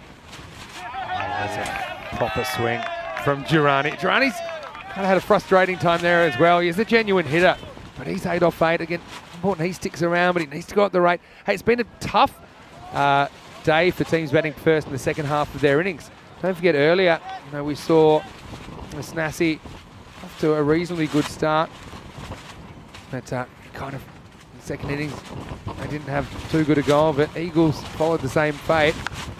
This is short and it's cracked, but there's a fielder there, so just a single. Yeah, in that Vienna Eagles first innings, they scored 80 in the first half, 25 off the second. In the one just then, it was 52 off the first half, 23 off the second half. And in fact, if you look at the last 4 overs in isolation, they scored 13 off the last 4 overs. I know they were running out of batters, but just not quite good enough to get them up to what I would call something respectable. They're doing it the hard way. Snazzy, it's a path they know pretty well so far in this series. And look, GCA, they are kind of making their own problems, I suppose, with the bat. Not able to penetrate, except for a couple of obvious gifts that were handed out by Chawla. But even this over, after that disastrous start, it's only gone for 9 with a ball to go. And here is the last ball of the 4th over. Well, just a little outside, and we'll have to bowl that one again. How many times have you said that? You still don't learn, do you? You don't say it. Yeah, this is not a good delivery. I love the way the batter plays. He's actually looking for the single, thinking, surely the keeper's not going to be able to reach that. And he took a couple of steps, like backing up from the striker's end. Here's the last ball of the over. I'm confident. Yeah, nice one, Chawla. Good finish. But the ultimate mixed bag of lollies there from Ronit as we get to the end of the 4th over. It's 18 for 1. Yeah, but still, you'd have to say they're making a fight of this. Nazi, just get the feeling. I think if they can pick up another wicket here now, before things really get moving, anything can happen. Well, that's yeah. This is like dot to dot, and you end up with a picture at some point. You know what it is? It's like Mark Simpson Parker this morning. They hit the snooze button a couple of times, didn't they, in the first 2 overs? And suddenly is kind of rubbing their eyes and trying to get out of bed. Well, let's see if they catch the bustle or not, because they're still a long way behind that red line. 18 for 1. 4 overs complete. And changing the bowling here now. So Yes, I keep Shahid's going to bowl. So again, this will be a kind of genuine spin option. Someone's got to get going here, don't they? I think it'll be Girani. He's up the top of the order to hit, and he is a good hitter. But he's at the other end at the moment. Gowda 4 off 6. He's had a look at a few. It's time to get a move on. He goes the dab option, and it's a little bit of a fox there from Kasturi. Look at Luckmal here, and he hits the stumps. Look, this is a classic fox. I'm actually going to charge him with foxing in the first degree, which is he runs in a way where he's not trying that hard to go after the ball. He runs alongside it, and as soon as he picks, you see, he says, if you're going to go for 2, I'm going to turn around, I'm going to ping it in. All right, very clever work. Big swing to miss this time, Girani, just off the boil. Yeah, in match number 38. yeah, he is, isn't he? I mean, he's trying hard. Maybe he's trying a little bit too hard here. But he feels that they're falling behind where they need to be. Well, I was asking for it. They're just going to flat bat it for 1. Wasn't quite sure what he had to do with that Girani. And when he's on, that's disappearing for 6, I think. Probably couldn't decide where he wanted to hit it. Had too many options. Yeah, these two, Girani and Gowda, put a good partnership together in that win against Vienna Danube when they chased 101. Girani 34, Gowda 25. So they can bat well together, and they do. You can see Gowda doesn't seem to be showing any real concerns at the moment, but Girani certainly is. Clever field if you bowl well, because they've got 3 fielders on the dab there in that top left quarter in the infield. So if Shahid gets it right, Gowda is pretty much going to cut. It's going to be hard to get it through there. This time he's able to pull. It's a little bit shorter. In the air, though, and almost carrying, but not quite. He's got to find it now, Numan Arif. And the time he spent searching was well spent by the batters, who scamper back for a couple. Yeah, Gowda doesn't quite get this right. He offers the fielder an opportunity. And Arif, he does ever so well here. I mean, look at him there. I like to see he's alert. He was walking in and just dropping before him. But he does well. Doesn't let the ball get past him. Keeps it to 2. Well, goes and fetches this, and this is a better shot. Just plays it on length, and Gowda. Well, finally, we see him flex his muscles as he finishes the 5th over with a bang. Maximo! And at the end of 5, GC8, 28 for 1. Is that the shot that gets them back in the contest? It's a good shot, though, isn't it? I mean, his precision and timing and placement was spot on. Gets the 6, and he gets them moving. And that 6 gets them moving. Should we roll a dice? 5. I'm going to roll a dice. Ready? I'm going to say Group C. All right. Group C is interesting for me. Italy, Denmark, and Sweden. Really all a very, very good chance. Estonia in their first attempt, I think they'll be underdogs. The other team yet to be decided. Yeah. We are just trying to get approval to get a very well-known team to us into the ECC, the Euros of Cricket, starting September 25. Anyway, this one is lifted up, and it's a very, very good effort. I think it's going to be 6.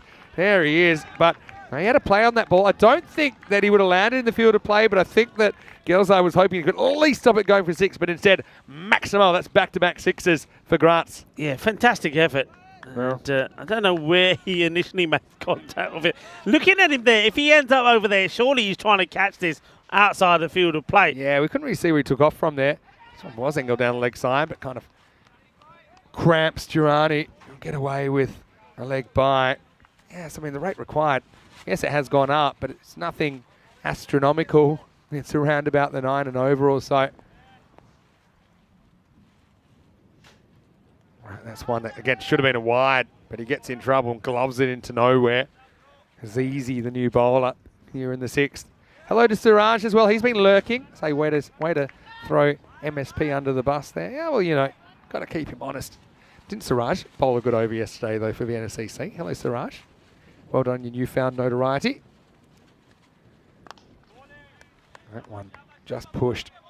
Good bit of cricket there. It's not a bad delivery at all from Azizi, but well played by Gowda as well. Where he bowls this from? Is he a long way? I don't think Azizi's any danger to bowl a no ball. Yeah, whole foot behind. You can see that's one. Hopefully, Girani can elevate it out of here. But he gets a low full toss and just clunks it. So they're just hanging on, aren't they, at the moment, Snassi? GCA signs they're getting going, but I suppose with the 6 off the last ball of the last over, 6 off the first ball of this over. They've been hoping that this is a big one. Yeah, it's not really a big one. Just 8 off it so far. Last ball coming up of the 6th. And again, worked away. The fielder should keep it to 1. So this game just with a plot that thickens by the minute, and including the leg by in there, that'll be 10 off the over. It's 38 for 1 after 6. They'll have to double their score in the last 4 overs, which is never particularly easy. Yeah, it's not easy. They're looking for that one big magical over, aren't they? And then all of a sudden it'll be plain sailing. At the moment, the last few overs, they're going at the rate they need to be. The rate just goes up a little bit down to about 9.5. 10 came off the last. So with these 2 in, and plenty of batting to come, they don't seem to be showing any panic. I think Durrani was a little bit concerned earlier, but Gowda has come in and he's played quite well at the moment. The captain just leading by example, trying to keep Durrani cool. And Gowda one strike to start off with as Gelzai comes into the attack. Oh, wow. We skied that, and it's going to be out. And well, Gelzai rightly puts his head in his hands, and he says, I bowl better balls than that, but sometimes you get lucky.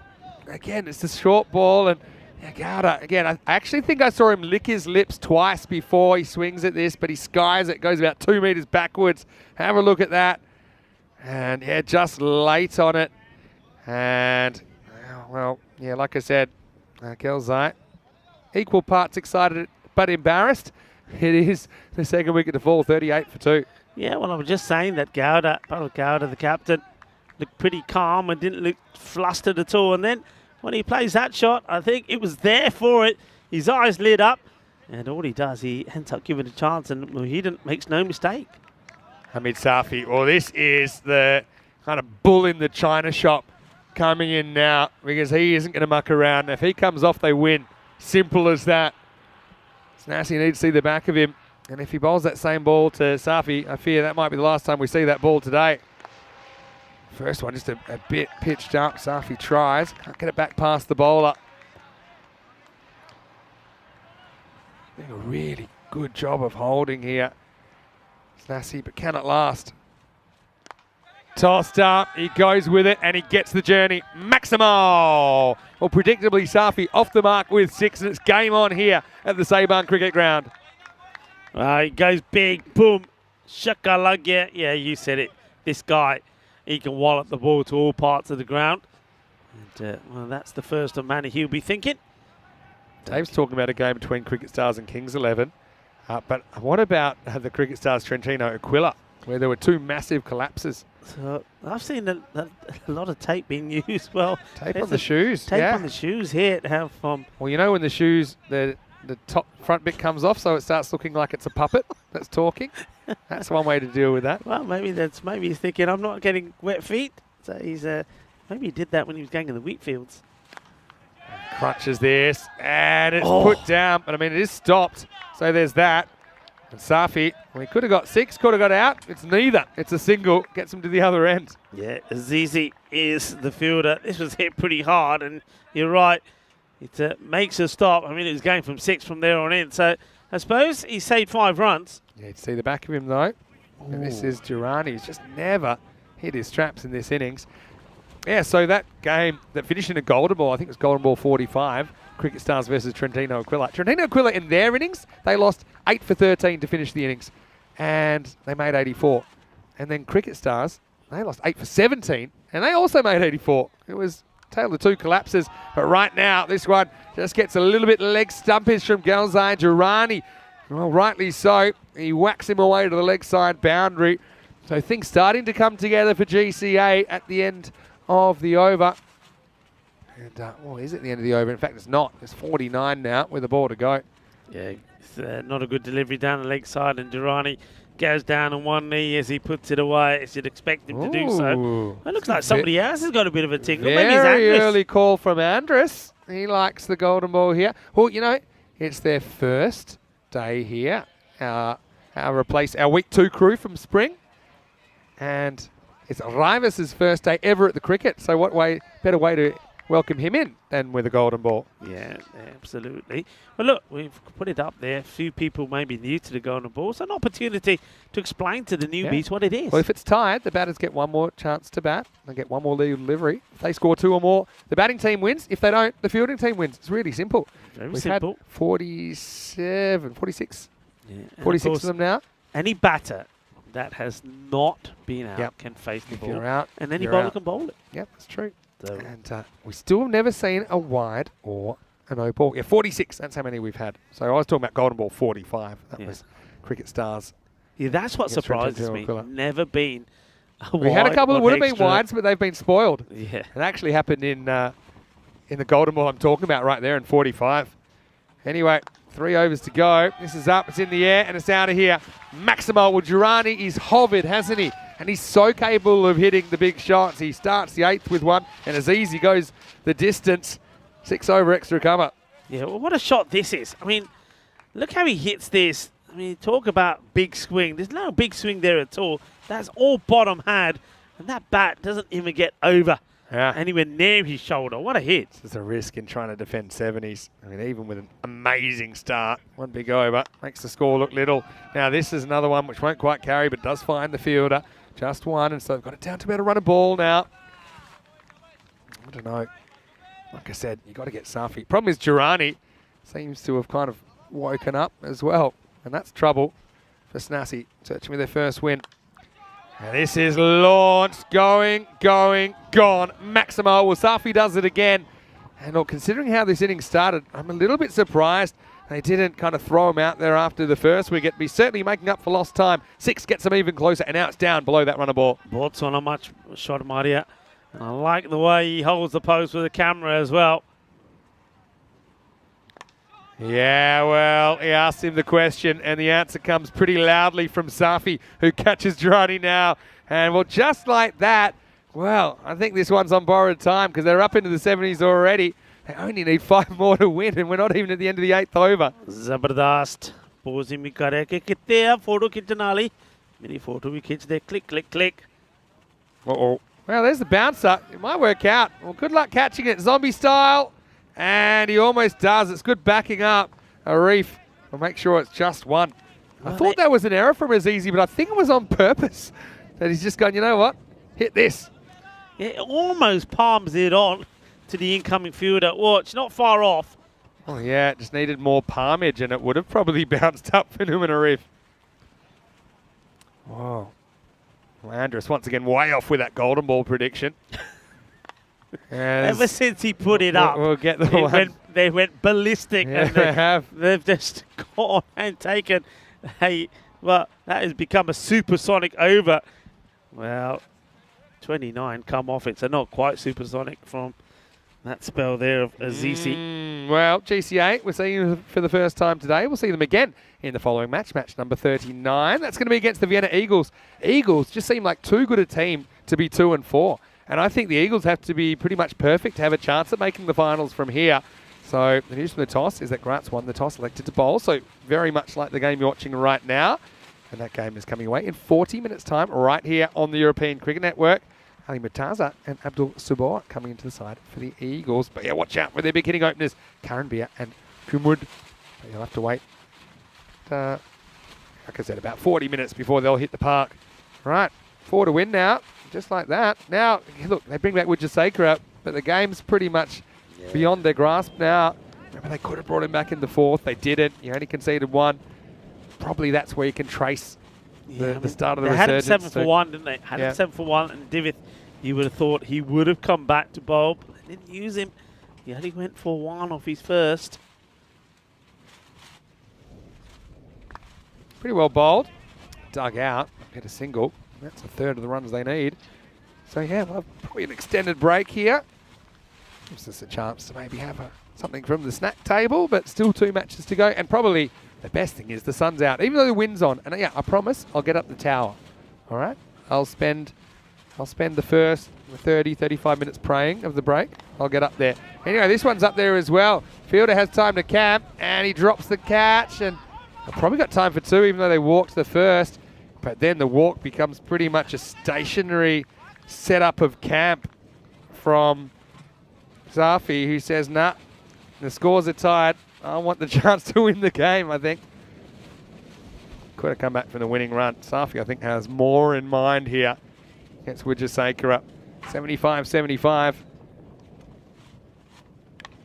Well, in the air again, and if this hits the turf, it'll be the end of the game. There you go. So they do get one.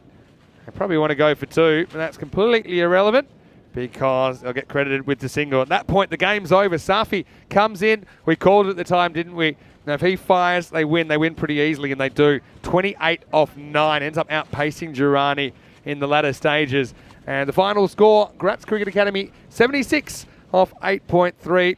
Defeating Snassi 75. Once again, what Snassi would have done to go on and maybe post that 9500, 105 could have made all the difference. Yeah. But as it is, they're still winless in this European Cricket Series. Yeah, once again, there's highlights there, isn't there? There was some good work early on with the bat and with the ball for Snassi, but just not able to go all the way. I mean, if they carried on the start they made, they could have got to the 100 on board. 100 would have been challenging. It would have been interesting. And they made a good start also with the ball. But, yeah, like you said, I think that decision not to get Divith to bowl his second over straight away could be one that cost him. This is what's coming up next. Yeah, well, I think Safi is always listed at 10 for Graz Cricket Academy. We might have to realise he's going to be batting higher than that. He's going to be batting in the top 4, I think. Like I said, we'll have a bit of an extended break coming your way in 35 minutes. 2 matches to come here in Vienna on day 8. And, well, you know, with Graz sending in Eagles, that's a bit of a risk, isn't it? Because they do have their openers there.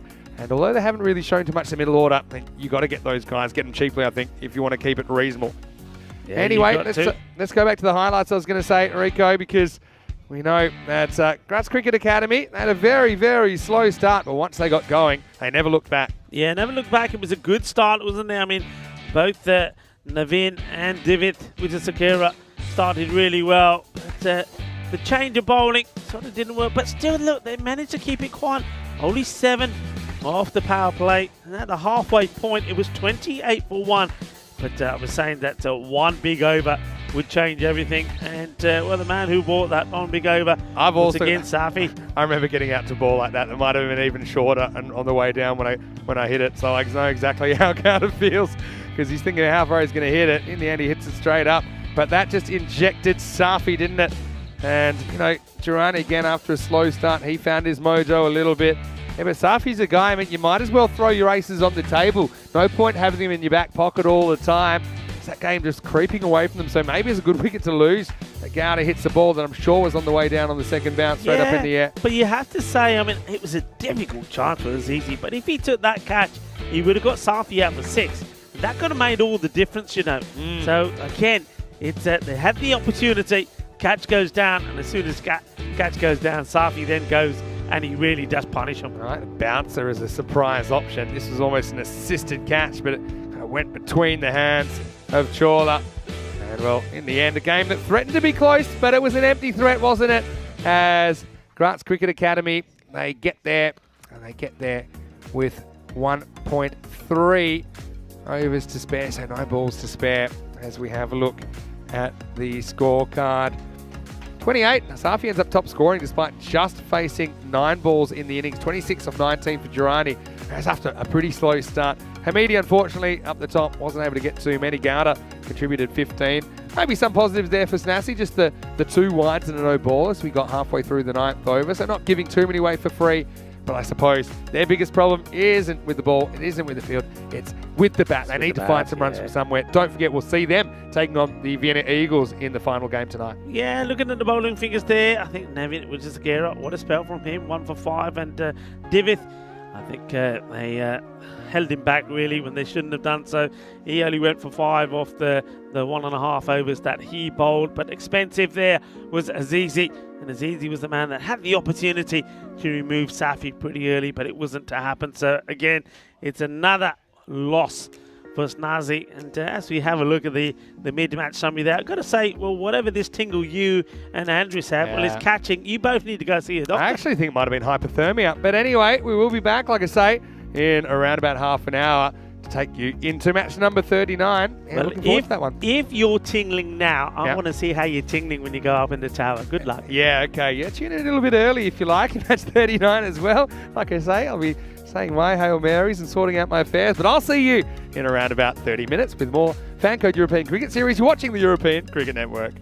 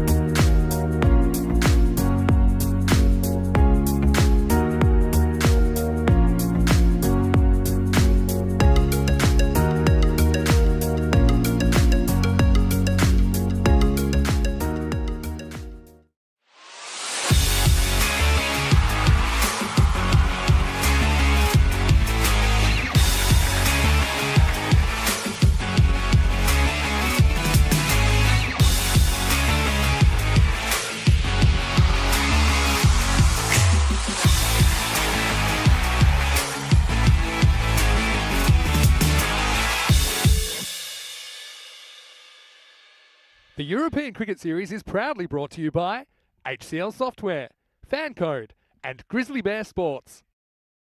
Hello, welcome back to Vienna in Austria. Great to have your company. Fourth match of the day is on the way. It's going to be match 39. Graz Cricket Academy taking on the Vienna Eagles. Now, before we get to that, let me just take you through where I am right now. I'm in the main camera tower, and it is windy. I tell you what, I'm glad that I'm not required to be up here all day, but I've got to say Spring Productions do a great job.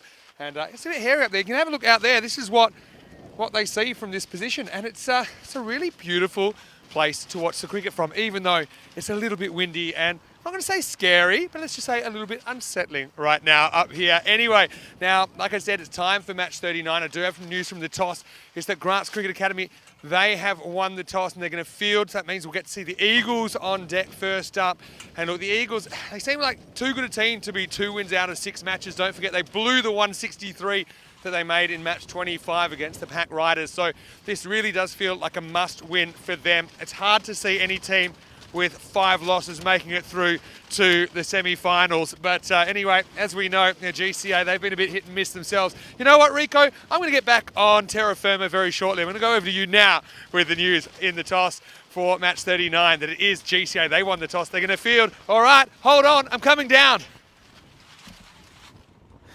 Well, hopefully you'll take the steps down, Vinny, and not descend down too quickly. But yeah, look, big shout out to our production partner, Spring Productions. It's a little bit hairy up there.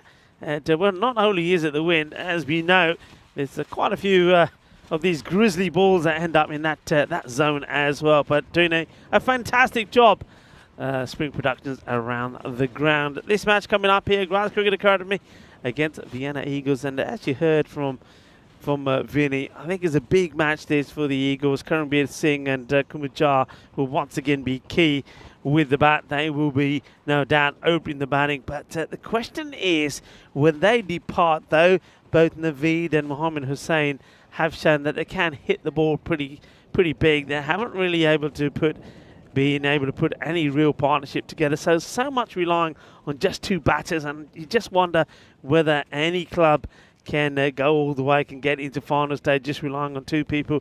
Graz Cricket Academy, well, maybe they're very much the same here. Durrani, we know he's been good.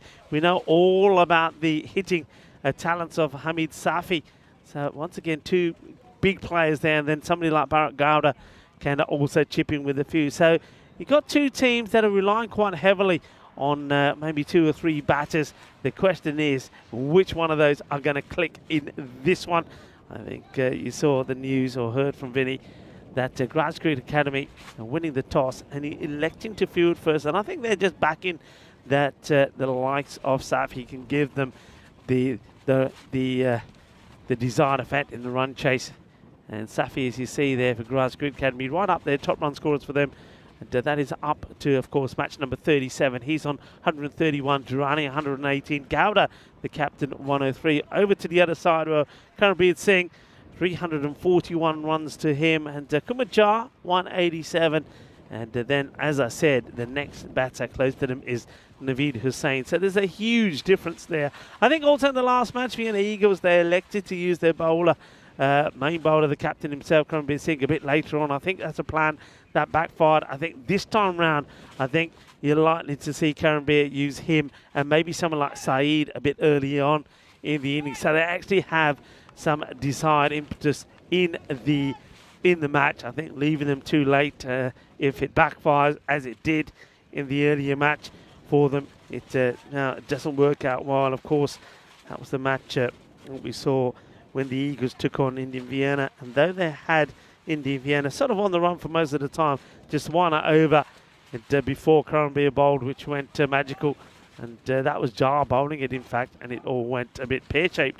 Kumar still not listed to be behind the stump, so they'll stick with Mohammed Hussain keeping this time, so still wanting to use probably Kumar as a bowling option when it comes to their turn. But they've got to put the runs on the board here. They got it to a great start last time in that match against Indian Vienna. They got to 80 at the halfway point, but that's when Karanbir and Kumar were going well. And then after that, when they went, they just weren't able to do too much more. So it's about batting and batting through the innings.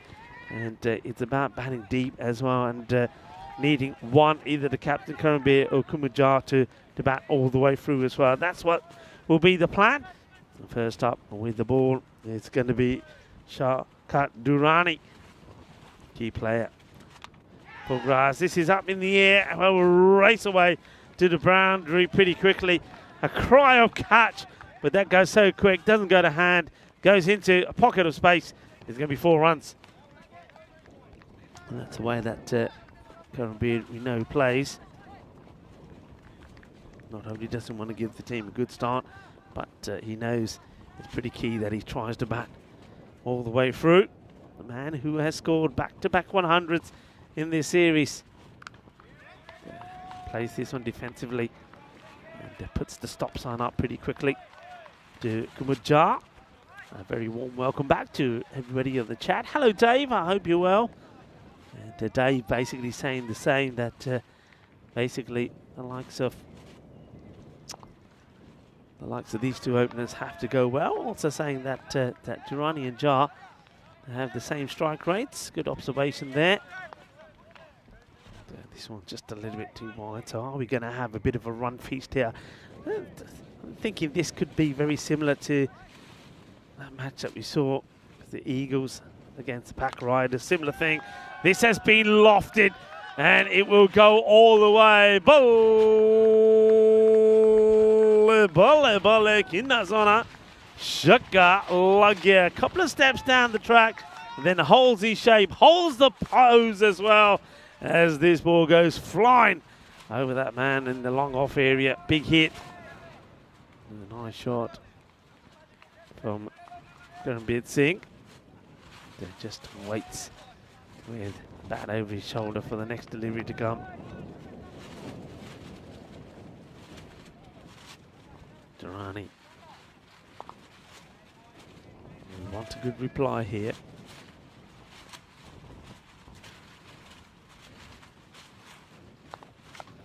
And this time goes wide, and Karambir chases after it. Bounces just before the fielder. That's the areas I think it's probably worth having a go at Karambir at. He's always going to be swinging, so if you get a good ball short of length outside the off, he's going to swing hard. They've got a good field set for him. They've got that wide third man. They've got a hand at the backward point, sort of in a catching area as well. No change in the field, so keeping it very much the same to Jar. Jar does play some handsome shots over the covers. It's a nice, clean striker off the ball. And Durrani starts with one that's too wide for Jar, who, unlike his captain Karambir, he's not going to chase after the wide ones. Hello to Neville Russ. And Neville just reminding everybody, do remember, especially if you're new, to click on the like button, and if you haven't done so already, subscribe. Good comeback for Durrani after the wide.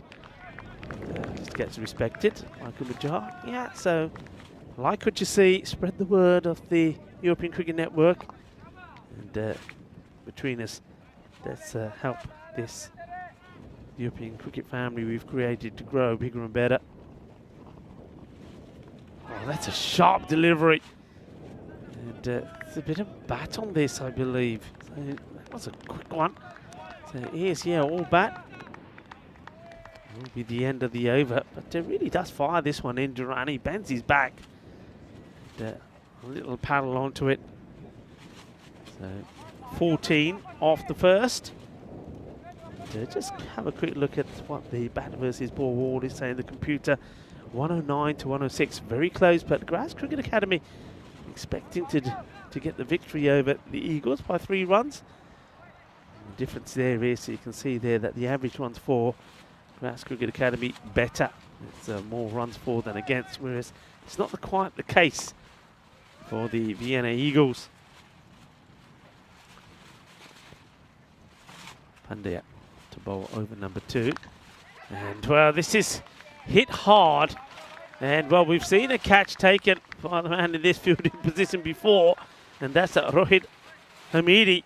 The thing is, though, even though the one he took in the last match here was quite a sharp one, this one is going like a bullet And I don't think there's any chance to get anywhere near this. It gets past him before he has a chance to react. So, Kamajar gets his first boundary. Pandya, when he bowled in the last match, though he was expensive, he went for 29. He did pick up 2 valuable wickets. Makes a slight change in the field. He pushes that fielder who is closed back now. And soft hands, guided away, and it will be 4 runs. And another thing that we're noticing as the afternoon continues and we continue to go without rain, that the outfield is also quickening up, and that's a good demonstration of it. But nicely played with soft hands there by Jar. So 4 more to him. Partnership, you've got to break. You want to send these 2 batters back. If you can, then you can control the game a little bit more by restricting the big runs. But while they're there, anything can happen.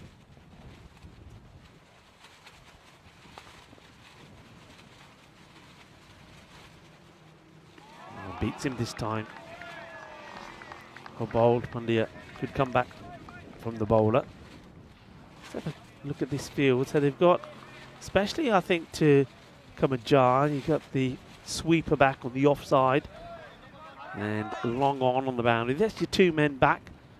Other than that, you've got sort of a backward point, a man in cover in a straight line for these type of shots. But very good wrist work. That's going to just be 1 bounce and go for 4. The umpire's just checking. I think this is probably just about half a metre short of the boundary. But he's very quick on that. He's got good hand speed. And he gets the elevation over the fielder in close. So it's going to be 4 more, 4 runs.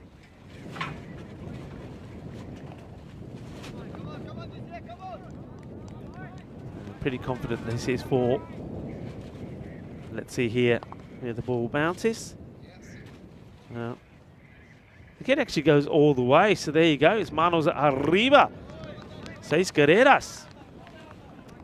So do well to check that, the umpires. And well, this one is hit well. The sweeper that got moved out does the job, and you can see there the bowler says, "De menu de. Jaldi kar, don't hold on to it. Get it back to me." Very strong outside the off now. Wonder if there's any change here now to Korombid.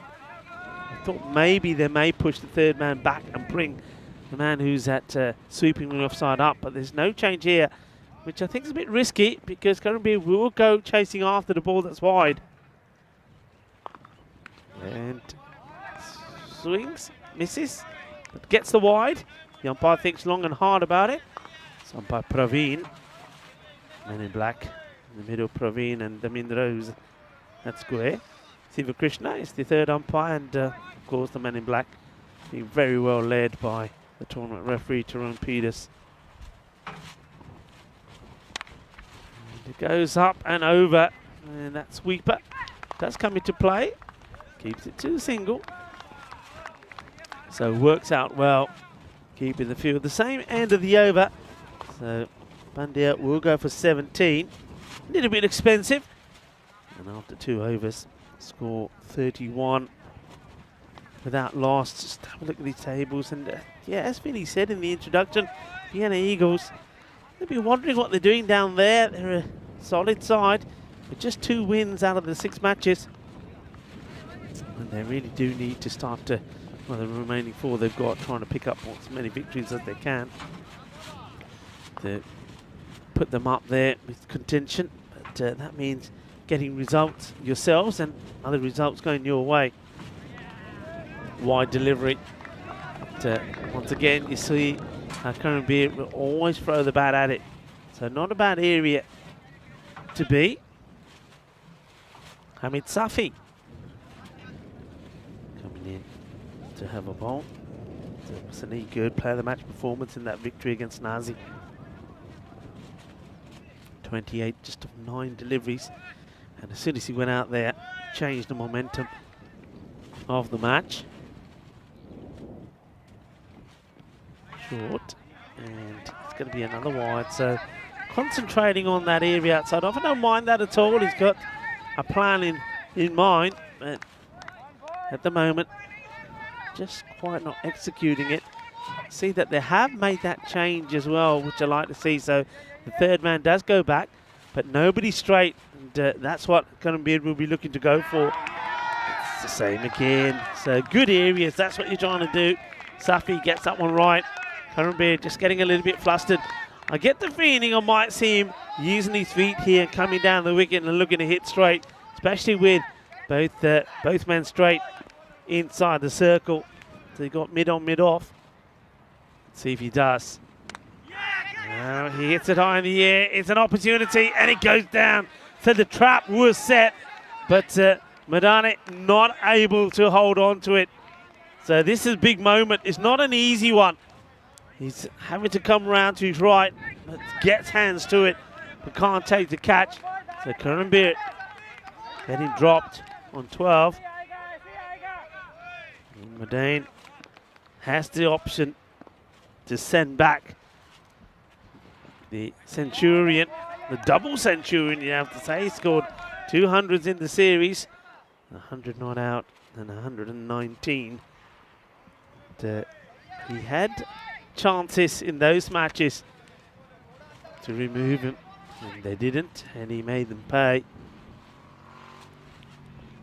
Kamajar, it's a false shot, it's up in the air, it's an opportunity. They're lining up to take it, and it goes down.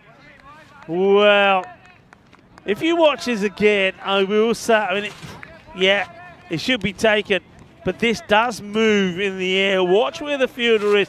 It looks like he gets himself in a good position. So he's got his eye on it, right under it, and then right at the last, you see he makes a dash for it as the ball looks like it just viciously swings away. So both batters have given an opportunity. Kamajar, he gets dropped in 16.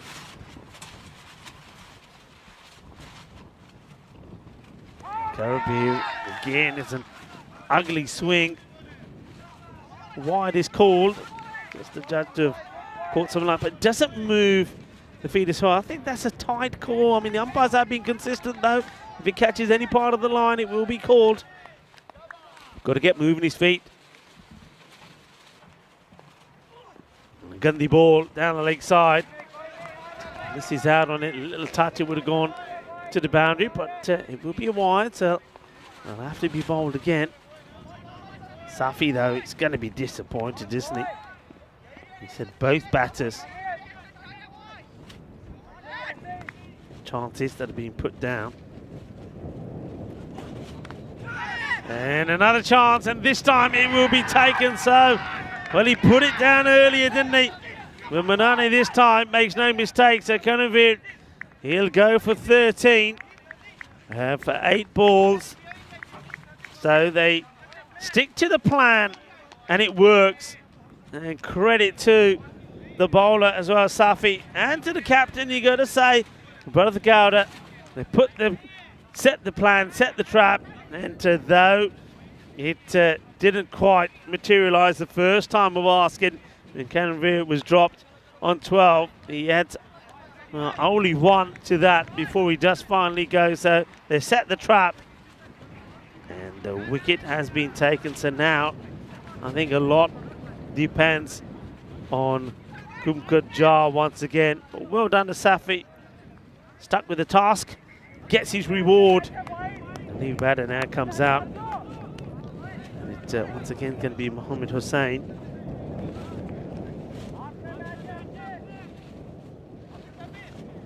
So let's see if he's able to establish a partnership here with Kumkut Jar.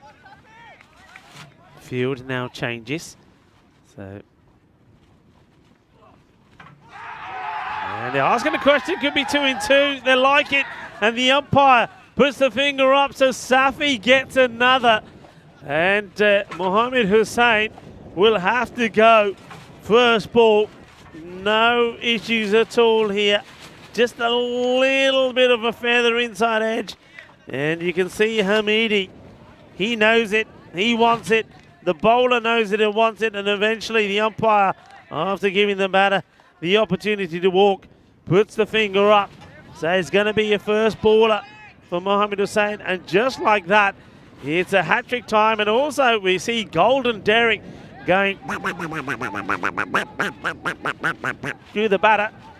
So we haven't seen a hat-trick as yet here at the Seabarn Cricket Ground. Is this going to be it? Is Hamid Safi going to be able to break the long-awaited hat-trick? New batter, one Hussain replaces another. It'll be Naveed. Last one was from Ranchmani. Here we go. Hat-trick ball. And a little bit of an inside edge. No run. So dot ball as we welcome back in to, well, down back to earth, I would say, to Mr. Maximo. Welcome back. Yeah, I've just kind of acclimatised to being back at ground level. But yeah, what a start. Always a question of getting the openers. They've got one. They've got to get the other now. Still a fairly healthy run rate for the Eagles.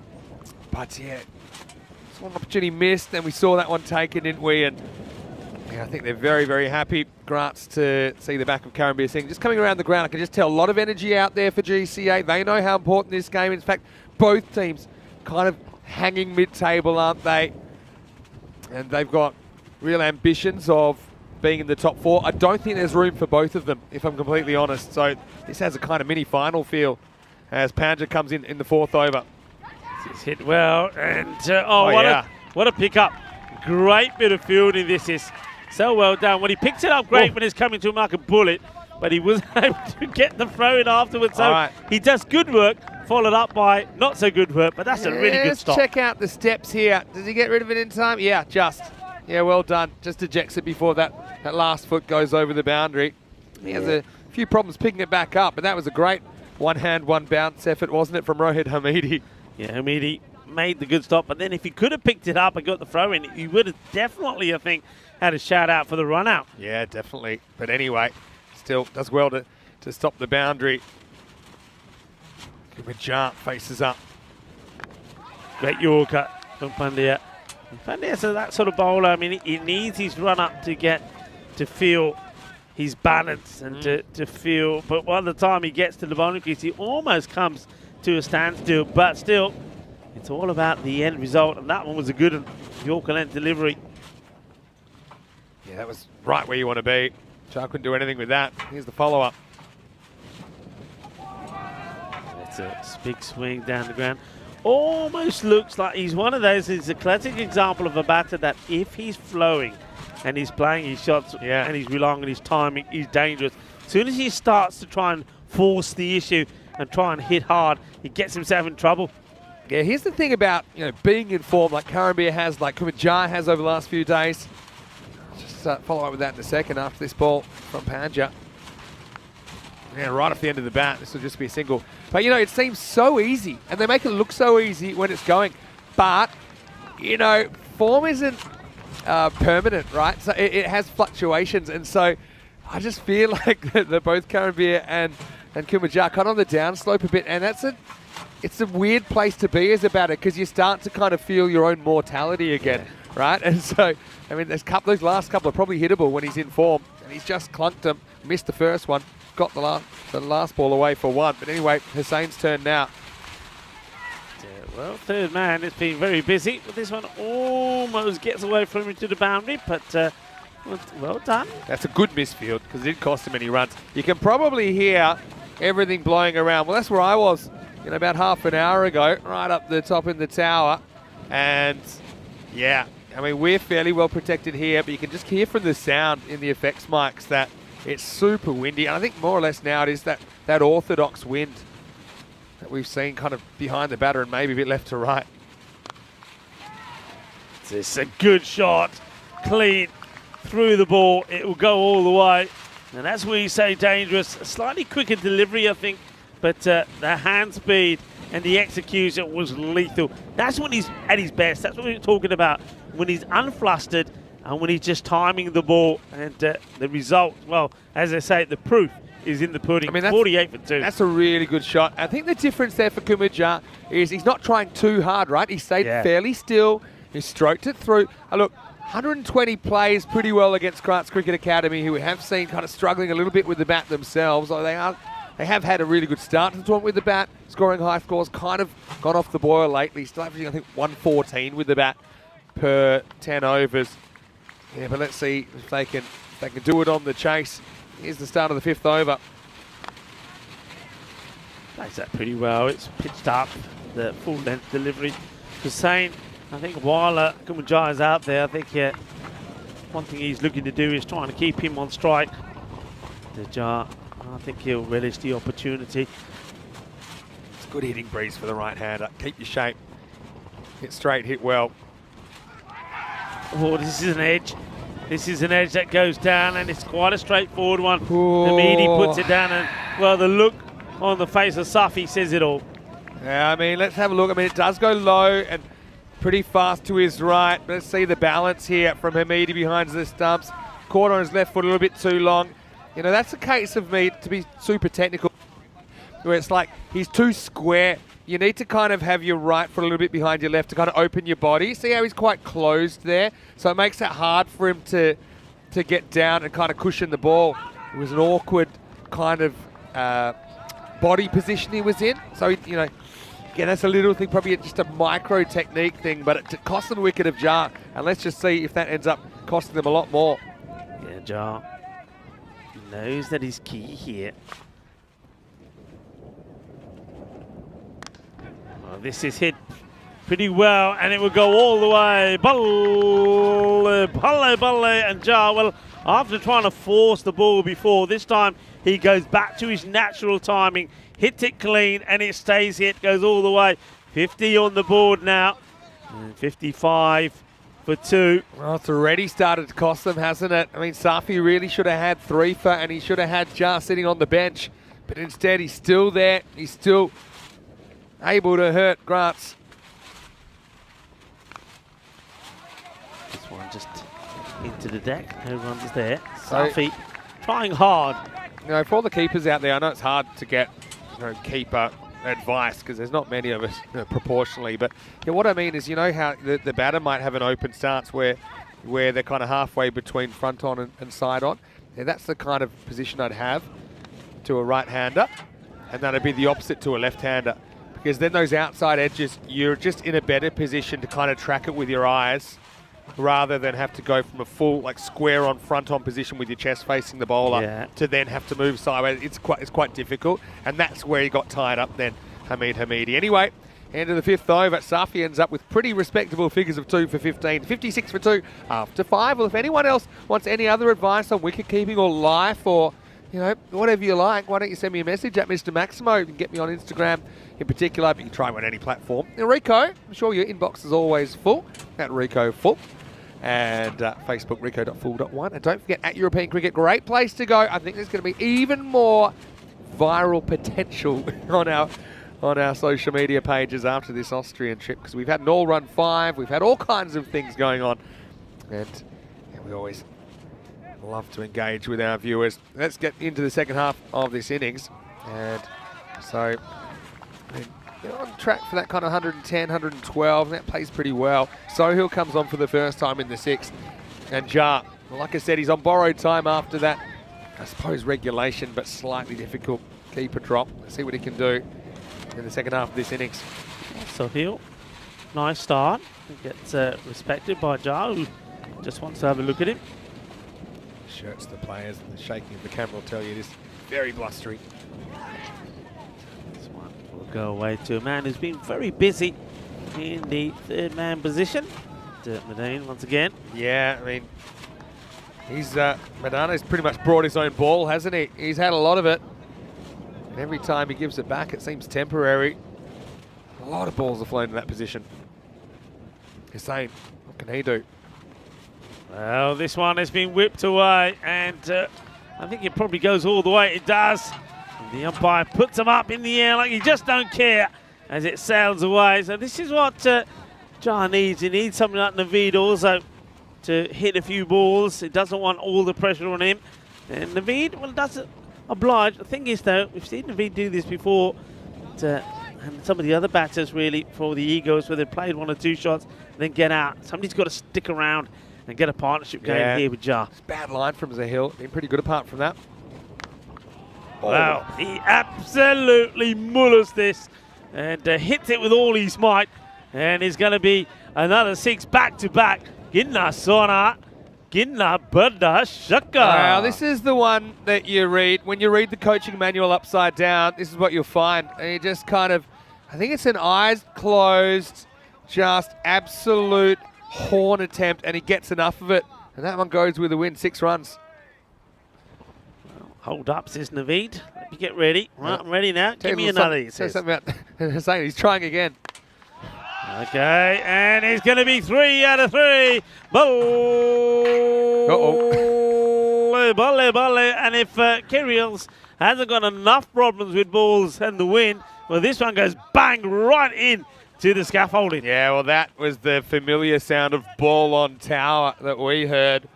And so Hussain's broken out. I mean, this one, I think you will find that is more of a cricket shot. Doesn't matter how he does it. All I know is this over after a pretty good start from Zahil. Somehow it's gone for 19, and his partnership's worth 37.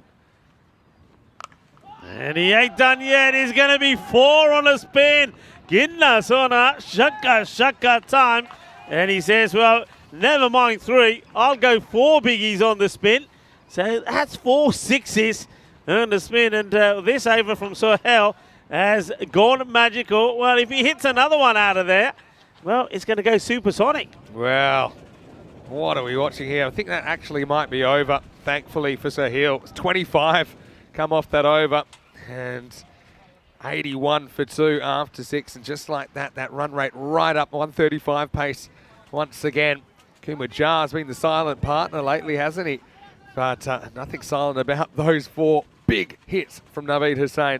Yeah, well, this is what I was saying. Someone like Kumar Jar and his captain wanted to see some other batter making a contribution. Well, I tell you what, Naveed Hussain says, how about this skip? Will this do? Yeah, that'll do very nicely. So, Jar. Oh, yeah, he's gone here. Okay, well, if he wants it. If he wants it, that's he's the gone. case. Look, to be honest, Hussain does leave early. He's a step out. Look, he's going here. The motion's there. I mean, thing is, though, he's one of those where you can see he's not. There's no appeal, I think. But he's not trying to make any go. It's just that lack of concentration. Yeah, exactly. But no, we'll come out of that in a sec. It's gonna spark another big man CAD conversation thread. But anyway, it's the right reply from Jar, who drills it for 6. What a shot this is. This is, again, him at his best. When he's playing normal, natural shots, not trying to force the issue. When he's in flow, there's nobody better to watch. It's an absolute beauty there from Jar. Yeah, so I might have to wait for after this ball before I kind of throw my 2 cents in. Oh, Jar's edged so many in this innings, but he gets away with it. So here's what I'm saying. You're saying he's not trying to steal a run. He's not trying to gain ground, but he is. That's the thing. But he is. And you might say it's only a little bit, but I mean, how many times now are we giving guys out when their bat's on the line? Or they're out by 3-4 centimetres or 5 centimetres, just a couple of inches. So, you know, the obligation really is on him to stay in his crease. He more or less was, but he probably was just snuck out a little bit when Durrani took the bails. 50 partnerships up, meanwhile. And this one should just be a single. So, yeah, this is where the kind of thought bubble I had earlier. I said, imagine, so that was 6.1. Imagine if we'll come back to that in a second, because first, let's have a look at the daily run rate, and it tells you what an average score is here over the first 7 days. It was 120, 12 and over even. So which side of that will they be? This is going to be 4. It's just worked away, and so, yeah, Hussain, he will certainly continue the good work. This is Kumar Jar, though. Again, just a little bit short. This is more Jar's game, isn't it? Just staying still, hitting the ball correctly. He's moved to 45. Yeah, he's a good stroke player, and he does play to all parts of the ground. He's shown that. That was too short. He gets pulled away. And this is short as well, and he gets a swivel on it, but he goes straight to the fielder. Good throw, and he would have had him in trouble. And picks it up well, releases it quickly. He's a bit unlucky here. A good bit of cricket all round. Great fielding. Really good pick up. I don't know how he picked it up, but he did. And then did well to get the throw off, and it would have been gone, you know. Yeah. Would have been outstanding run out. You can see there, he knows it. He was so close. Well, Naveed saying Just swinging hard. That's his role here at the moment. But the thing is, if he doesn't hit a boundary and he gets a single, job done. Because it means that that Kumajar will go back and strike. Yeah, end of the over. It's 95 for 2. Just quickly before we continue, and we'll dig into that a little bit further. Just a reminder that if you look back historically, the scores in this ECS, they've been higher than any ECS we've had here before. Back in 2020, it was 11 and over. There were still high scores back then, mind you. 10.4. That's when I was here in 2021. We were here together last year. It was 10.9. This year, 12.0, despite the fact that it's been wet and damp with a heavy ball. But I think that wind favouring the right-handers this time. More or less, normally it's straight behind their batters, but the fact that it's left to right has really opened up a vortex to the right of screen. Oh, well, here's another one. It's big, it's short, wallop. And Naveed Hussain is putting in a very valuable contribution here with Kumajar. That's a good hit. That's a powerful Here's hit. my point, right?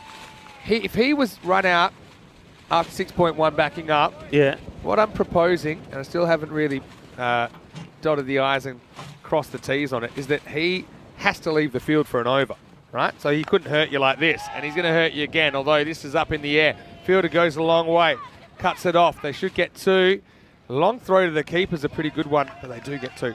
Yeah, so my point is, okay, because it could have been ugly there. The bowler says, yeah, you're out, and that's it. But tough. Yeah, but he's out. He's out. I don't have a problem with it as right now, but I think I'd be curious to say, look, you bench him, then they say if you want to bring him back, then you can only bring him back after you lose another wicket. So you're suspending him, not expelling him. Yeah, but you say you don't like it. Would you have been happy if he was man-catted by like that much? Yeah. You think tough? Law's a law. I'm normally tough on this. But I say this all the time. That's like saying to a bowler when he's bowling as a no ball, and he's just that much over saying, yeah, but you're the one saying stuff like he's not gaining ground, he's just being lazy. What I'm trying to say there with that one, which I don't mind the fact that the bowler and the fielding team, they don't appeal, because basically they're saying, well, look, we're just reminding you, just be aware, if you're out your crease, you're out. I mean, if they uphold the appeal and you're out, you're out. Yeah, I've got no issues with it. But I think that we always say this, the more it's done and the more that it's upheld, then the more likely those sort of run-outs will be eliminated. I suppose I was just trying to think of something that's not as extreme as losing your wicket, potentially. The bench is clearing. Anyway, who knows what happened to this one, because the media runs right in front of the umpire. Yeah. But, Shah is still on 46. Yeah. I mean, even if there could have been something here, if an umpire can't see it, you can't give it. And that's another reason why you don't want people going right in front of the umpire. It's a good look at the bowler's name, though, doesn't he, the umpire, when that happens? Last ball of the over. Just gets worked away onto the onside. Just the 100's come up as well, by the way. But being a good response, isn't it? This is one thing that I think the Vienna Eagles have been missing, especially once the likes of Karambir or Jar have been gone. Nobody else at any point have stepped up. We're starting to see that here now from Naveed. End of the over, 105 for 2. Yeah, 105 for 2 after 8. Yeah, let me just say, I don't have a problem with how it is right now. Like I think, like I say, the reason the man-cat gets a bad rap is that it used to be you could pretend to go through your action and the guy would leave expecting you to release the ball, and then you didn't. And that was a bit of a, kind of like fake fielding in a way. It's like fake bowling, right? It used to be that you could do that. And that's why it gets a bad rap. The way it is now, you have to do it by definition before you would release the ball. So you are leaving early. It used to be that it wasn't just leaving early. You were just you could be tricked. Yeah. So I just think, I'm fine with how it is now. But I just think in certain games, it's a minor boo-boo. Like, it's a minor boo-boo with a major consequence at the moment. You know what I mean? So, I mean, I was just trying to think, people say things like, don't count the runs and all these things, but they actually won't work in practice. I'm just trying to think of something practical that you could apply. And, for example, then it's up to the batting team. Say they brought someone in for Hussain. Okay, 6 balls later, he's eligible to bat again, but then you have to retire someone out to get him back in there. So this is just, like I say, it's not a fully formed idea yet, but it's something that I don't think has been thought of. Because it is still one of the most polarising topics in cricket, as we know, because every time it happens, we end up talking about it for about 15 minutes. There's so much chat about it, so much conversation. Yeah, anyway, let's rock into the 9th over. Gone, and Gowda comes on the bowl, and he takes the wicket to Kumajar straight away. Jar wanting to go right across the line. Not the right shot to play here. It should be looking to go straight. And Gowda getting the breakthrough straight away. It's just well pitched, wasn't it? Good line. Yeah, gets it a good length, doesn't he? He just plays across the straight one, Kumajar. And so immediate success for Gowda, all happening in the ninth. He'll only get the one over. Makes a great start to it.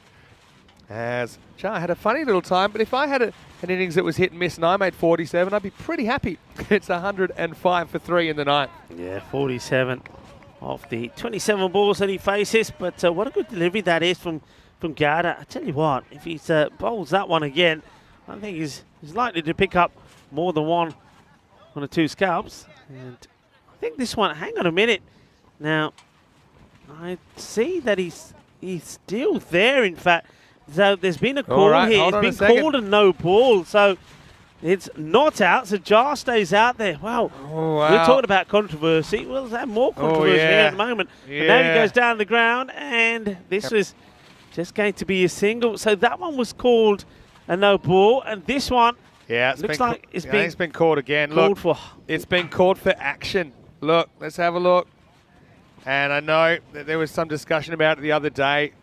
That Gowda, I mean, normally what happens, you have a look at guys, and if using the footage as well from the first day, he's told, we do have some suspicions about your action, and that if there's, the thing is, then it goes to normal rules that if the umpires aren't completely satisfied with the action that it's legal, then they are obliged under the laws to call it no ball. So that's why that wicket's negated. Yeah, Gowda now coming out the attack. Because now if it happens twice in the game, you're out of the attack. So. Yeah, I know it's a tough one. It's just something obviously that he'll have to work on. You've got to feel for the guy as well. But I suppose that's the process. And you are playing a serious level of cricket here in the European Cricket Series. Anyway, free hit for Sohail, who comes back. And it does get hit. It goes right back to the wall. And it is a great bit of fielding. Does he get it off in time, though, Yogesh? Let's have a look at it. I think he does. I mean, it's all his footwork. They're all applauding. I think when we look at this, we may be as well. Watch this. Oh, no. 6. Foot on the rope. It's gone so for 6. It's going to be 6. So they're applauding, but it's fake applause. Foot on the line. And the fielder knows that as well. It all happens in the ninth. That's what I'll say. All right. Hussain on strike. So Jar does survive, by the way. Okay. Well, look at this. Pass the parcel now. I love this. A little bit of the rugby sevens about this. Just have a look at him. Get it and just shovel it to the keeper. He literally says, I don't think I can throw it all the way to the stump, so you try. And we mentioned Madana, he's had a lot of the ball. He gets down, he says, look, you go. And he says, all right. It's like a par 2 on the mini golf course. Right, they'll get through for a single. Okay, well, here we go. So, Kumajar hit this nicely, but it'll just be a single. And just talking about, the delivery and the analysis of the delivery, I mean, it's not just done on a whim, and it's not kind of done to surprise anyone either. They'll slow the footage down if there's anything that they feel is not quite right. Talking about the officials. This has been hit pretty well and too well for the fielder to handle. So it's 4 more. So 120 now on the board. So the Eagles, well, they're flying higher at the moment. Things, you've got to say, little things just gone their way, haven't they? Yeah, to say the least. I mean, Char's having a charmed life out there. He's 49. Hussain wants to beat him to the 50, though. He's 47. He's motoring. And, hits it high up. And it's going to get over the fielders, and he's going to go, I think, all the way. And, well, either way, 4 or 6 is going to be his half century. So well batted to Naveed Hussain. Well, we said they needed somebody else to give us some support with the batting. Naveed has provided it, and he's overtaken Kumajar to get it to his 50. Well batted indeed. Ball padaya. Apne Naveed nu apni half century puri kar li. And, well, he's still swinging blind. And, well, this one, he'll get a single for. I love this innings from Naveed because it's been a great mix of some technical shots and some just all-out whiffs that he's connected anyway into the ninth, and it did all happen in the ninth. 127 for 2. So yeah, if there is some, let's just say, ambiguity about a bowler's action, the officials will have a look at it. They'll look at it in slow-mo, and you are allowed to kind of straighten your arm to a certain degree. Now, if they feel it's in excess of that acceptable level, then they will kind of inform the captain. In this case, Gowder is the captain. Look, you know, if you bowl again, you are at risk of getting called, and that is the laws of cricket. If the umpires aren't completely sure that the action is legal, they're obligated under the laws to call no ball. So, I mean, no one likes to see it. Again, we've gone through probably the two most awkward issues in cricket, I think, in this innings.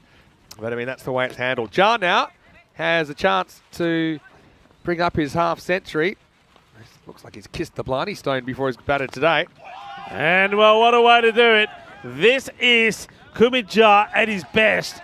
I mean, we've seen a bit of both of him here today in this knock. And but that is what he does so well, and what a way to bring up a half-century for him. And these two, what a good partnership it's been. And look at the difference between Kumar Jar's wagon wheel and that we saw earlier of Naveed's. Naveed was all sort of one-sided. Kumar Jar has played shots all around the ground.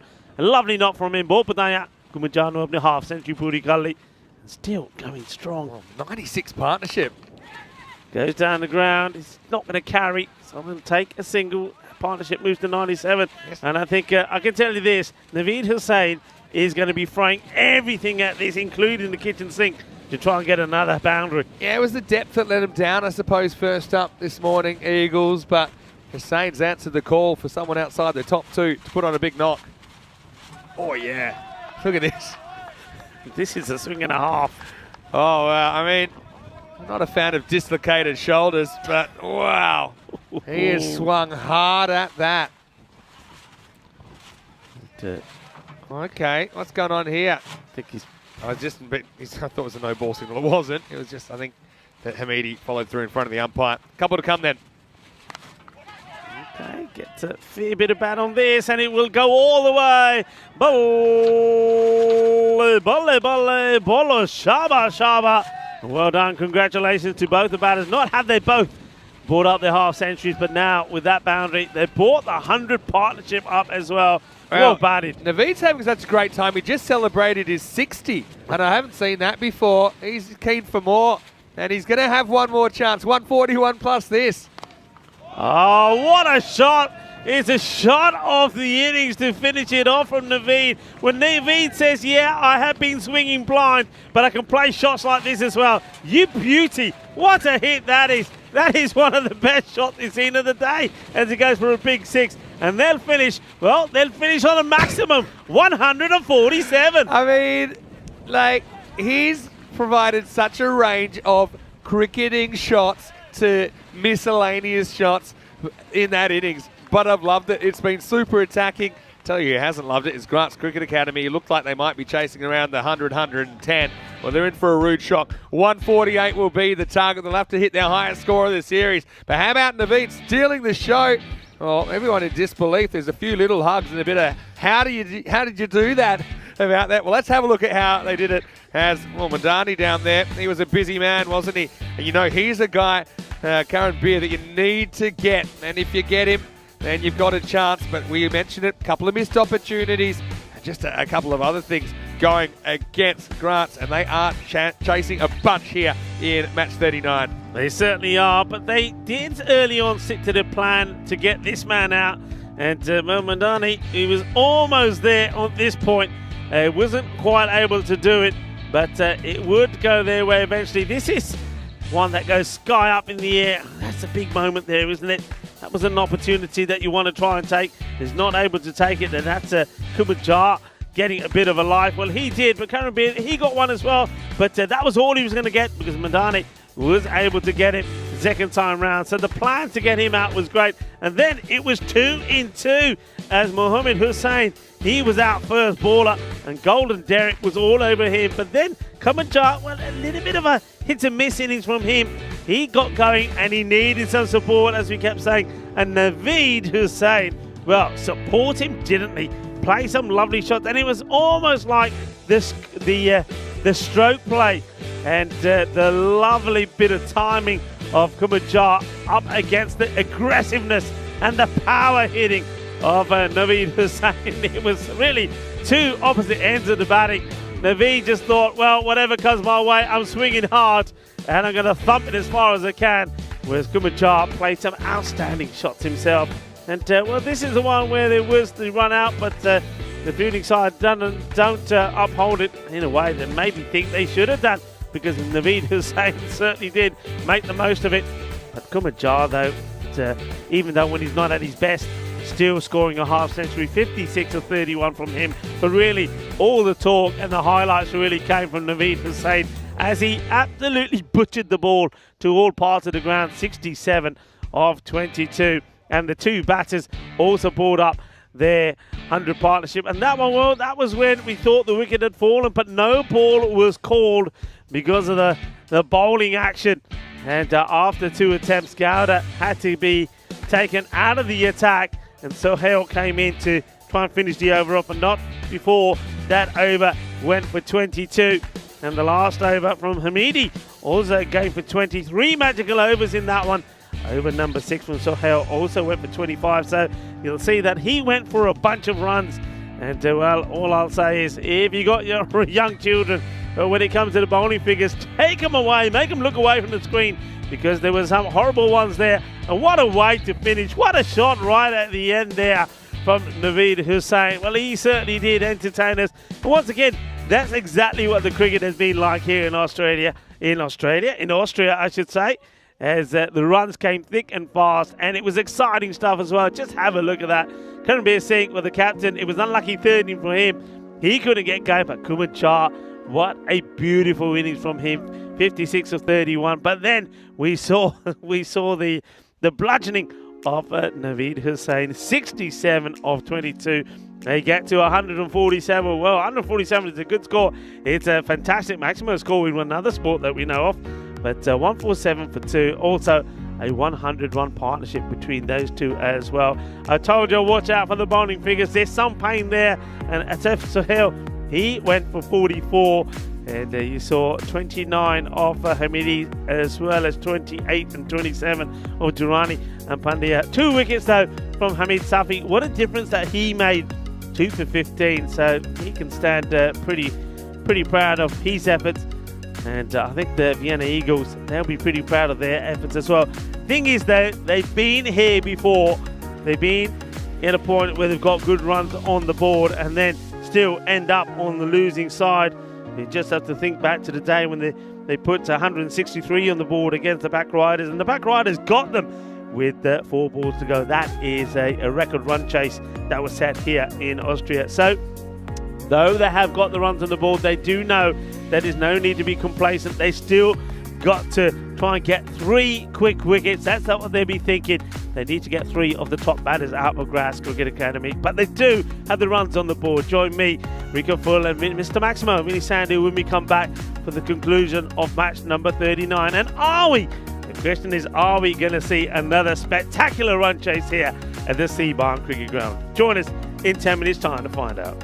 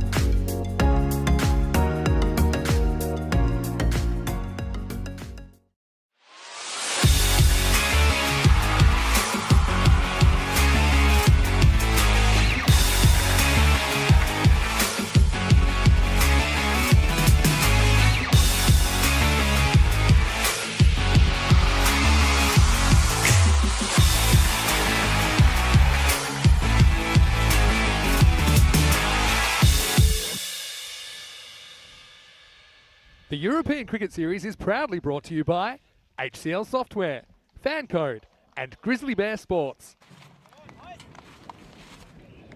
Hello, cricket lovers, and welcome back. The umpires, Umpire Daminda and Praveen, are out there, and well, soon to be followed by the fielding side, Vienna Eagles, who, with the bat, have managed to put a good score on the board, 147, and losing only 2 wickets. We saw some explosive batting from Naveed Hussain, 67 of 22, and then Kumajar just keeping the other end going, batting all the way through the innings, and made 56 of 31, and that means that 148 is going to be required by Grass Cricket Academy. They've got their own batters, you know, that can do this. They've got some good hitters out there. And I wonder if they'd go with Hamid Safi right up the top of the order. Doesn't look like they have. Looks like they've called with Durrani and Hamidi. So it will be Rohit Hamidi and Sakat Durrani. I'm a bit surprised, to be honest. I think with a rate of almost 15 and over required, for me, I'd go with someone like Safi, and he could probably give you the start that you want, particularly in the power play as well. And you've only just got the 2 fielders out in the 30-yard circle. So a wild swing and a miss as Saeed, interestingly enough, bowling up early. Remember the match that they lost earlier against Indiana CC Vienna? Saeed only got the 1 over, and he came on to bowl over number 9. So straight away a change. It is uppish, and he's going to get a boundary here. This is a nice hit, just using the pace really of Saeed. The umpire's just checking where this one goes. So I think it goes all the way. No, just 1 bounce. So almost. So 4 runs to start off with. Nice to see the sunshine back again. After a couple of miserable days of rain and players being on and off. And this morning actually wasn't the best as well. It's a dot ball. Saeed, good comeback from him after being hit to the boundary. And it's even better that the sun is finding its way into our sheltered area, and feels very soothing, to say the least.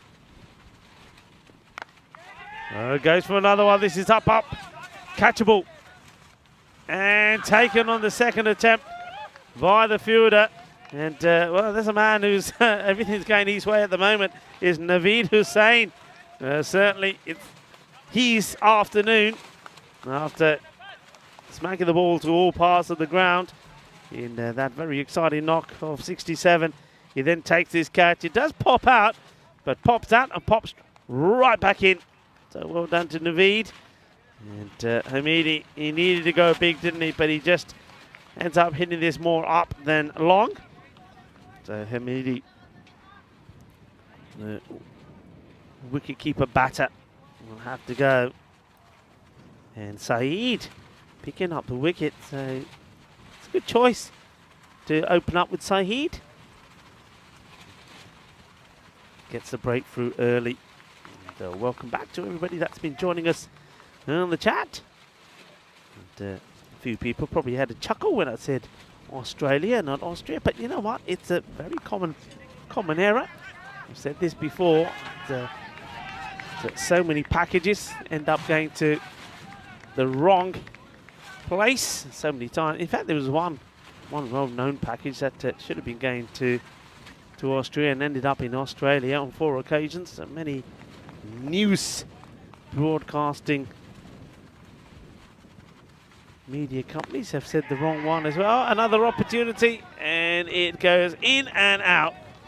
And the chance was there, but doesn't go into the hands. I think this is Abbas. Yes, it is. Nawar Abbas. Straightforward. He thinks he has it, but out it comes. So Balage gets a chance. So Yogesh being promoted up the order. He gets put down on 2 by Abbas. 75 matches now since we had that golden ball. Golden ball, of course, Last one we had 2 in Milan. Okay, so Karanbir Singh, he also, similar to Saeed, decides that he's not going to wait around and wait to bowl over number 8. He wants to make the impact straight away. So they've learned their lesson from what I would say was a bit of an error against the Indian CC Vienna. Makes a good start. He's struck well. Fielder gets down. In comes the throw, and once again, I think direct hit. He's a goner. Good clean pickup and quick release. And keep an eye on this. Watch the ball going past the stumps. Yeah, look, he's a long way out. So leaving dangerously. And they'll go again on the hit. This time round, the fielder makes the stop, but not in a position to keep hold of the ball. That's Kumajar.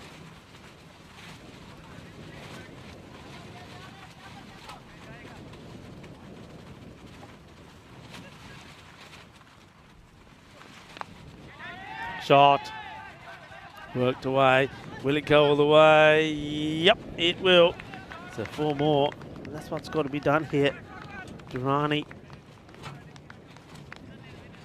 hits it up and over. Good shot to play in the power play, and chases hard after it to Zabas. But it's another boundary. So interesting that they go with Balaghi.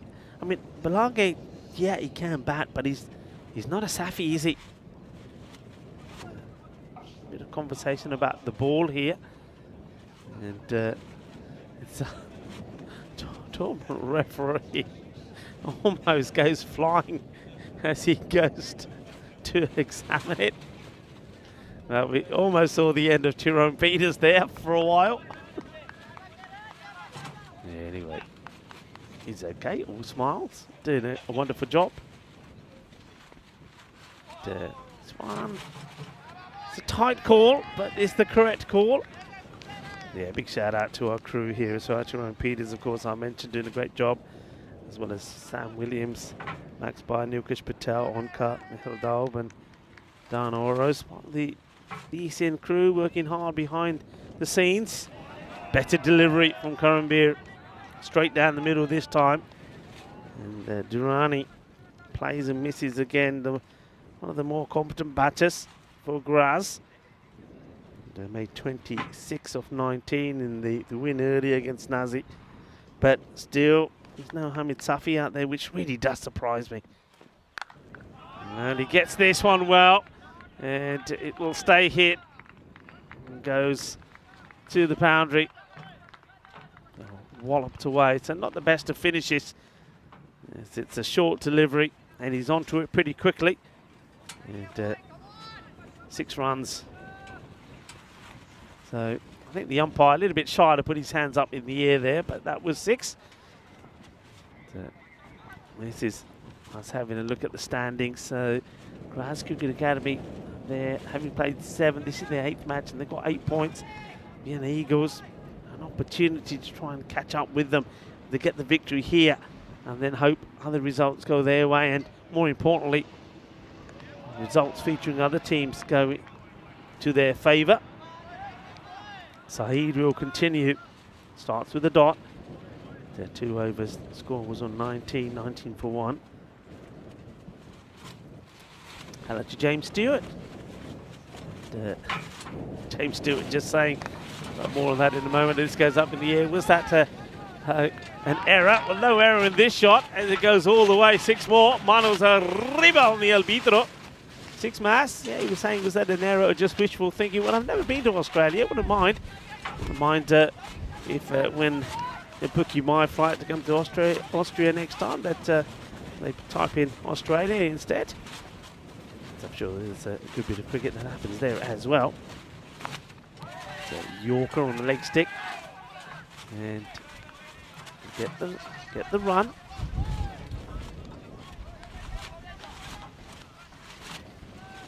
I knew he was going to do it at one point. It was always going to happen, wasn't it, I suppose. But hello to you, James. Hope you're well. And hello to Dave. who's been with us all the way through, as well as 1 or 2 others. This is well struck. Good clean pickup. In comes the shy, but it does get back. But a good bit of action there. Keeping the pressure on. That rate is around about the 16 now. Good point. Moment to mention some of the days that we have. I think it's a big day today. And as you're, oh, well, they really are taking a gamble with these singles. International Day of Families today. So a lot of celebrations around the world. Now, I did say Australia, and instead of Austria, of course. Well, maybe I was leading up to this. International Kangaroo Care Awareness Day. It's a global event that aims to increase the safety, implementation, research, awareness, and education about the kangaroo. As this one goes to the boundary, so the fight back continues. And, lead boundaries, and not quite where we intended, but it's a boundary nonetheless. End of the over, and the power play complete, 30 for 1. And another special day, and for those of you that are finishing work, well, before you go home, well, buy some flowers, because it is Bring Flowers to Someone Day. The gift of flowers is a universal way of showing love, appreciation, sympathy, or even thanks. So, yeah, why don't you pick up a bunch of flowers, and while you're at it, buy something that's got choc chip on it, because it is National Choc Chip Day as well. Tell you what, a nice cup of chai now with some chocky chip cupcakes or biscuits would be absolutely lovely. But anyway, enjoy whatever you're celebrating today. Just a few days that are being celebrated around the world as we speak. Yorgis Malag hits this on the up, and it will stay hit. So, nice shot. Cuatro carreras más. It's a short delivery. And, well, the Salinga comes into the action. And Naveed Hussain has been his afternoon so far. And, remember that Vienna Eagles got one more fixture today as well. Good comeback from Naveed Hussain. Yeah, straight after this match, they play the final match of the day up against Nazi. So if they can get a victory here, they'll feel that they're the favourites to get the win against Nazi. So a big match this. And he goes in the same area again, and it's going to be a similar result. So 4 more, a little bit too short and wide. And Yogesh Balaje playing some nice shots outside the off. So though Safi's being kept caged up for the moment, these two still scoring quite freely. Girani 15 of 6 deliveries, and Balaje now 18 of 11. And, still another short one. He misses out on this.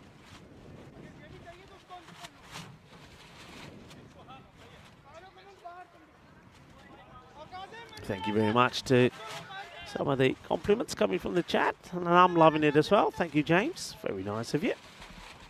And, it's great to be here.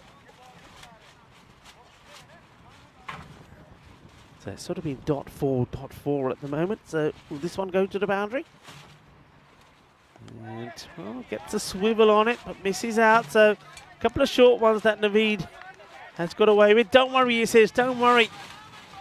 I've got it all under control, he says. No worries. And let's see if we get a good one in here. They're requiring, remember, around about 17 and over now.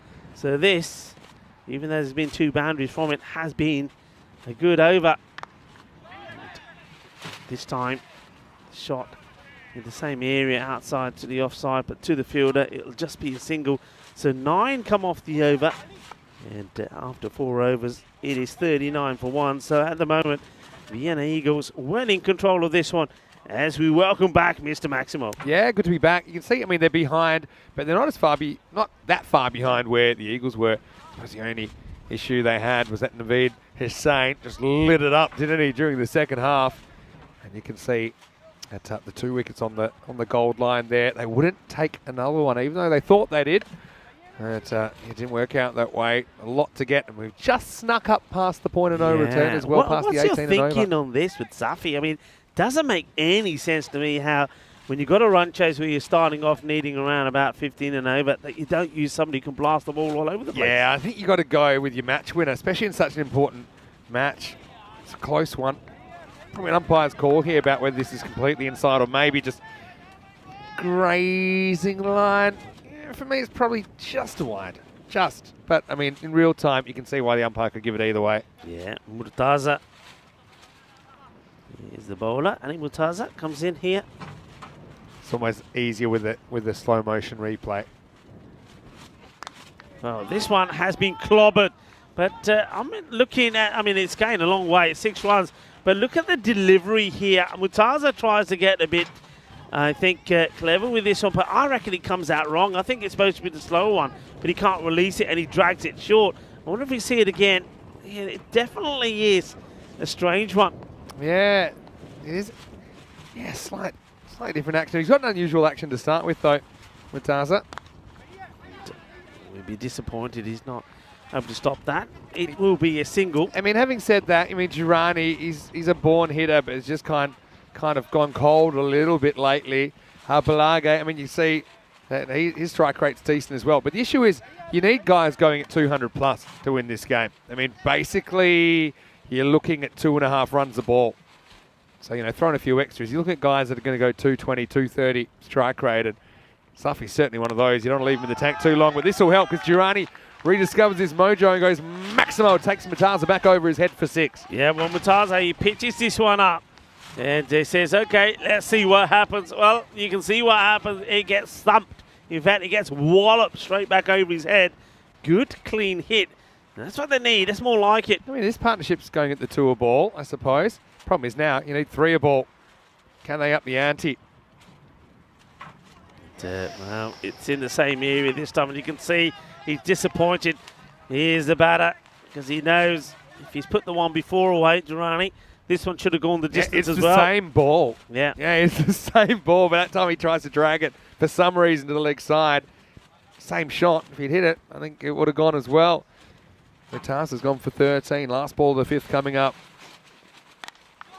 Goes for it, and he's going to get it. It's 6 more.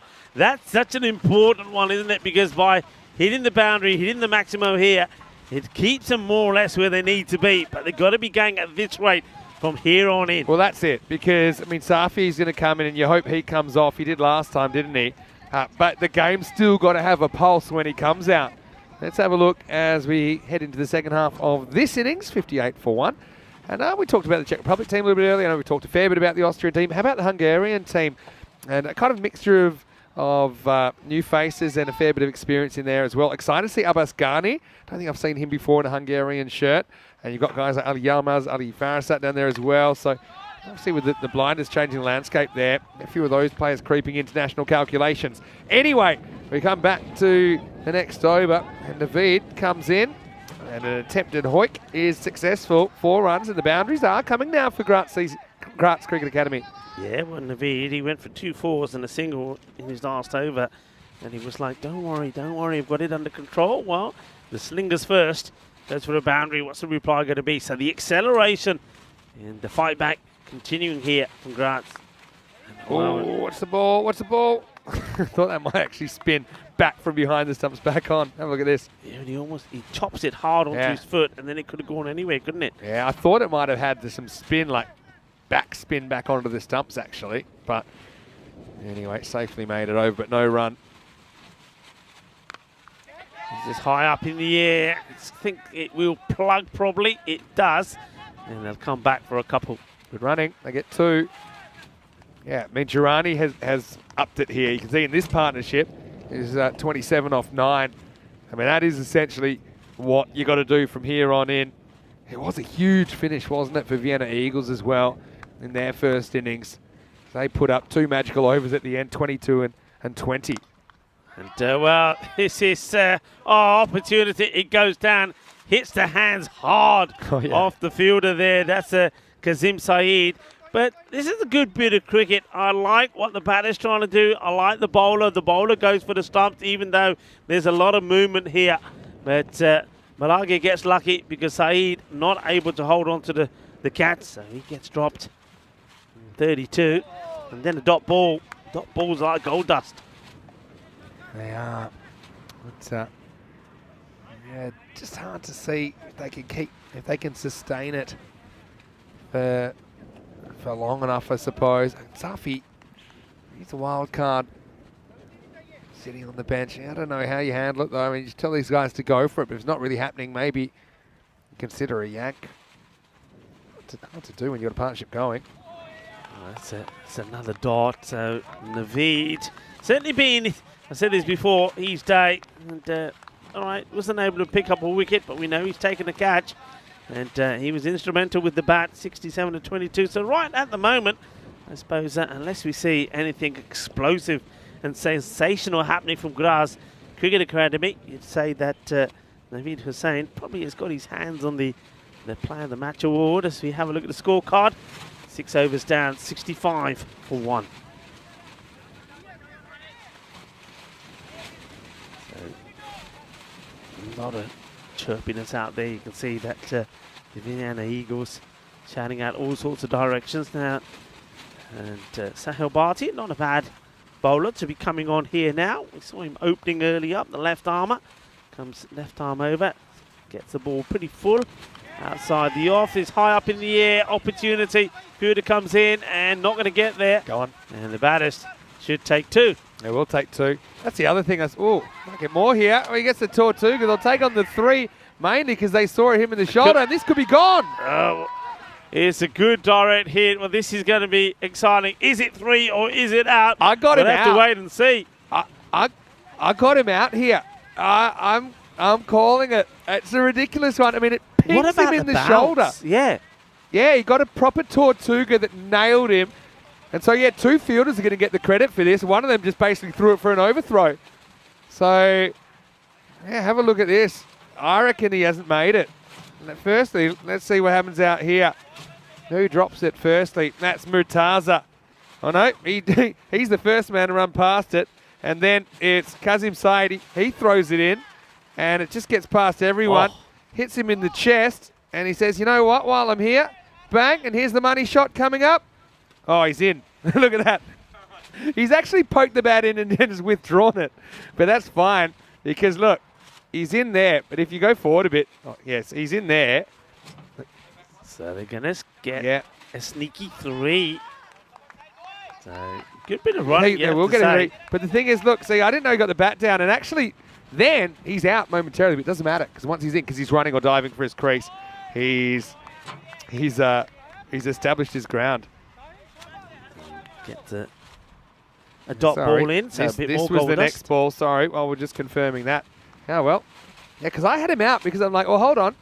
The foot hasn't come down. Looks like the bat plugged, but the bat kind of was in, then it was out. And anyway, this one is out, or is it? It is out of the ground. Maximo. Oh, a couple of things rolling the batting team's way at the moment. And yeah, that one will be 6. Yeah, good hit, good footwork, hits it hard, and always sits because you can't catch them out there. I mean, and you can. To be honest, you leave them alone. Why damage your fingers on something like that? Yeah, Char. He regains his composure now.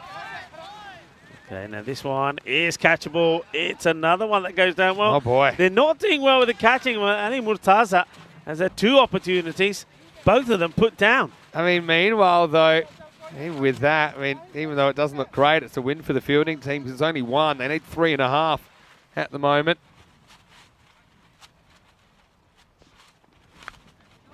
This one is another opportunity, and this. Oh, he's dropped it. He's dropped it while he's looking to see where his feet are. What's going on? Oh, my word. Well, he takes the catch, but in the process of looking to see where his feet are.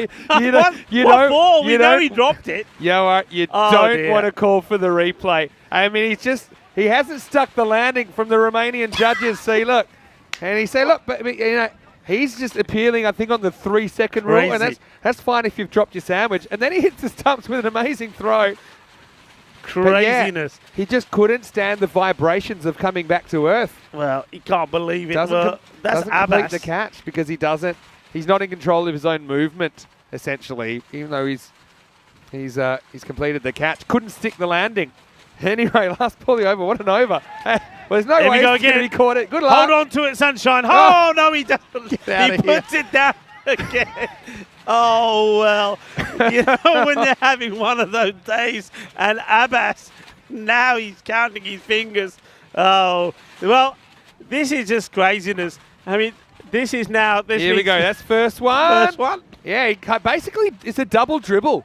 And then, then this one, he's gone up.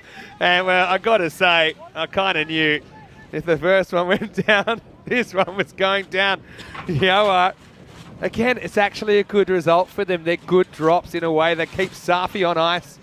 And now, yeah, he's going to grab the ball. And he's going to bowl the 8th. Before that, let's have a look at match 40, last game of the day. Monday Night Cricket live from Vienna. Snassi 0-7. Can they break their duck? Vienna Eagles. You're seeing them here right now. They are a better team than their 2-4 record suggests. Both teams want to finish the night with a win. Let's get back to the action on the field. Over number 8, and it starts with a ball that's going to be dropped again. We're setting records for drop catches. What is going on? Just call it 2. Oh, wow. Murtaza, I think, has now dropped 3. So that's a hat-trick of catches dropped by Murtaza, and all in that area. Abbas, who's bowling himself, well, we just saw him drop 2. And these batters, well, I'm running out of space to write how many times he dropped. I mean, when you start dropping them, it's like a virus, right? and it's hard to get your confidence back, especially under this kind of pressure in these kind of conditions as well. It is very blustery. Hits this firmly, trying to get it in the gap, and well stopped. Good bit of fielding. Kind of blocks his reserve fielder. Yeah, so Safi still hasn't been seen. I mean, yeah, I know these guys are going fine, like, but they need sixes and a whole bunch of sixes, don't they, at this stage? Yeah, just it's bad management, really. See this delivery, it's pretty full. And how high is this? He works his way pretty well. It's worth having a look at it side on. I don't think it's coming down that much. There's a bit of pace on this. He goes back into his crease. Probably top of the pad high, to be honest. You know, it's coming. He does hit it there. Look at the... Is that tipping for you? Yeah, for me, I mean, it's borderline. I tend to think it's just, put it this way, if it had hit him standing at the crease, I don't think it would have been pleasant for him. Anyway, and let it go. It will be a boundary, though. Good delivery from Abbas. Just takes a bit of pace off that. Just going to be a single. But the other thing I was going to say with the drop catch is it's slightly a technique thing. So, you know, running in, if you're not going to dive, then it's very hard to catch a ball that's knee high. Because you're kind of like lurching forward, you know, like, you know, they say bend your knees to, like, don't hurt your back when you're lifting something heavy. Got to bend your knees. We've had, yeah, like I say, just bending at the waist, and then it's just a very awkward position to catch from. Yeah. What they have done, though, with these drop catches, though, they've kept the ball on the field. And by doing that, you know, maybe with the one exception, Kumajar, who's well outside the field when he tried one. But you know, keeping the ball on the field is all they have to do at the moment, Vienna Eagles, to defend this target.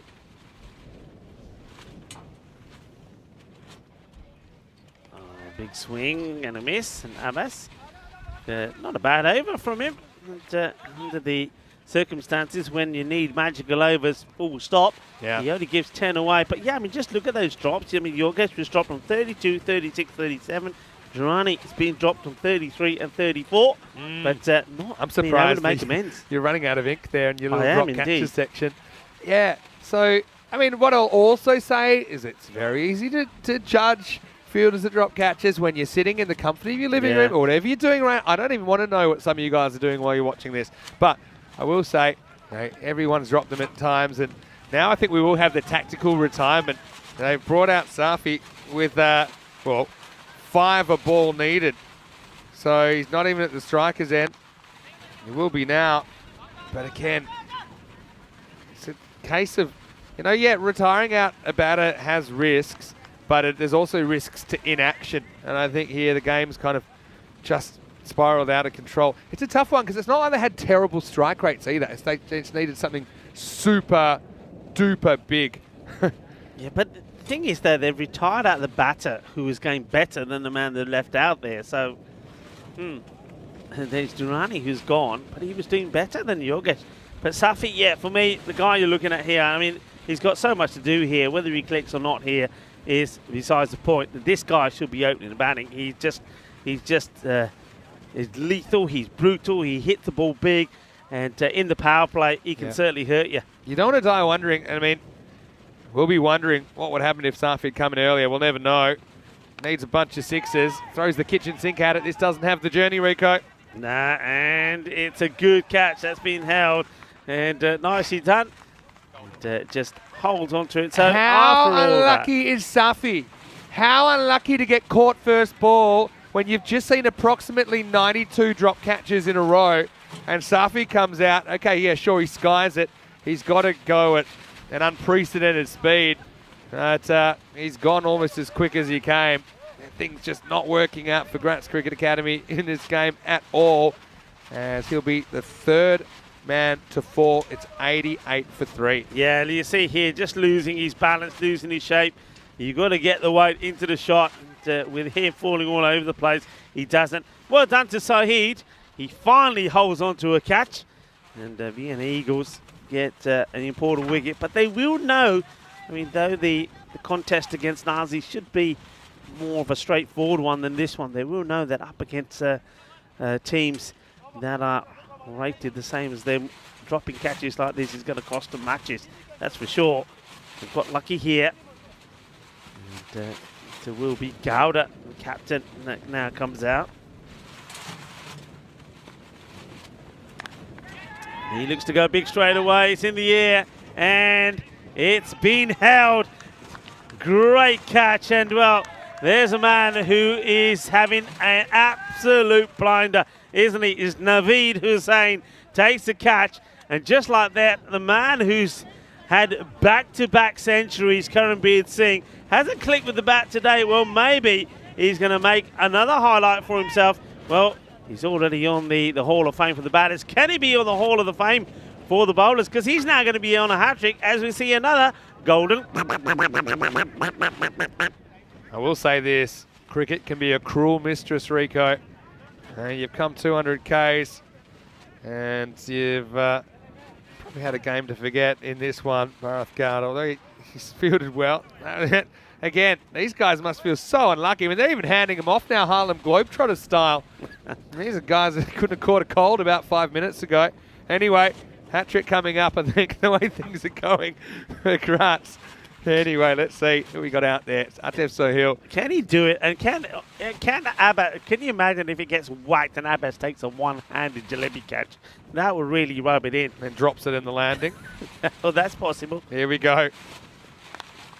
And that's nicely played all along the deck. So no hat-trick for Karanbir, but certainly the captain has sealed the fate of this match in this over. There's no doubt now, really. Yeah, Nick saying Derek's looking tired, all the walking today.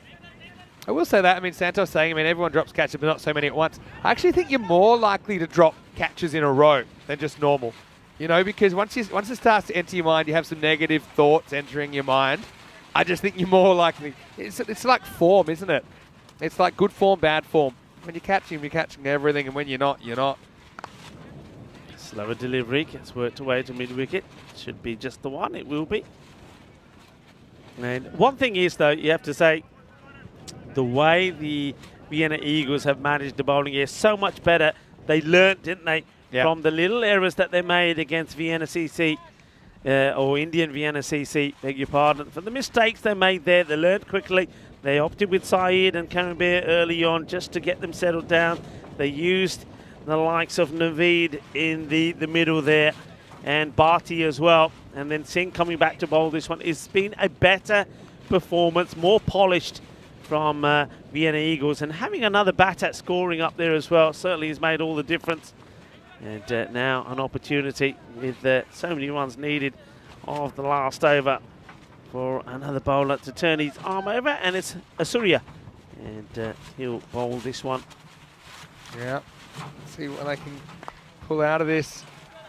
Gratz Cricket Academy, I mean, it's a tough day at the office for them. There's a shin boner. So, I mean, the Eagles, they're a bit banged up as well, aren't they? But they'll be buoyed by the fact that they get someone else scoring runs apart from the openers here with Naveed Hussain heading to the last game of the day. swing and a miss. So that's another dot. So just going through the motions here now. So needed to come back with a win. They've had a few defeats on the spin. Have the Eagles. And, the Eagles have, well, flown back into contention, you have to say. Yeah. Got Snazzy up the very last match of the day, match number 40. And, that one, of course, will be coming up on the half hour. It's about half an hour away at the moment. Well, this is a good firm hit, but it's up in the air, and it will be taken. So it's Naveed who takes another. Well, what a day he's having. It's almost like they were trying to catch with the lights off. Yeah. And there's someone flicked the switch and turned them on. So just turned them back on. And since then, they just got Velcro for hands. And Naveed makes it look easy. He says, what's all the fuss about? Perfect position. Just takes it skipping to his left. The Eagles get another one in the claws. But, they've got another test coming up tonight. Don't forget, Snazzy will be a nuisance, I think, for them as they're trying to mount a run towards the semi-finals. A couple to come in this one. That will just be a single. There's a new batter out there, Bugger Pandya. So, we heard some footsteps in the middle of this chase, but just falling off the pace now. And I need a boundary to get to 100. It could be another. And, well, it's tremendous effort. It's what you were saying, though. Yeah. You got to get the dive in forward. Hey, I don't mind that, but to me, it's very fitting that this game finishes on a drop. Sometimes you say that there shouldn't be a loser. Well, sometimes there shouldn't be a winner, although I think they set it up with their batting, didn't they? Vienna Eagles. I mean, that I like because, at least he gets off his feet, gets two hands to it. Yeah, but the final score, the final bell chimes, and it's Vienna Eagles coming up on top. Final score in match 39, Vienna Eagles 147, Graz Cricket Academy 98. 49 runs the margin. Yeah. And Graz, an unhappy journey to the Sabun Cricket Ground today. Certainly is, and well done. Well, for me, I think there's no doubt that Naveed Hussain probably will be the player of the match. Good knock from him, 67-22, when he blasted all over the place. And then those catches. Well, he showed some of his teammates how to take them. And speaking of teammates, well, they need to be up and ready because in just under half an hour time, the Vienna Eagles are back in action again. Both these teams, well, they're going to be a little bit tired, aren't they? Both are playing match number 3 in the day. But Snazzy, can they pick up their first points That's in the this thing. series? I mean, look, Graz, I said it's a bit of an unhappy trip. They do take 2 points away because they did beat Snazzy, don't forget, in match 38. But yeah, Newsome and toss, Snazzy winning the toss, electing to bat. I think my guess is we'll see Kasturi at the top with Mohideen. That's my guess. Yeah. But I have no idea, obviously. Eagles, they'll be chasing in that one. Join us around about half an hour to the first ball. Let's roll the highlights. And there's going to be plenty that's going to be hard to describe. As we saw plenty of chances given. Some were taken, some weren't. But ultimately the story was that Grant's just not able to go fast enough. Yeah, certainly weren't. Well, we saw some catching early on. And we saw some go down. And, well, this is where it all started. It just weren't able to hold on to them. But the thing is that having scored 147, that they could afford for some of these to go down. But, well, there were some unusual ones as well. I have to say, though, that despite losing that wicket early of Hamidi Durrani and Yogesh Balage, they did bat well, but they needed to be going around about 16 and 17 at some point. And, well, when you had someone like Safi sat on the bench, you just thought that there was a bit of a technical error there. They really had to get Safi out there earlier. They did eventually retire out Durrani to let Safi go out, but it wasn't to work out well. Yeah. I mean, it's like sending him out there, but the horse had already bolted, and it was a little speck in the distance, wasn't it? So he had to feel for Safi. But, I mean, I don't think I've ever seen so many catches off it. I had shades of Indo-Bulgarians at the ECL dropping 14 one night at Khartoum, but still holding on against former champions VOC. We saw them. I mean, they were trying to move it along. That's the thing. And it wasn't like no one was struggling kind of like, less than a run a ball or anything. But they just needed sixes and a bunch of them. They couldn't quite clear the ropes early enough. This was the story so often. Poor Yawa had a bit of a rough one down at third man. This is when it all kicked off for me. It cracks into the ribs. I thought it was actually run out, but he sneaked back, puts the bat in at just the right moment, just pokes it, Olympic fencing style. And then, well, talk us through Yawa down at third man, even though that was one that was always going to clear the boundary. and we saw a couple of quite unusual ones before the ending. But yeah, the catches went down, but I think most importantly, the ball was staying on the field. Yeah, well, this is the one you're talking about. He catches it, then to check his feet, he I still can't believe he did that. It just slipped out. Like literally, he lost his grip on it. And then you knew he was going to get another opportunity. It was just destined, but he wasn't destined to take it because this time he put it down Loneliest once again. placed in the world under that high ball. Anyway, Yoa has done some brilliant things in the series as well. I suppose he's on the winning team, so he's got that as well. And he's got another game to prove himself tonight. And towards the end, like I said, they made the tactical switch, didn't they? But they'd already got themselves into trouble run rate-wise. When Safi came out there, he ends up getting out first ball. He wasn't the only one, as things just kind of fell apart completely for Graz in the last over or two. Yeah, it did. It just goes to show that even though you get new people out there, doesn't mean to say that things are going to change. In fact, it worked the opposite way because there's somebody like Naveed Hussein, and all of a sudden found his catching ability and took 3 very good catches, you have to say. And this one was the one he went for right towards the end, which would have made it catch number 4. There would have been another wicket for Asuria. It wasn't to be, but comprehensive victory by 49 runs for Vienna Eagles. So the Eagles, they're back, they're flying again. And, well, we're going to see them again in the next match as well. But first, let's have a look at the scorecard. Yeah, they retired Durrani instead of Balagi, maybe because he'd been there for longer. But having said that, Balagi had faced more balls for less at that stage. He went late in the piece anyway. A couple of Goldens there in the middle. A couple of 40s, okay, fine. One thing that I did note as well is the Eagles gave very little way in the way of wides. Just the 2 extras in that entire innings. Hamidi, he ended up going to an early catch, but plenty were dropped in the middle as well. As far as the bowlers went, I mean, quite a few good performers. Only 17 conceded from the openers. 2 wickets from Karambir, got them pretty quickly. Kazim Saeed with 1. Asuria 1 late in the piece. But even though there was the odd expensive over, by then, I suppose, by overs 5, 6, 7, already that rate had kind of gone beyond that point of no return. And even those overs in the mid-teens, they weren't quite enough to actually reel that's a required run rate back in. Yeah, absolutely. Just the one real expensive over there, that one from Ali Murtaza, the man who had a hat-trick in drop catches as well. But anyway, it's a match perhaps to forget for him. But look, if you're going to have a mare, have it in a match that you win, you'll take that. That's and true. I think Vienna Eagles will take that victory. Yeah, so we'll have a quick break. Back in about 20 minutes, it'll be match 40. Guess what? Plenty of sunshine. Better stay around. We'll be back with more cricket after the break. Vinny Sandu here, Mr. Maximo, with Rico Full. Last game of the day on the way. See you shortly for more Fan Code European Cricket Series.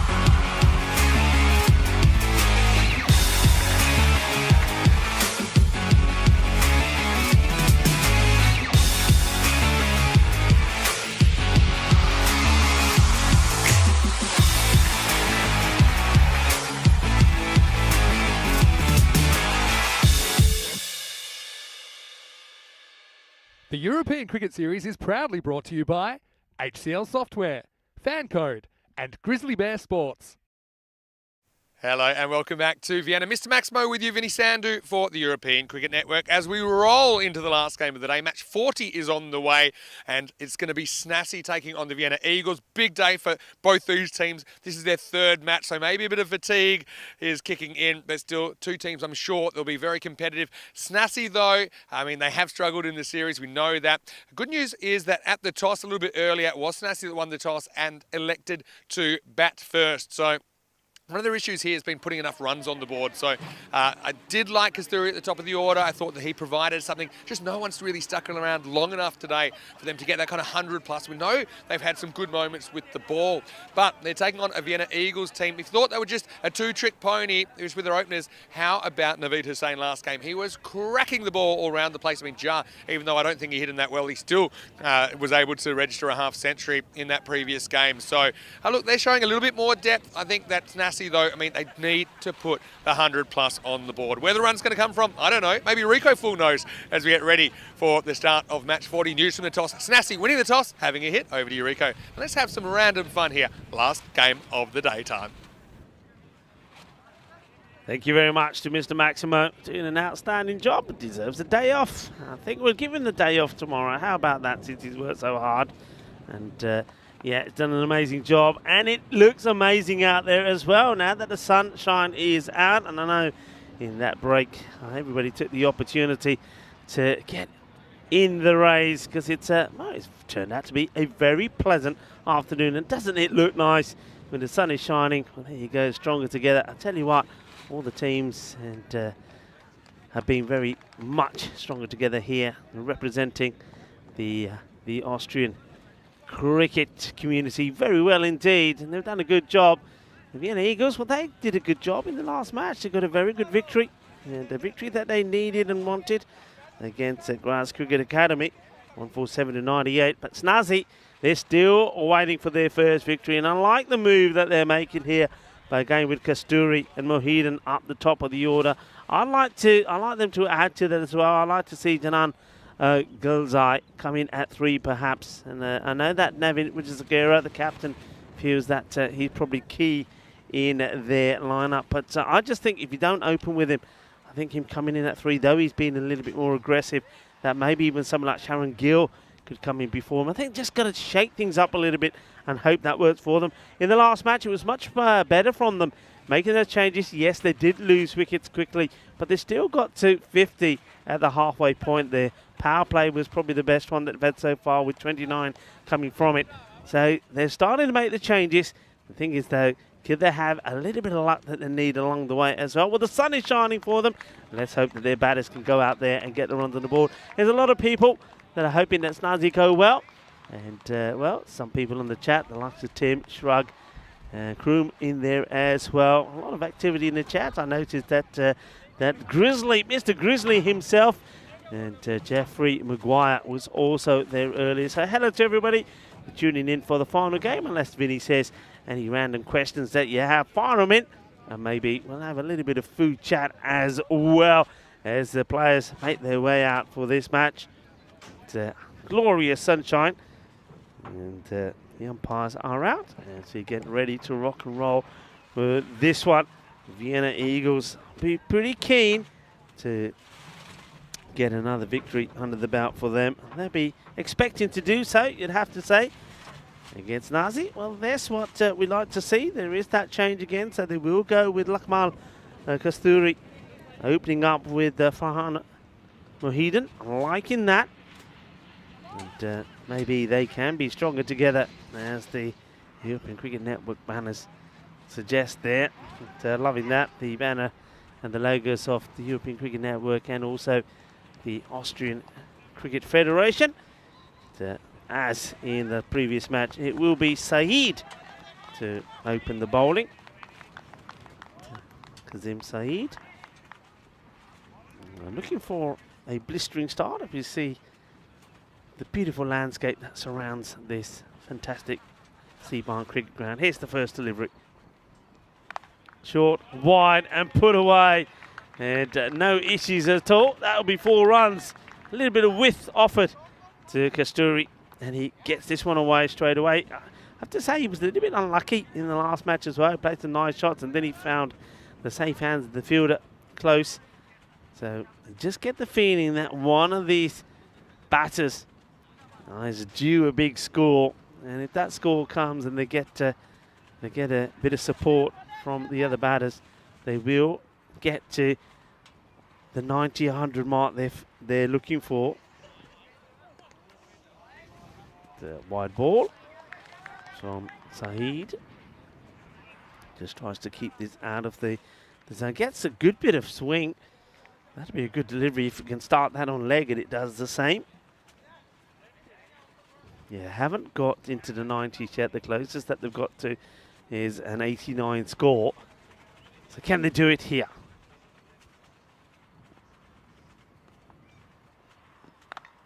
Short, put away, and you got to say, effortlessly as well. Not a good delivery from Saeed, so having trouble getting the ball pitched up. This time he's come around the wicket, and all that means, though, is if he doesn't get it right across the batter, he's in danger of doing exactly what he does there. A little bit short, is in to the swing zone of the batter, and Kasturi says thank you very much and puts it away. So a very good positive start.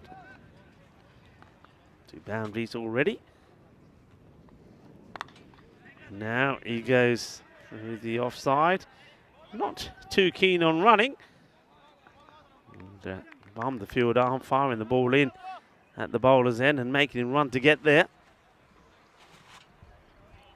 I've said hello to the ECN crew, say hi to the Spring Productions crew that we have here. Bit of a change round in the team. So we said goodbye to Elsa Gunurs and Karina, Andres Kiriolis and Rivis coming into the production house, if you like. Rivis is up in the tower. And, it's a lot pleasant out there right now at the moment. The sun is shining. Saeed, it's a good delivery. Better areas, better line. Yorker length. It's got to be there, hasn't he? Full, because you can see that if he's short, it's an easy hit. And LBW comes out of the equation as well. So the batter really can go, well, either way. Well, that's not the way that I would have chosen to go. He goes down the leg side. And Kasturi gets a bit fortunate here. That was a bit fuller. Could have had him in a spot of bother. That will be the end of the over. It's a good start, but can they maintain it? 14 off the first.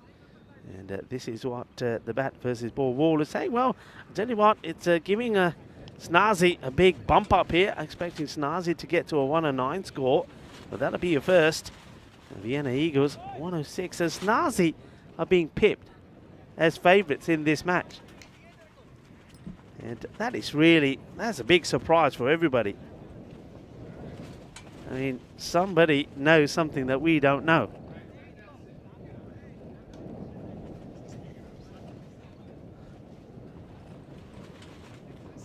Well, here we go.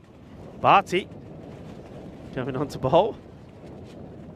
And this has been launched into, and it will keep going. The fielder, will he get there? Oh, that is brilliantly done. How about that? And, well, that's what we're talking about, stronger together. That is a bit of stronger together action. He didn't think he was going to get there, but even the flip back was perfect. And gets the flip back, gets the throw in. Just take a look at the feet here. Yeah, he does well. I don't think he's in contact with the ball when he flips this back.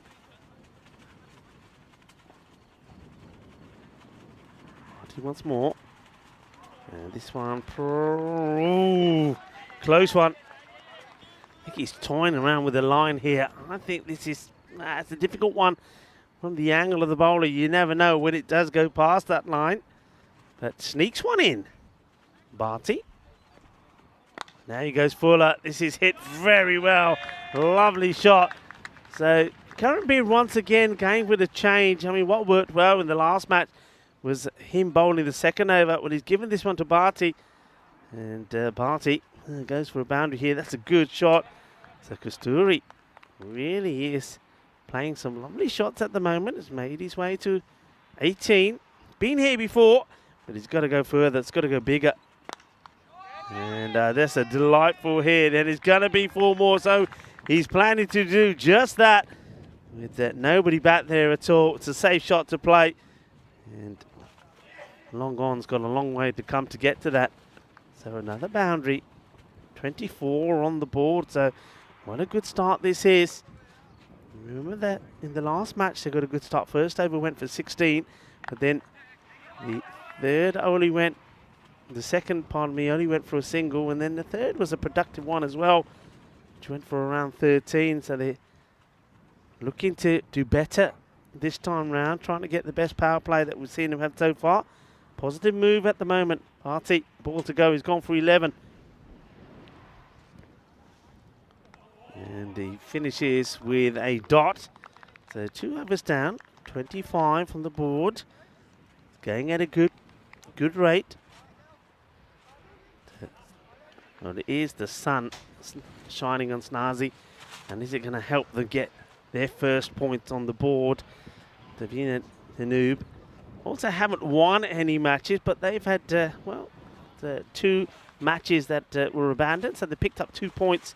As a result of that, they're, well, they're just above Snazzy. But Snazzy have an opportunity here, if they continue in this way, to get what would be a bit of a, well, I would say a surprise victory. But bat versus Paul Wall doesn't. Well, this is an edge. And just have a look at this. I think it, let's have a look. How straightforward was this? And yeah, you got to take those if you're the keeper. So Mohammed Hussain, straightforward catch, down it goes. Disappointment for the bowler. So Naveed Hussain doing the bowling. So once again, the captain, Karanveer, just playing about with the bowling attack. And it's a big call of yes, in comes the throw. And it's a good throw, direct hit. But the batter does get back. The fielder gets applauded. Let's have a look. Picks up. Here's the throw. And let's see here. Let's see. Wonder if the bat is down though. I don't know if it is. You know, he's lazy. That's out. That is out. And that is really bad running. Now, we saw this before where the batters haven't been running well. And I said they're being a little bit lazy and laid back. But Kasturi was guilty last time. But this time, it's Farhin Mohidan. Very lazy look. Clear shot of that. The bat in the air.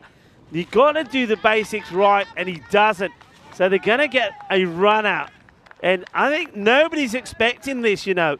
Nobody's expecting, even the fielder who picked it up and throws it. They're all just saying, yeah, okay, good throw. But maybe next time, if he's out of his crease, you can get him. Nobody's excited about it. But you see there, the camera doesn't lie. And that is a real soft way to get out. And even when they're doing things well, and they're looking like they're doing things well, they go and give a wicket away like that. And that's Mohidan that go. You see, he's not even looking at the ball. I mean, that's you've got to go back to the drawing board with that, haven't you? Kids, if you're looking, that is not the way to do it. You've got to run hard, and you've got to slide the bat in. So that's a terrible one. And guess who? It's our friend Abbas. Yawar Abbas. Remember him, he had a bit of a highlight himself in the last one. So just like that, they lose their first wicket. But great work from Abbas though, eh? Well, a smile on the face of Naveed Hussain. Well, he was smiling in the last match when he was player of the match. Fine 67. And also took 3 catches. So gets this one through. It's a swing from Kasturi. Kasturi, of course, is at the striker's end because it was the run that resulted in the run out which got him there. There's no fault of his, of course. So Navin Wicheskera does come in. He's at the non-striker's end, yet to face. It's another dot. So Naveen slinging them through. A big smile on his face.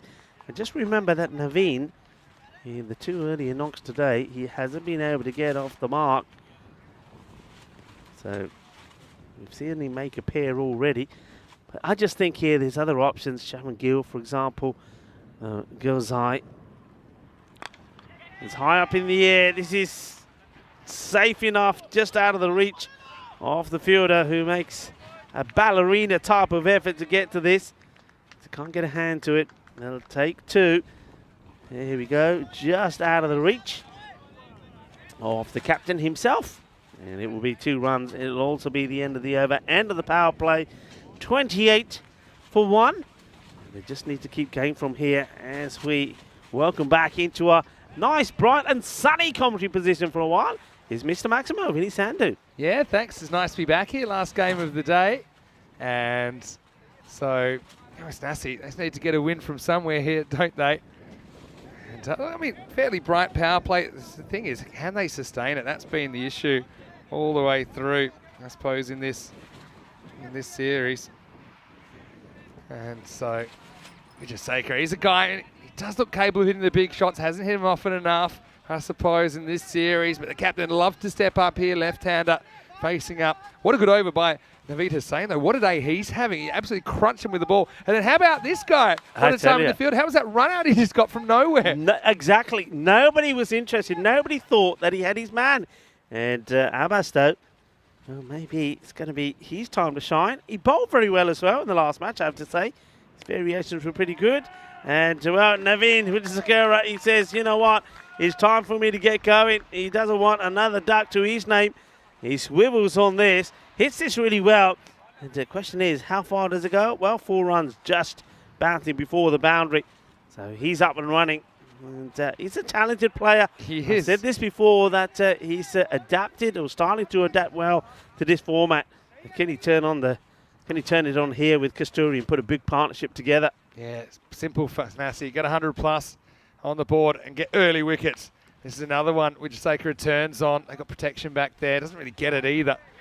That's like Kasturi and Vijayasekara. I mean, at the start of this series, they're the 2 names I probably would have said, look, these are the guys, they're going to have to score runs for them if they're going to be competitive. And it's not easy when you've lost 7 on the spin, especially when it's the first series for the team. But, you know, you just got to try and put that out of your mind, live in the present, and you just try and put a good 10 overs together with the bat. Nice looking shot this time, beats the fielder, kind of tries to stomp it first time. He does get back on. It doesn't quite have what it takes to get to the boundary. 2 runs. Nice looking shot by Lakmal Kasturi. Yeah, it's a good shot, and he's into areas we haven't seen him get to before. He's always found a way to get out, sort of in the teens, in the 20s, but now he's gone beyond. Let's hope, and his team will hope, and a lot of Snazzy supporters around the globe will hope that he can go on to a big score. And this one is hit very nicely, and it will go all the way. So 4 more. So he goes now into the 30s. There's Willie Onka there doing the fielding. And yeah, welcome to him, part of the Blue Crew. Yeah, it's nice to have Onka here. I mean, we are calling him Willie as a nickname, but I think Willie Onka's pretty good. He's actually had a bit of a moment on ECN back in the European Cricket Series Hungary in 2021, you know. Oh, he gets done by a slower delivery. What a beauty this is from Abbas. And Kasturi, well, he gets into the 30s, but he gets done by a bit of clever bowling from Abbas. Well, Abbas, well, he's turning on the style. He's having a bit of a highlight. A great run out, and now he picks up a wicket as well. And, well, these are sort of highlights he'd be proud of. Not like the one he had in the match before, but that is such a clever ball. Yeah, well, just gets himself in a muddle, doesn't he? And I think, you know, when players make that movement, I've said it before, I say it again, I think your best chance is to go at the stumps and knock them over. That's why leg side wides are wides, because they're hard to catch up with. So if you can get it around the pads and hit those 3 poles in the ground, I think it's a good strategy. Abbas does just that. And that's 2 wickets down now, 39 for 4. Yeah, well, bottom kill comes into the side. He will be behind the stumps as well. So they wait on Gilside to come in, and Sharon Gill, and they go for bottom kill. Their captain Naveen obviously believes that he's a bit more aggressive than the other batters, the other 2 I just mentioned. Let's see how he fares. He does go for sort of lofted shot over into the long off area, misses out on it, and it ends up being a good over from Abbas. So 11 come off it. He does pick up a wicket, a very important wicket. That of Kasturi, who was looking good. Yeah. And a 4 overs, 39 for 2. Gonna try and stay that 10 plus. I mean, I'm not saying it'll be enough, but it gives you a shot, doesn't it? It gives you a shot. You can then pick up those early wickets, kind of get in the middle order. You probably have to get the top 3 now. Probably include Naveed Hussain in that. He's been formed today, hasn't he? Just going through the chat. I did ask for a few random questions. And looks like maybe there's something about getting rid of the soft signal. ICC's looking at doing that. So, yeah, we're going to check that out. That's a strange one. I don't see why you would be looking to do that. I think it's very important, especially when you're a scorer. Scorers, they're always looking out for that. But short on the leg side, not a good delivery. In fact, it's a Gandhi ball, and the captain, Naveen Wijesakera, puts it away. And that's 2 boundaries now for him already, and I like his intent here. Much better. Not a good ball, but it still had to be put away from Murtaza. That's the power of the right-hand, left-hand combination, isn't it? And once you get outside the hip of Wijesakera, I think it's going to be pretty comfortable. Even with 2 fielders back there, it's pretty hard to defend that boundary. Puts that one away nicely, Murtaza. Down leg side again, gets it wrong. Stum will have to re-bowl. That'll be his penalty. So I got Dave asking, do I want to play roulette? Well, that sounds ominous, but yeah, sure, go for it. And well, the Vienna Eagles, are they staying at Hotel California? Well, that is a very good song by the Eagles. Sometimes I think of Hotel California when we're staying at Sunset Beach Hotel. One of my favourites. Might listen to that, actually. Everyone found out the other day that I like to listen to music in the shower. That was it. Weren't we talking about simple pleasures, weren't we? Yeah. Wijesakera faces up again. It's a good one. That is the one, I think, to dig out and just kind of preserve your wicket. Good bowling by Murtaza. Yeah, and a good option not to go for the single there. That would have been suicidal. Nick Devonshire saying he played match play golf and beat his opponent 10 and 8. That's basically, you've won the first 10 holes and then there's 8 remaining and you don't have to play them. So it's basically a clean sweep. Congratulations. I'm sure it's been done before. If you're much better than your opponent. Oh, this one's high-ish. Turns on it anyway and sends it out of the ground. Maximo! Wijesakera in double figures. This is touch and go, I think, on height. Let's get a look on it. Where is it? Oh, yeah, I reckon that's coming in pretty high. I reckon that's waist high. I think they're going to call that your no ball +6. So Snassi catch a break, and that'll bring up the 50 as well. They're just cooking something here, aren't they, Rico? Yeah, well, they were here before. The only difference this time around is they got more wickets in hand. They got a set batter out there, so the 50 comes up. And, well, that was a 7 up, free hit. And goes for the slower delivery here, Murtaza. Yeah, it's better line regardless, isn't it? From Murtaza to Wijesakera. It's, yeah, nice to see. A bit of chat. Looks like they're talking about Dave organising open mic nights in France. That sounds funny. Well, sounds fun. Shrug saying, did Rico say Willy Wonka? Well, that's Willy Onka. Just no second W. His name is Onka. Uh-oh, good luck stopping that. Great keeping from Hussain down the leg side. Yeah, this is a superb stop. One-handed take from Mohamed Hussain. I mean, he was guilty of putting a straightforward catch down. But almost makes amends here. That's a really good take. Well done. That one certainly would have perhaps gone all the way, though. There is a third man back, but he would have had some work to do here. 3 balls to come in this over. This is up and over the top. Don't know if he'll go for 4, though, pulling up. Wijesakera will get a couple. He's got the jump on this innings. Let's see if he can go on with it. That's what they've missed. Somebody going on, playing a big one. I'll look up their top score for an individual batter in this series. I feel like it won't be that big. Dave asking, do I sing in the shower as well? Typically, I'm just a listener. But, yeah. What else are we talking about? Oh, what is our first moment that got us into cricket? Okay. That's a good question. Well bowled by Murtaza. Wijesakera again, I like that. He's being a bit more selective. Don't know about being a keeper, though. He can't find the ball. Can probably find the bruise in the morning, though, here, Hussain. Look at this. This is where you got genuine fear. Yeah. Yorked him. Ow. Yeah, he does very well to block this, because I think if he doesn't, it would have been some extras there. So this partnership continues. Good knock from Naveen, captain leading the way, but can Wickham he'll get off the mark as well. Well, he tries. It's going to be another wide to Murtaza. Had all sorts of trouble. What got you into cricket in the first place, Rico? Got me into cricket? Yeah. I'd have to say, well, it's the strange one, but it's the in me middle school. Our physics teacher, he happened to play at a club, and he told everybody about this open evening, and he, for the Coltsville youngsters to go along. So he organised for a few of us to go along, and it started from there. Oh, shot. wow. Oh, yeah, this one. Boy. Here's an umpire killer, isn't it? Well, good job that our men in black are alert. Yeah, this one was a sizzler. Well, I'm so glad he's gone for the cap, not the wide-brimmed hat, because this would have knocked it off. That was a really good straight drive, drilled back down. Barhamkill has enjoyed that one at the end of the over as well. 60 for 2 after 5. Barhamkill goes for the kill, but unfortunately goes for the umpire. He does well. He's a quick mover, gets out of the way. Well, we're moving a lot as well, aren't we? Well, we're in the ECS Austria week 2. I am off tomorrow. You'll see me a little bit later in the week, though. Don't worry. Rico's going to have it all under control while I'm gone. But, yeah, ECI this weekend involving Austria, Czech Republic and Hungary. Looking forward to that. Bulgaria for a couple of weeks. Sweden for a couple of weeks as well. Should be a really cracking time as Curran Beer comes on in the 6th over. Yeah, so how old were you when you first started playing cricket? Middle school sounds quite I think advanced. I probably started around about 11, 10, 11. Yeah, 10, okay. 11.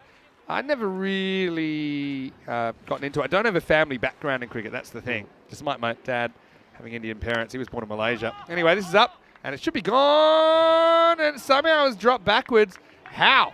That's my question. How? Yeah, because well, he's signaling 4 as well. Let's have a look. Like, does he get any of it? No, it just burst through. I thought for a second he had it and kind of like juggled it over, but it will be 4 runs.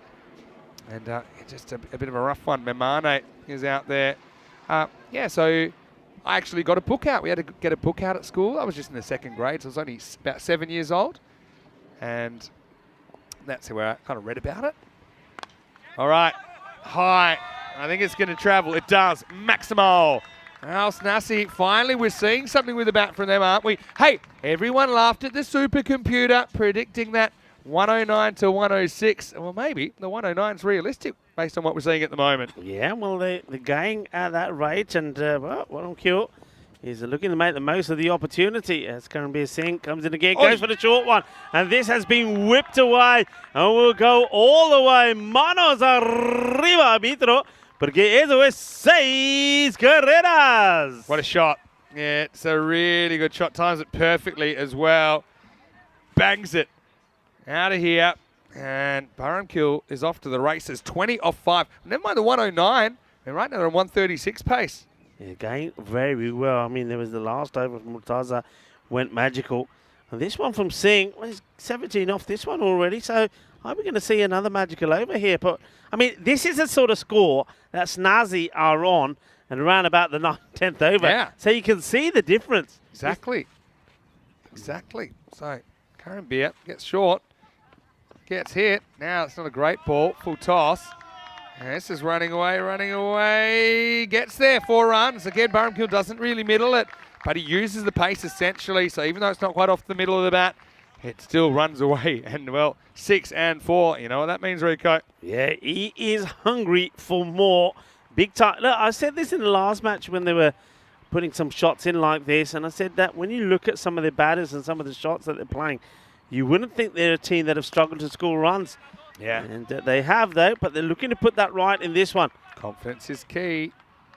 Yeah, so that's what we got into in the first place. Read a book. And I was always in the sports section. 796 in the old Dewey Decimal System. There you go.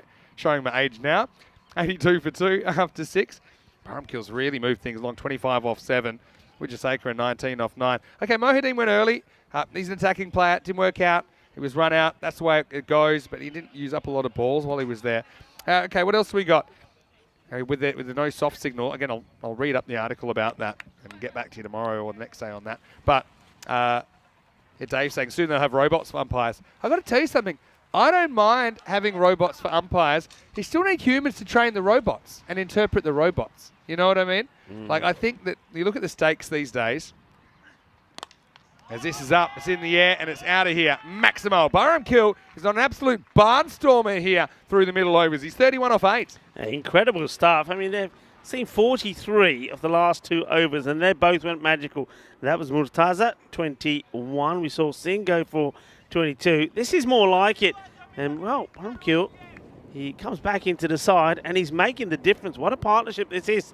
Yeah, 49 of 15, although it might be over now, or will it be? It's a tough catch. He almost gets it back. He overruns it, and he gets the old collarbone special, I think, but that will bring up the 50 partnership for these two. Burhamkill and Wijesakara turning it on for Snassi.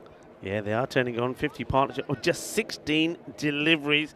That's a difficult one, but one that they really want to see or want to take. Remember, Burhamkill was dropped early by Mamane on the boundary, and now he's making them pay. This one nudged away.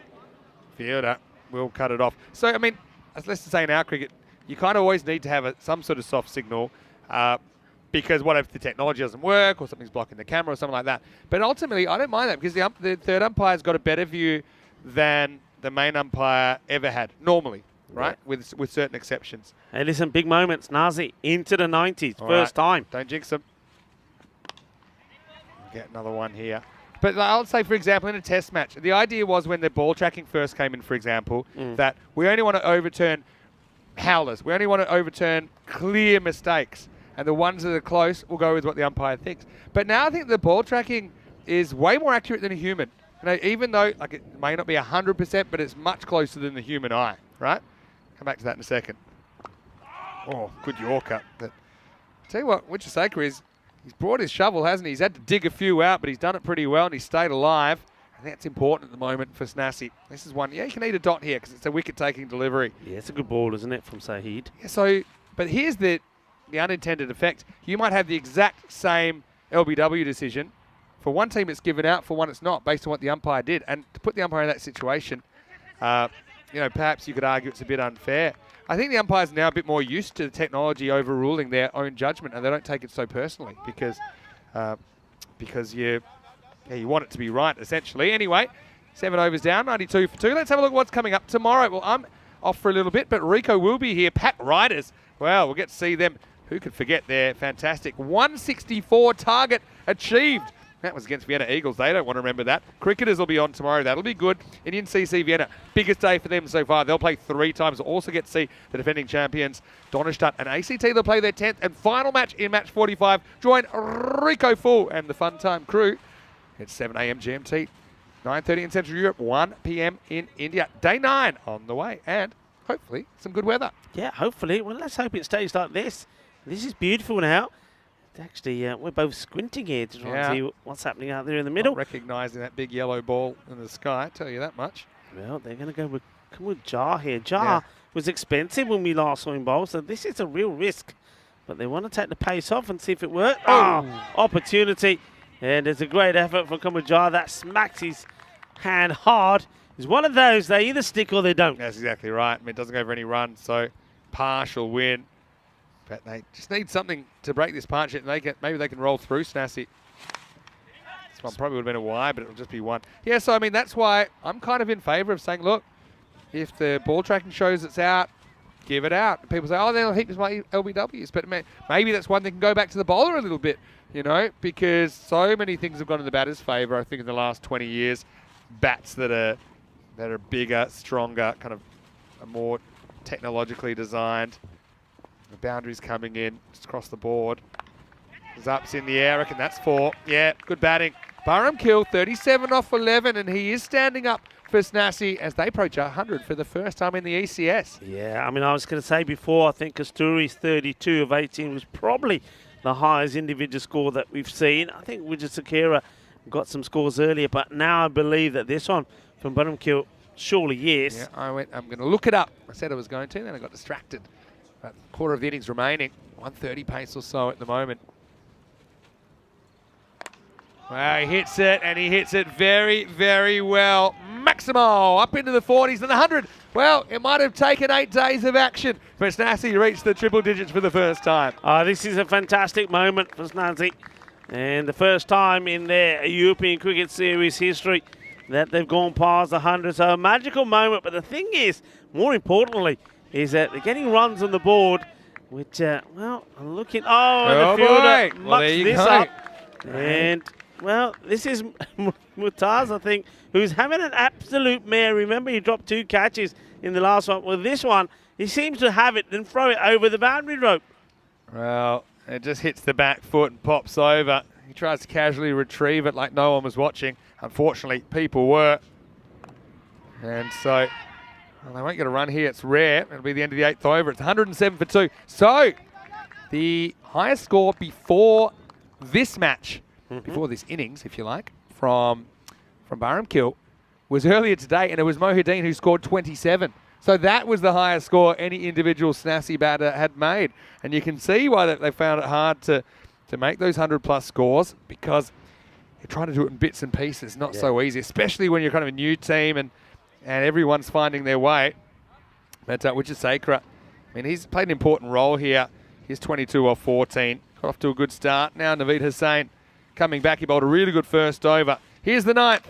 Starts with a dot. Yeah, good delivery to the left-hander. More random questions, Rico. So apparently from the June 1st, ICC is making it compulsory to wear a helmet against fast bowling.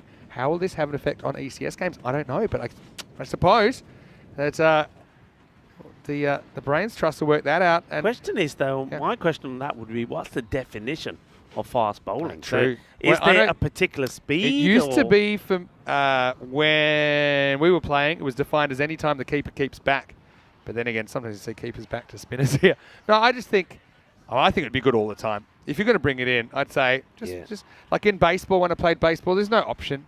You know, you have to wear one. Yeah. I know there's issues with getting them, having them fit, the expense. I mean, helmets aren't cheap. Like a top-line helmet now will set you back, you know, a couple of £100 or something like that. But I mean, when you realise it could literally save your life. Yeah. You know it. I mean, I know our viewers know it. We're big time in favour of that. Yeah. You know, big so, time. yeah, I hope to see everyone wearing helmets soon. Big swing and a miss this time. Wichita misses out 2 dots to start the 9th. And so, yeah, I mean, Mike's saying he hates wearing helmets. I mean, the thing is, it's a generation that have grown up not wearing them. And I was probably in that as well. And I found it uncomfortable. Probably when I started playing top-level cricket, I mean, these days, it's not an option. You know, I did take 1 or 2. No, the dot ball. Hussein's been brilliant here. Yeah, I mean, Wichita here, the captain, letting himself and his team down a little bit. You've got a guy at the other end that's been smashing it big. I mean, he should have been thinking about the first ball of this over. Just a little nudge, take the single, and just let Barhamkill keep going. Be the first batter to bring up individual landmark for the side, but getting a 50, and then also helping his team to get to a big score. And well, he does just that. Such a good whether night, he was going or not, Barhamkill was coming and saying, "Come on, Skip, get to the other end." Yeah. So, I mean, a few people asking, think that's a bit ambiguous of fast bowling. I think what they're saying is you don't have to wear them to the spinners. It's not about, you know, fast or medium pace. I mean, that's what they're saying. I'd like to see it even with the spinners, you know, because against the spinners, especially with some of the shots played these days, you can get a top edge into the face. You can have a lot of things happen. I mean, the keeper wears it up to the stumps to spinners, typically, and they should be. Anyway, Barhamkill is on the verge of the first ever half century for a Snazzy batter. And it won't come yet. In fact, he's pretty lucky to have his stumps intact after that. What about an over? This over from Hussain has gone ... 1 ... And, well, a little bit against the grain. Nothing's happening in the 9th. Yeah, I mean, look at his spell. Just 4 runs from it. He's got a ball to go. It's still an amazing spell. Well, can he dodge any punishment? Last ball. Well, it's high, and he hasn't got it at all. Several people are getting close, but it's dropped. And Barhamkill just trots the 1 because he wants to keep the strike, but they had the chance to get rid of him. They couldn't, but Hussain, take your hat off. Should have had a wicket there. Instead, he just goes for 5 in his 2. And after 9 overs, 109 for 2. Yeah, Barhamkill, remember he was dropped early. I think he was only on around about 8 when he was dropped. And now he gets dropped there as well. So, once again, I mentioned this before, didn't I, in the match earlier when Vienna Eagles dropped so many catches. And I said, you know what, in a close game, that could really hurt them. And this could be that game because 109 on the board, you just think if Snazzy can get another 10 plus in this over, then they've set themselves a good score to defend. And their bowling is pretty decent. So, this is going to be interesting. Supercomputer predicted 109. You know, there we go. 109. And that's where they are. They're going to get more, surely. Yeah, we'll get more now. They'll get one here, so they're up to 110. Yeah, 110, so single taken now. Okay, now Nevin Wujisakira has got to do his bit. He's been clapped, but they can't count because I think that takes 49. him to, yeah, I got 49. Because they're thinking he got 2 because he deserved 2 last, but he only took the 1. So he's in jeopardy now because he thinks he's got his 50. He's probably going to tee off and get out. He's got a fake 50, Rico. We saw Naveed celebrating his 60 as well as his 50 earlier, which I've never seen. He started celebrating by 10s. That's true. He was acknowledging the crowd. Okay, a wide. Yeah, so a wide. The Nelson on the board now, still a board to go. Yeah, even the captain, Wujisakira, went up and congratulated him there. Maya's getting behind Snassi, saying, hates to see a team go winless. Got a good shot here. There's another wide pushed across by Yawar Abbas. Dave said if you have robot umpires, who will put the wicket straight and place the bails? You could actually train robots to do that. I think it should be like 10-pin bowling. How, you know, when they knock over, like, zoop, they just like come straight back up. Cricket technology is amazing, Rico. Too many changes already. Cricket, umpires are a big part of the game. You got to have your umpires. I mean, the umpires make. Can you imagine the cricket, all the cricket that you've grown up with, without the umpires? No. Without all those key figures. I think I'm not trying to get rid of the umpires. I'm saying that they can be assisted by technology as technology gets better. And I'll give you an example, right? Yeah.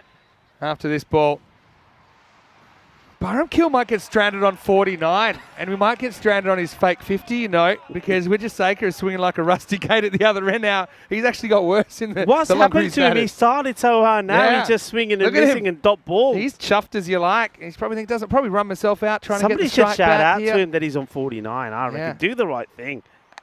All right, Wujisakira is back. And it's going to be out of here. Maximo. As he goes large, he took on the field, and Naveed Hussain, he went right back to the wall, but he couldn't quite slap it back in.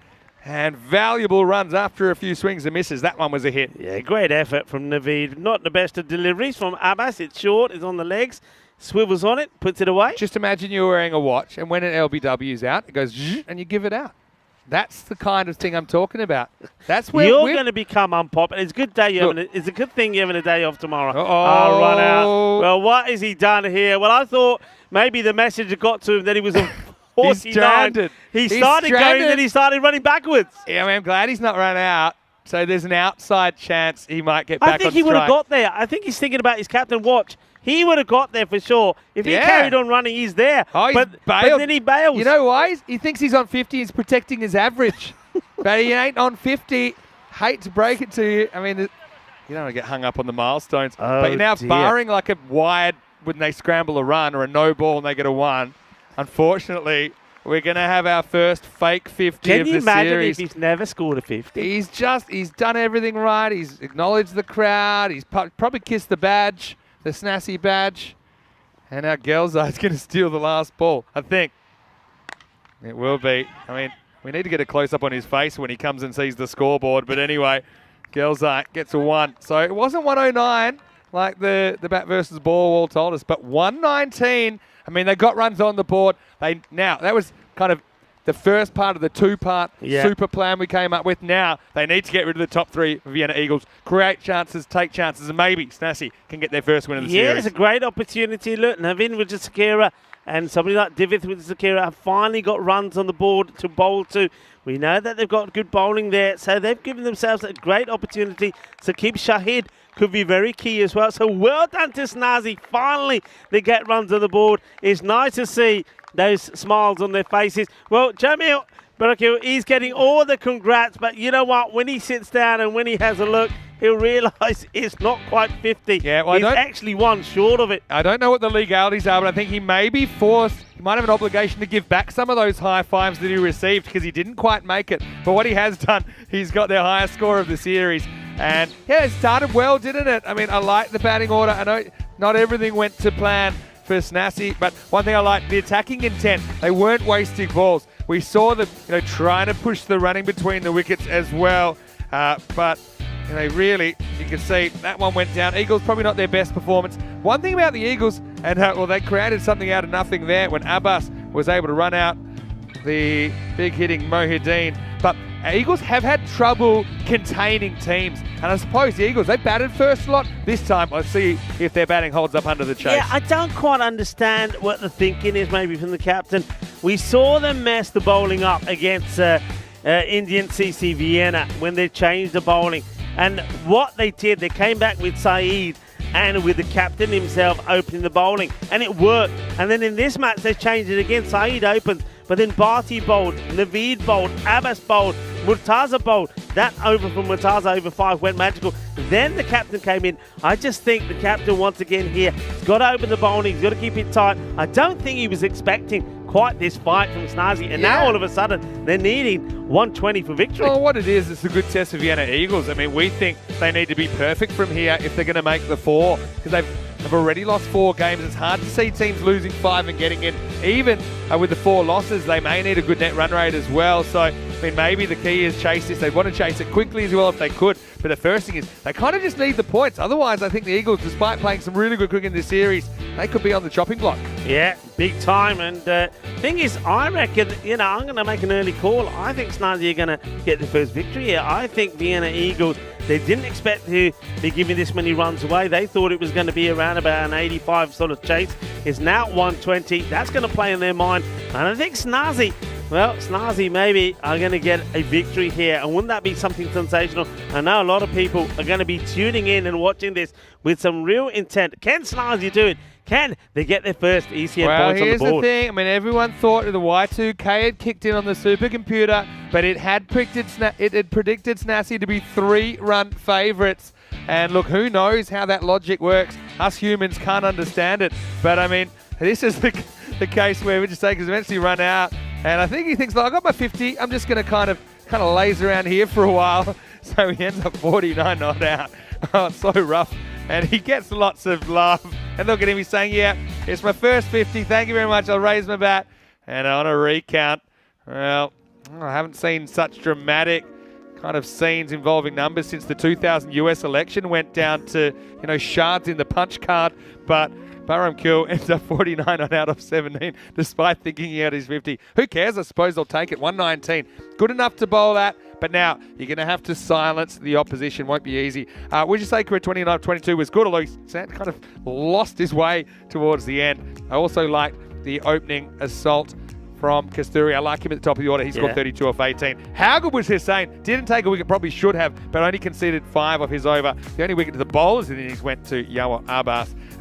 Look, a couple got smashed there, a couple of magicals for Murtaza and Karambir Singh, surprisingly.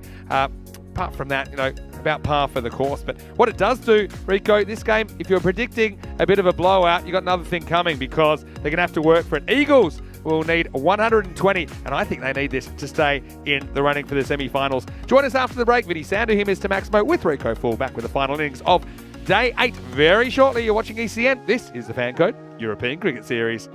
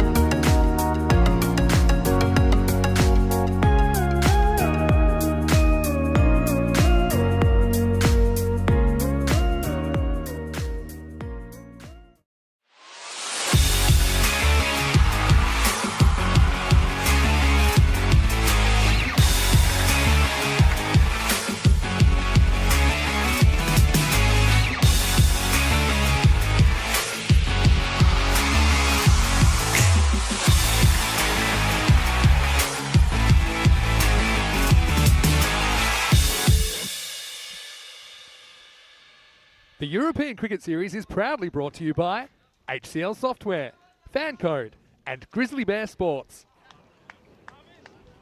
Well, hello and welcome back.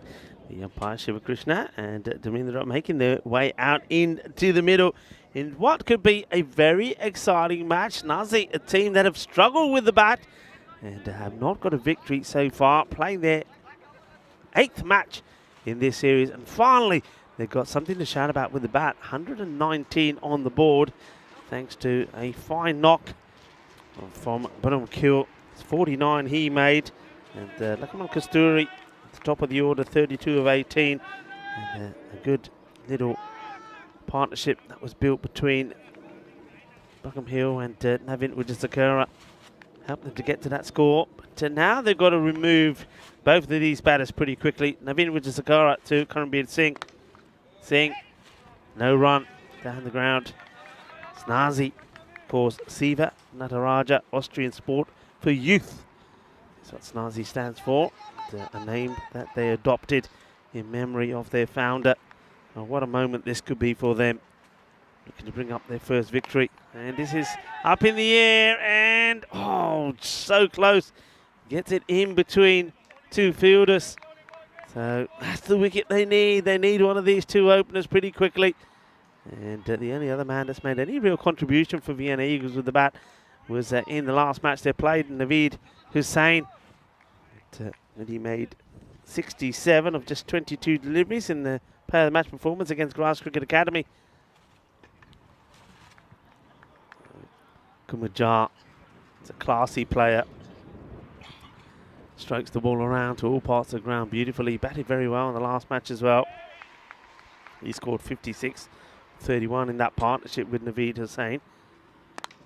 And he goes down the ground. It just drops before it gets to the field. In comes the throw. Direct hit, but the batter only just gets there. The umpire in very good position. Says not out, but it's a good bit of fielding.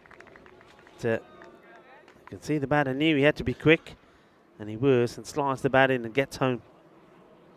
Rico Full here, and alongside B is somebody else who's very excited about the outcome of this match, Vinny Sandhu. I am excited to see what happens. Last game of the day, we've had some crazy game fives, haven't we? Game 5 of the day, that is, which is Saker up with the ball. Swings another one in. Well, I mean, Snassi, they're hoping for a fairy tale here, aren't they? And I think we've got our own version of the 3 bears, right?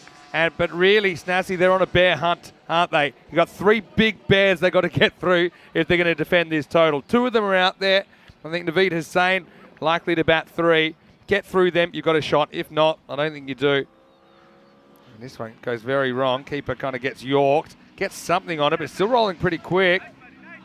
I'll just get 1 extra, so it'll be 2 wides, and the keeper gets exactly the same ball on the way back. Don't think that the keeper, Baram Kill, will be winning any touching his toes contest, probably because he's just come off that 49 not out, and I wonder if anyone's broken the news to him yet. Anyway, Jar on strike. Another one down the leg side, this time good footwork. But yeah, that's one thing that I think the first half of this game, we saw the Eagles do reasonably well, just the 6 wides and no ball, so they went too loose with the ball.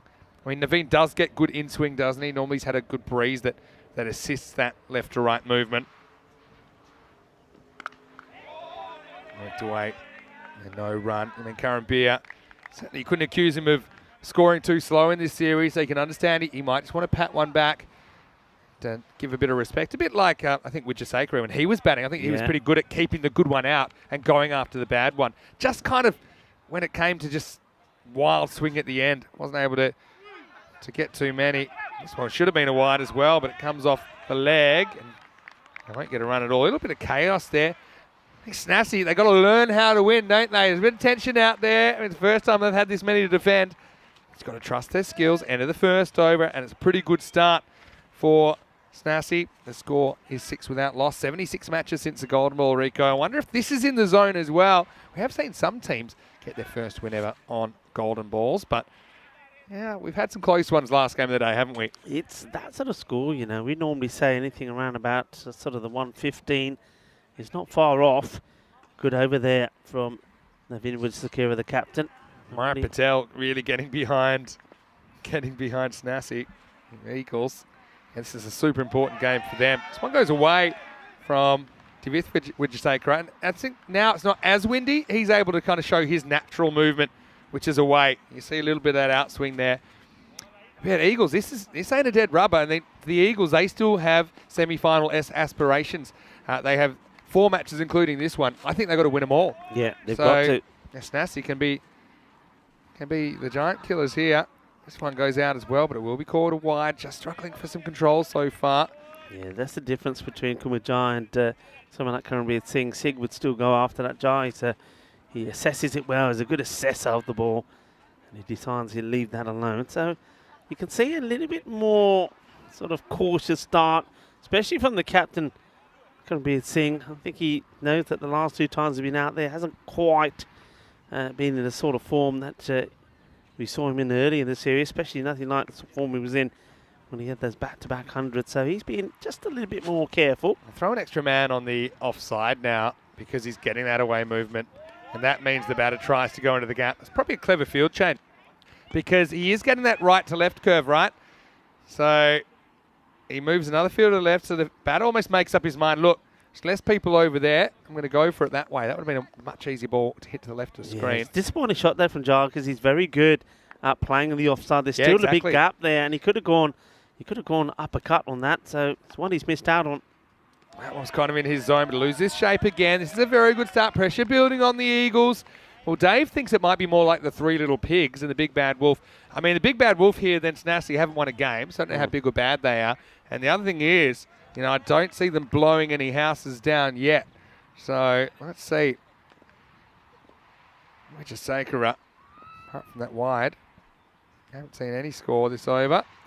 This one angles. This is the one that doesn't swing. See, so it's just a classic case of he's aiming with his arm further down the leg side, but once you just aim with your arm, it changes your whole mechanics of your swing. So that outswing he was getting, when he's like pushing it down, it doesn't swing anymore. It just went straight down. Yeah. So the way to do that for an outswing bowler, start your run up a little bit wider, keep everything the same, and that way you'll kind of approach at a better angle. This is up. Now hanging a long time in the air. Oh, he went the wrong way initially. This will plug.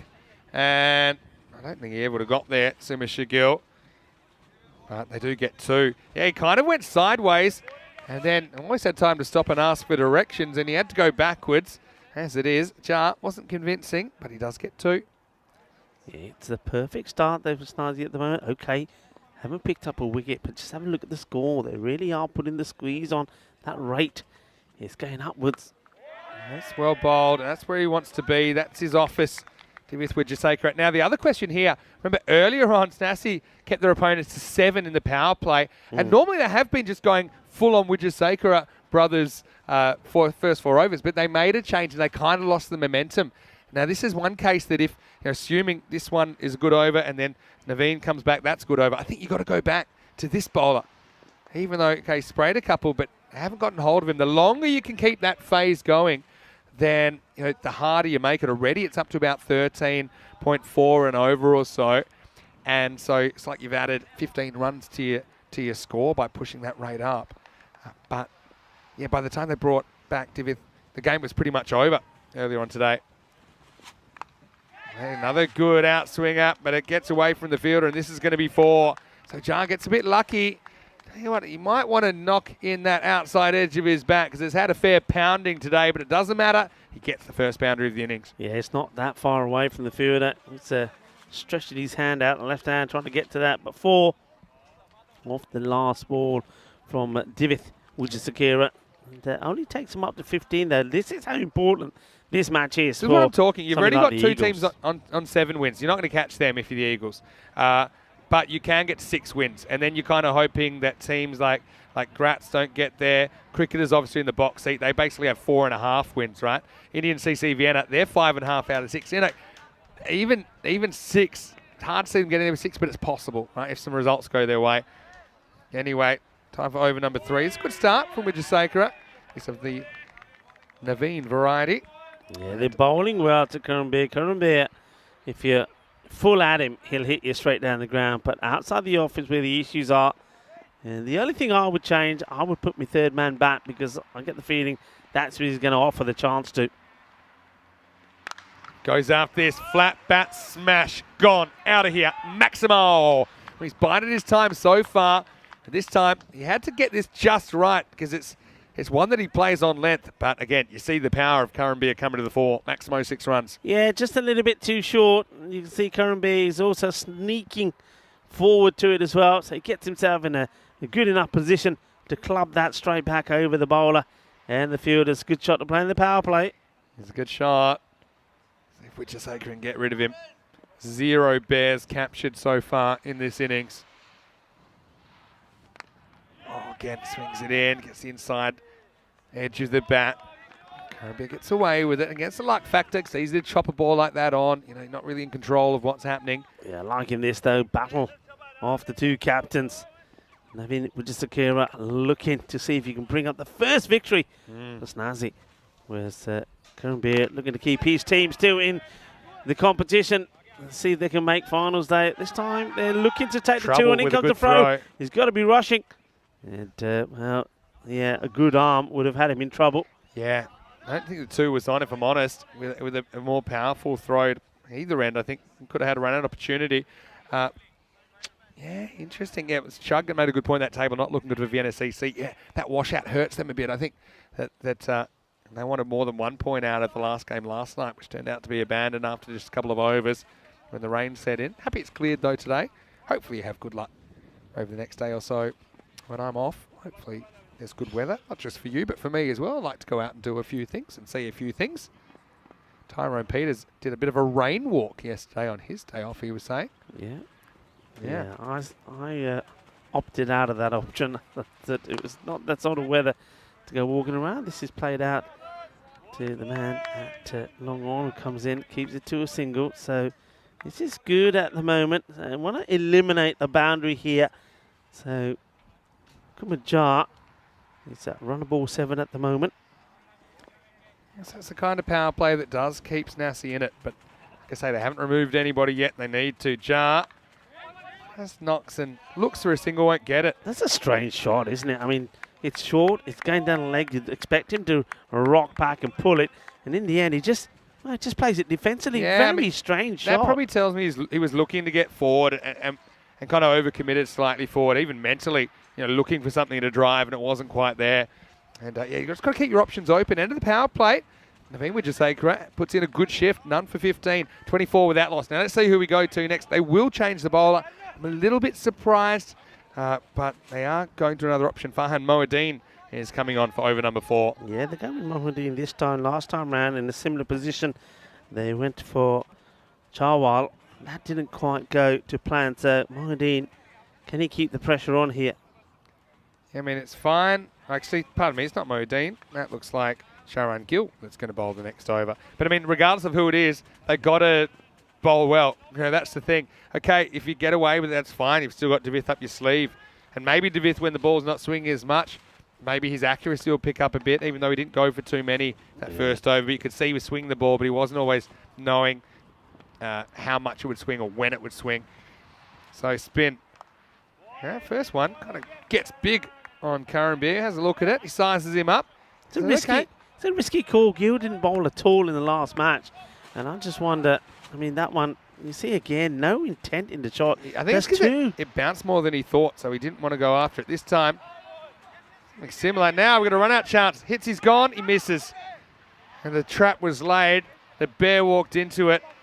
And unfortunately, Jamil couldn't hit the target. Yeah, it's not convincing. Once again, he just isn't comfortable out on the upper. Look, he has loads of time.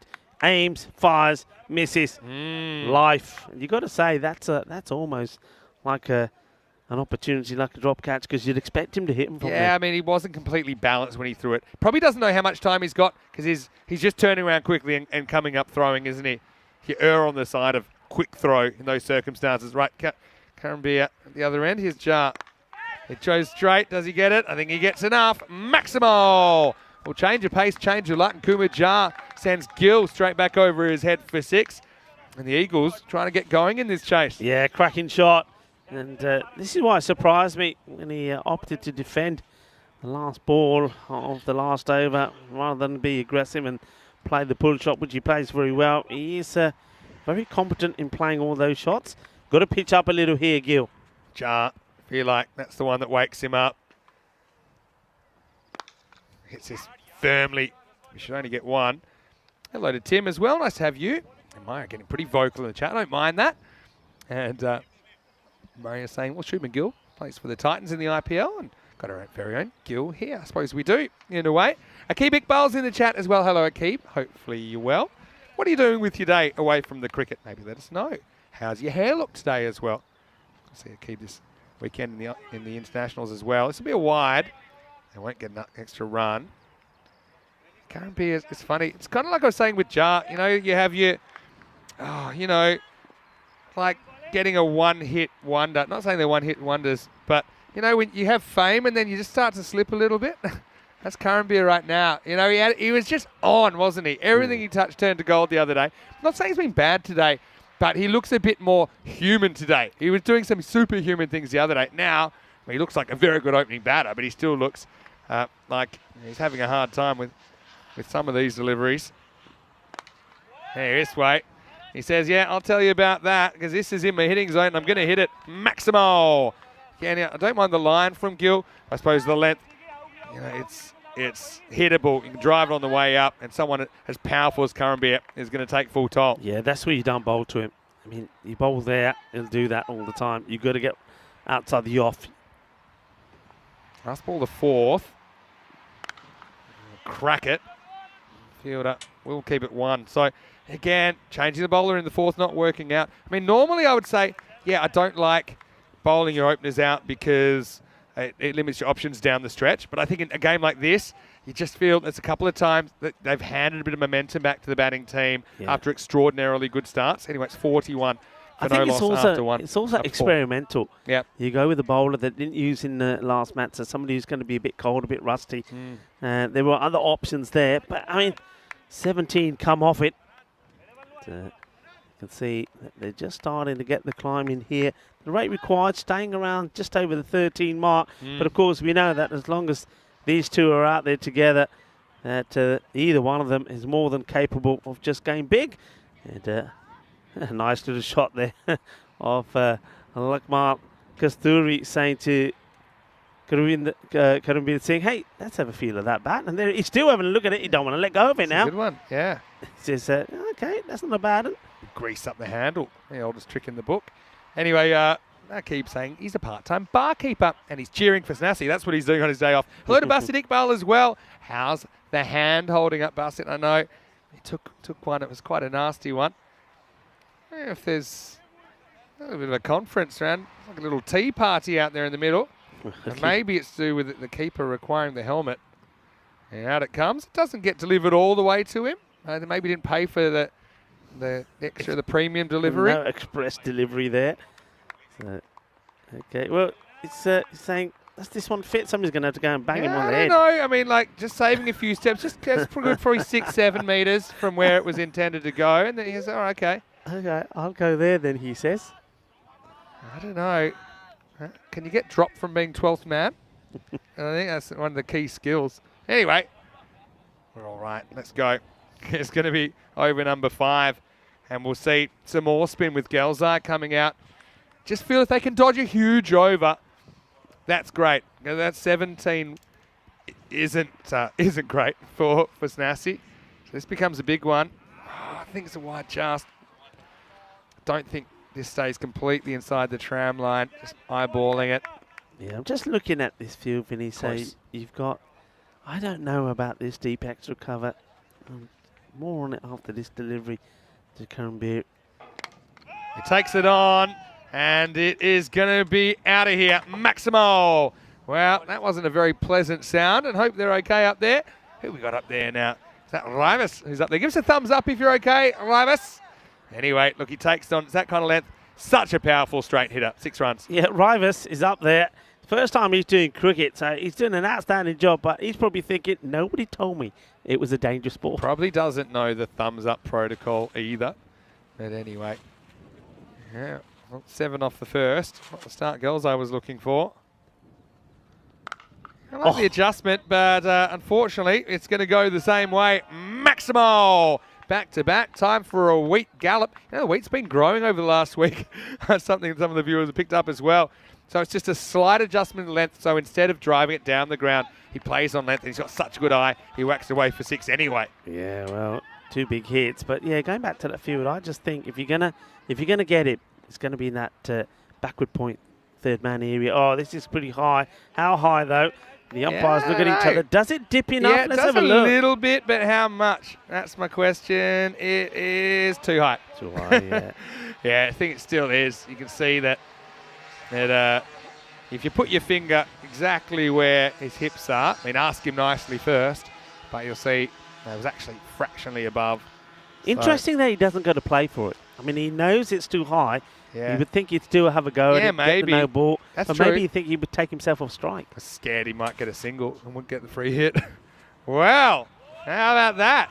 Different bowling, different batting, same result. I think that's gone for 6. I mean, it was a surprise delivery from Gelza. He puts in the really slow bouncer, and then it's cut up and over, and yeah, that's gone all the way. Well, there's another one. Well, maybe one thing I was thinking that maybe someone like Karanbir Singh, we know what he was doing when he was hitting all those runs. He was hitting not a Parontas. Somebody probably put him on a diet. Well, he thought, forget the diet. He's had a few and he's ready to go. And that is right in his zone. Bolle, brrrr. Oh, Karanbir Singh now powered by Paronta power. Is it Alu? Is it Mulu? It doesn't matter. Well, that is 6. That's what matters. Well, I guess it serves me right for saying he was looking mortal, because he's gone into beast mode, hasn't he? And this bear's got claws. 43 off 19. Again, I hate to say it, you trace it back to the 4th over, who they bowled. Yep. They've just this might happen anyway, but they would have had an over less to do it. As it is, you know, they're ahead of where they need to be now. Little nick past the keeper this time. Probably 2. And they won't. They'll walk a 1. As Jar will get to face the last ball of the over. 27 have come off it already. A boundary makes it supersonic. And, well, I think they've just gambled with 2 bowlers, which surprises me. What's can we do here? Oh, well, he's bowled him. He gets one through, which surprises Cooper Jar. I think Jar changes his mind here in the shot. So Gelzai, there he goes magical. He gets a wicket. I like him that, Kukuma Jar. He says, you know what? He says, it was too good for me. Come on, shake your hand. Yeah, he gets done with the drift there. So finishes with an absolute beauty. And, well, they get the wicket. Kukuma Jar and Jar, he'll go for 14 off 11 deliveries. And, well, that could change things. Yeah, so let's have a look just quickly before we continue with this match about the ECC. It's the Euros of cricket. Really exciting to see even more nations involved this year. 31 countries will get involved over 4 weeks of action in Khartoum. 3 days per group. Each group of 5 will just have 1 group winner, and they'll all congregate, as well as the defending champions, Netherlands 11, on the 16th of October for a 5-day championship week. Join us for the ECC starting on September 25. So what have we got here now? So we're seeing a change here. You see, with that wicket going, I would be inclined straight away just to say, right, Divith, you're bowling this one. We need 1 wicket. We get 1 wicket, we're in here. They don't go with Naveed Hussain. They're sticking with Mohammed Hussain, who has kept his number 3 position. So how does he fare? Karanbir on 44. Well, he gets a full toss, and, well, forget 44. It's yet another half-century for Karanbir Singh. Ginna Sona, Shakka Maria, and that's another 50. Ball Badaya Karanbir Singh nu apni half-century puri kali. And now he, obviously, is the key here with Jargon. Look at those straight hits and through the kind of traditional V. Speaking of which, there's another boundary. And I didn't catch the Bears right now. The Bears look like they've stumbled upon a campsite with a bunch of Red Bulls or something like that, because they are hyped up and they're scoring super quick through the middle of this innings. Depth of the bowling of Snassi really being shown up here, perhaps. Yeah, that one was absolutely pelted in the fielder.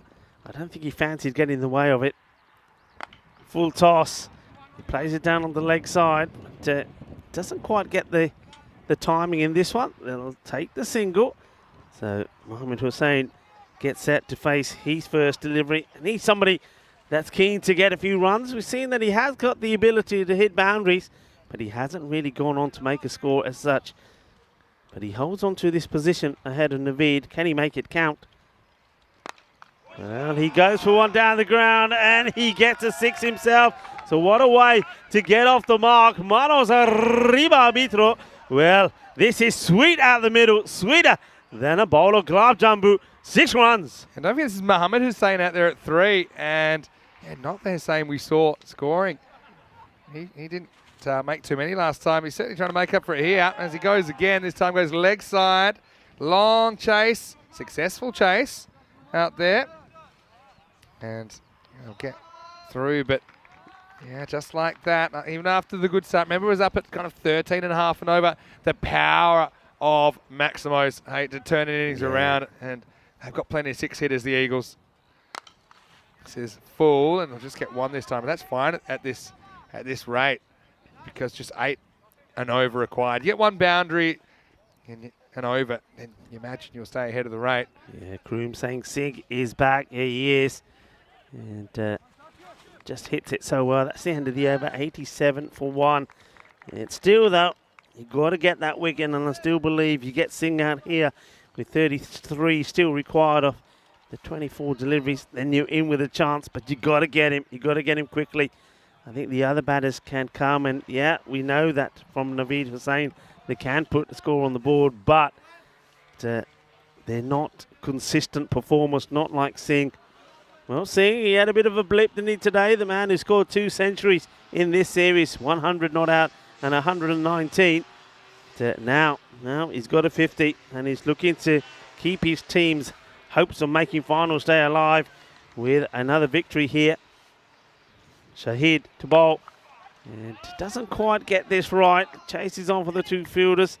They get there, they keep it to a single. Yeah, I mean, Shahid is somebody we have seen bowl, and he certainly would have been a bowler I would have gone to before going to the likes of Gill or Gulzai. And let's see if he's able to get the breakthrough. No ball called, and this has to be a foot fault. Let's have a look how far he goes here. Right, let's have a look. Yeah, I've got a bad feeling that's coming down. Oh, wow. Criminal, that is. I mean, I don't know. It's in the shadow, so maybe it's not as bad as it looked. But it's bad because he's a spinner. Luckily, dodges any further punishment on the free hit. Yeah, I was saying, missing out, really. Didn't fancy moving his feet at all, coming out to it. Just swings blindly. He sizes this one up, and he knows what to do. Mohammed Hussain. Now, it looks like we found the missing 4th bear. That's in the director's cut, as he just leans back and escorts this one over wide long on. Maximal 6 more. And right now, the Eagles, they are flying in this chase. Yeah, they certainly are. Too short, and he gets walloped away. So, well, Mohammed Hussain dealing in 6s at the moment. Oh, this one is another one right at the umpire, and an absolutely superb effort. I mean, what a stop this is. Now, this is one that any defender would be proud of. This ball has hit the rope at least 3 separate times. All right. Number 1, it almost knocks the umpire's hat off, which is something. But, I mean, whether he sees it or not, I mean, this is, look, let's count them. There's 4 once there, twice, 3 times. Oh, he's unlucky, 4 times. Though. That's 16. Yes, that's just. I like the fact he still threw it in, like we wouldn't notice. Oh, almost a catch. Well, the action coming at the end of the day, like it always does. 100 comes up for Vienna Eagles. I don't know what to say anymore. Well, it's a superb effort from Naveen Wijasekara, looking to take a one-handed jalebi catch. And instead, though, he makes a good save. We've seen a good bit of some footballing skills. We saw a defender almost clearing it off the line, and the goalkeeper hits that one round the post. Short, Gandhi, adios, Bolota. And, well, we see a bit of hurdling from the fielder. Good luck finding that. He's in the weak field. Well, the other day I was here, that resembled a bit of a human car wash. But this time, well, what a find. These guys are just amazing. And look at the way he goes for this. Look, there we go. Thank you very much. Well, he doesn't do a Sukhinder Hyatt. Yeah, it doesn't. Luckily, but tell you that wheat has grown. I mean, we almost lose David completely here. That's kind of chest tight. Oh, well, what can I say? I mean, I've got to say, I admit the fortitude of the fielder to pick up a ball off the rope and to, number one, to pick up a ball off the rope and then actually knock the rope with his hand as he's picking up the ball and just throw it in like nothing happened. Anyway, something's going to happen tomorrow. Rico will be here covering for me while I take a little bit of a break. I'm going to enjoy a bit of Vienna. Pack Riders, can't wait to see them. Pack Riders Cricketer CC first up, that'll be good. Indian CC, Vienna versus Donnerstadt, that'll be good. In fact, looking at all those games, they'll all be good. They'll all be good. So make sure that you tune in 7:30 GMT, 9:30 in Central Europe, 1 p.m. in India. Oh, well, that's a little bit short, muscled away, and almost an outstanding catch. Has time to go count his fingers.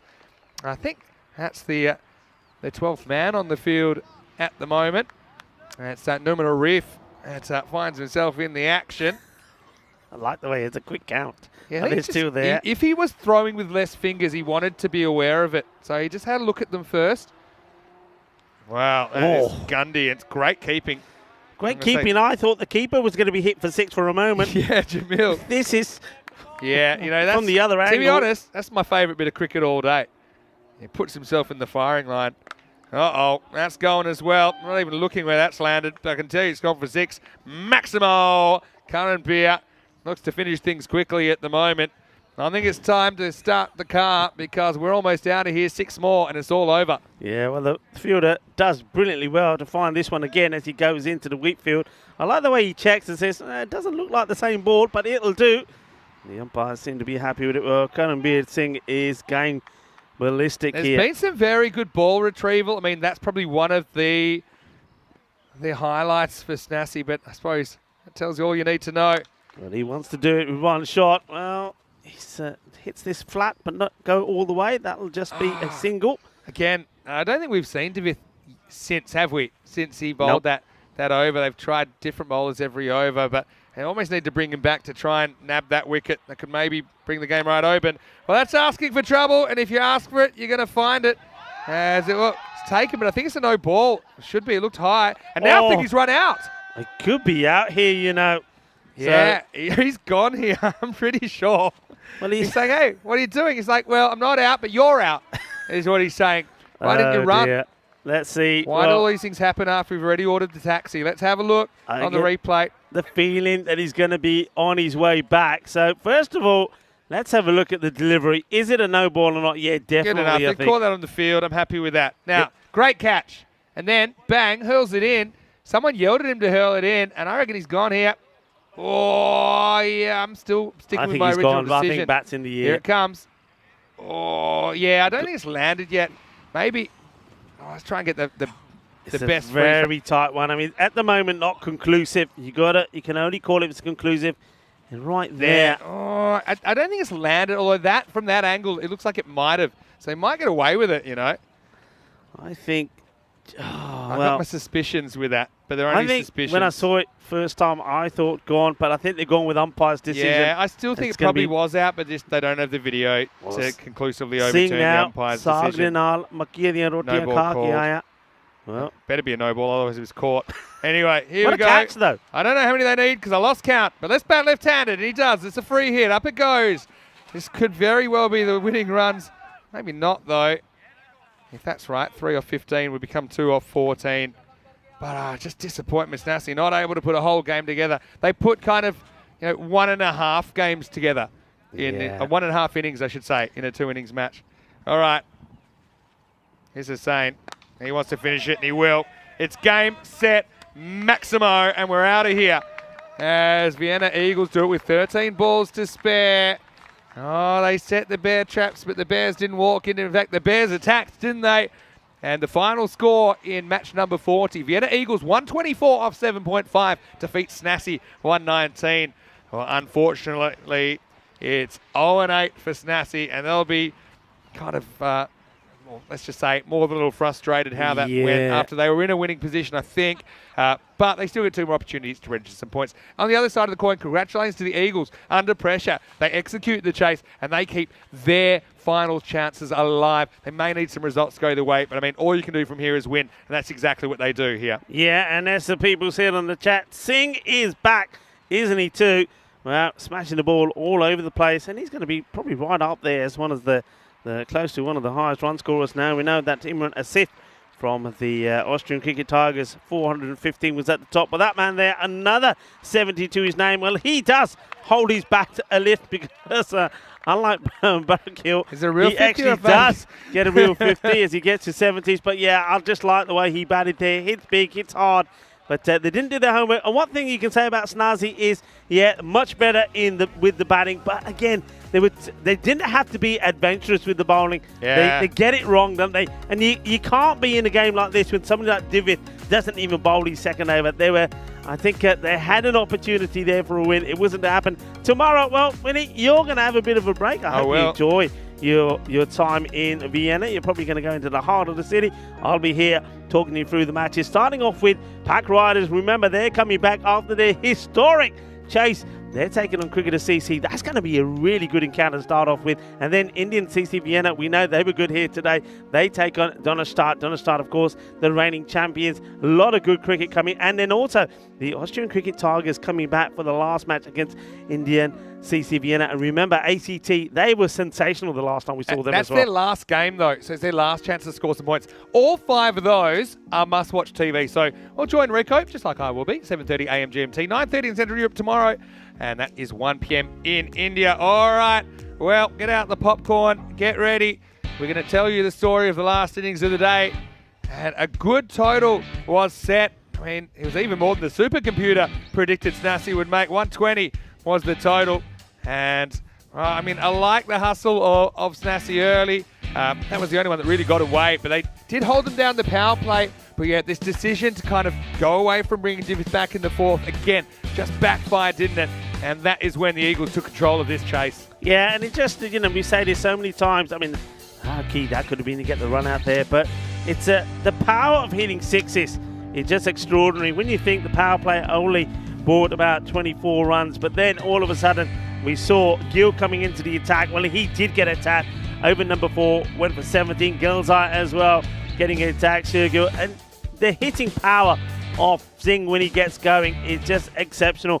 And this time round, somebody like Mohammed Hussain was able to provide him with good support as well. Hussain himself, 26 of just 10 deliveries. Yeah, they're a team, if they click, they can certainly beat anybody. That's exactly right. I think what we saw, towards the end of the day, we didn't really see at the start, is that they had a bit more batting than just the top 2.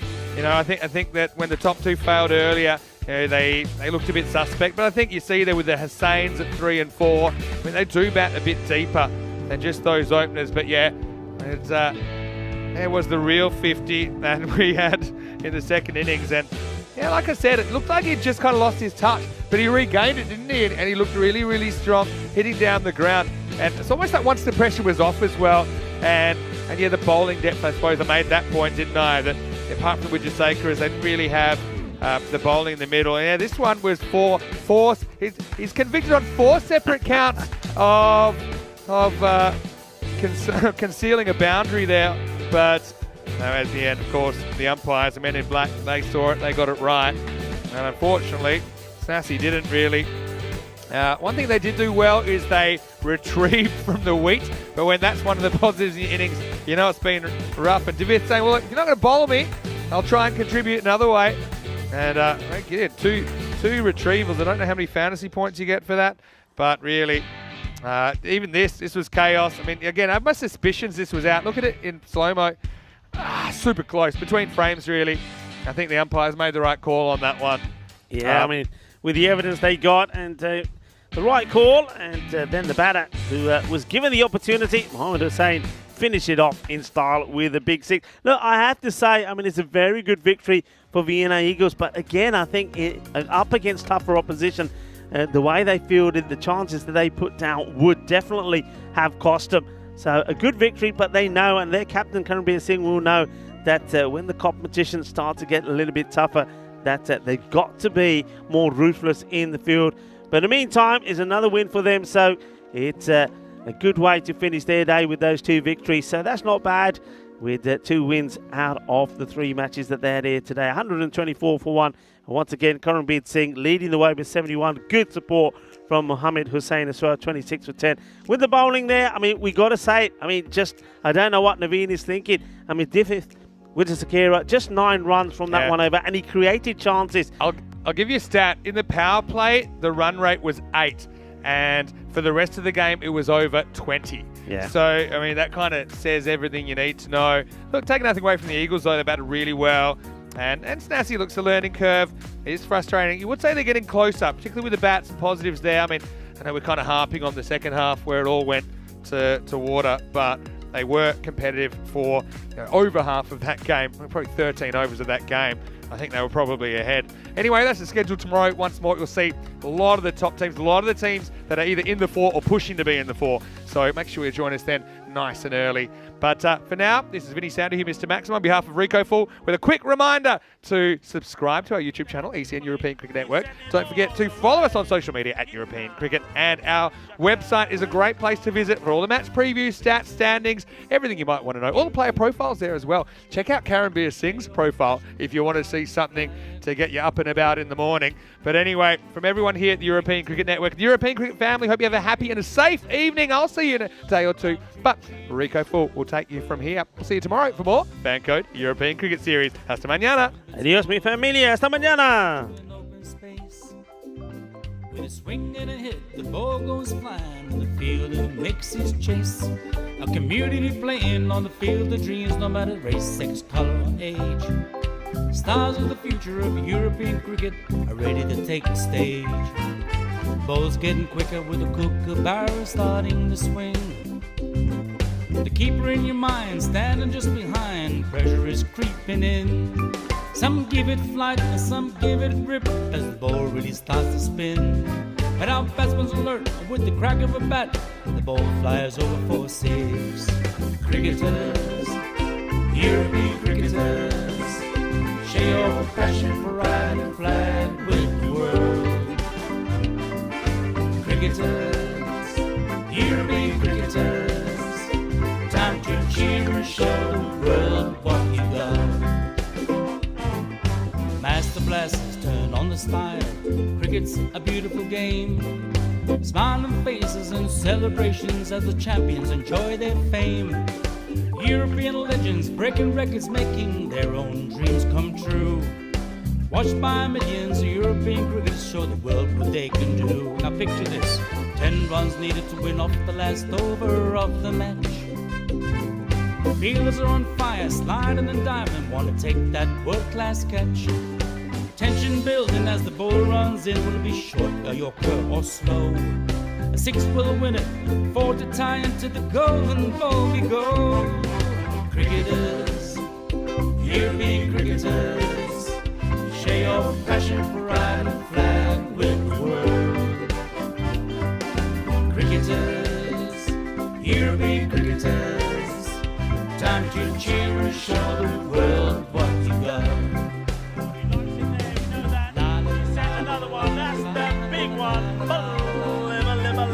That's gone all the way over into the clubhouse and ordering a pint at the bar. Hundreds of clubs all over Europe are coming together today.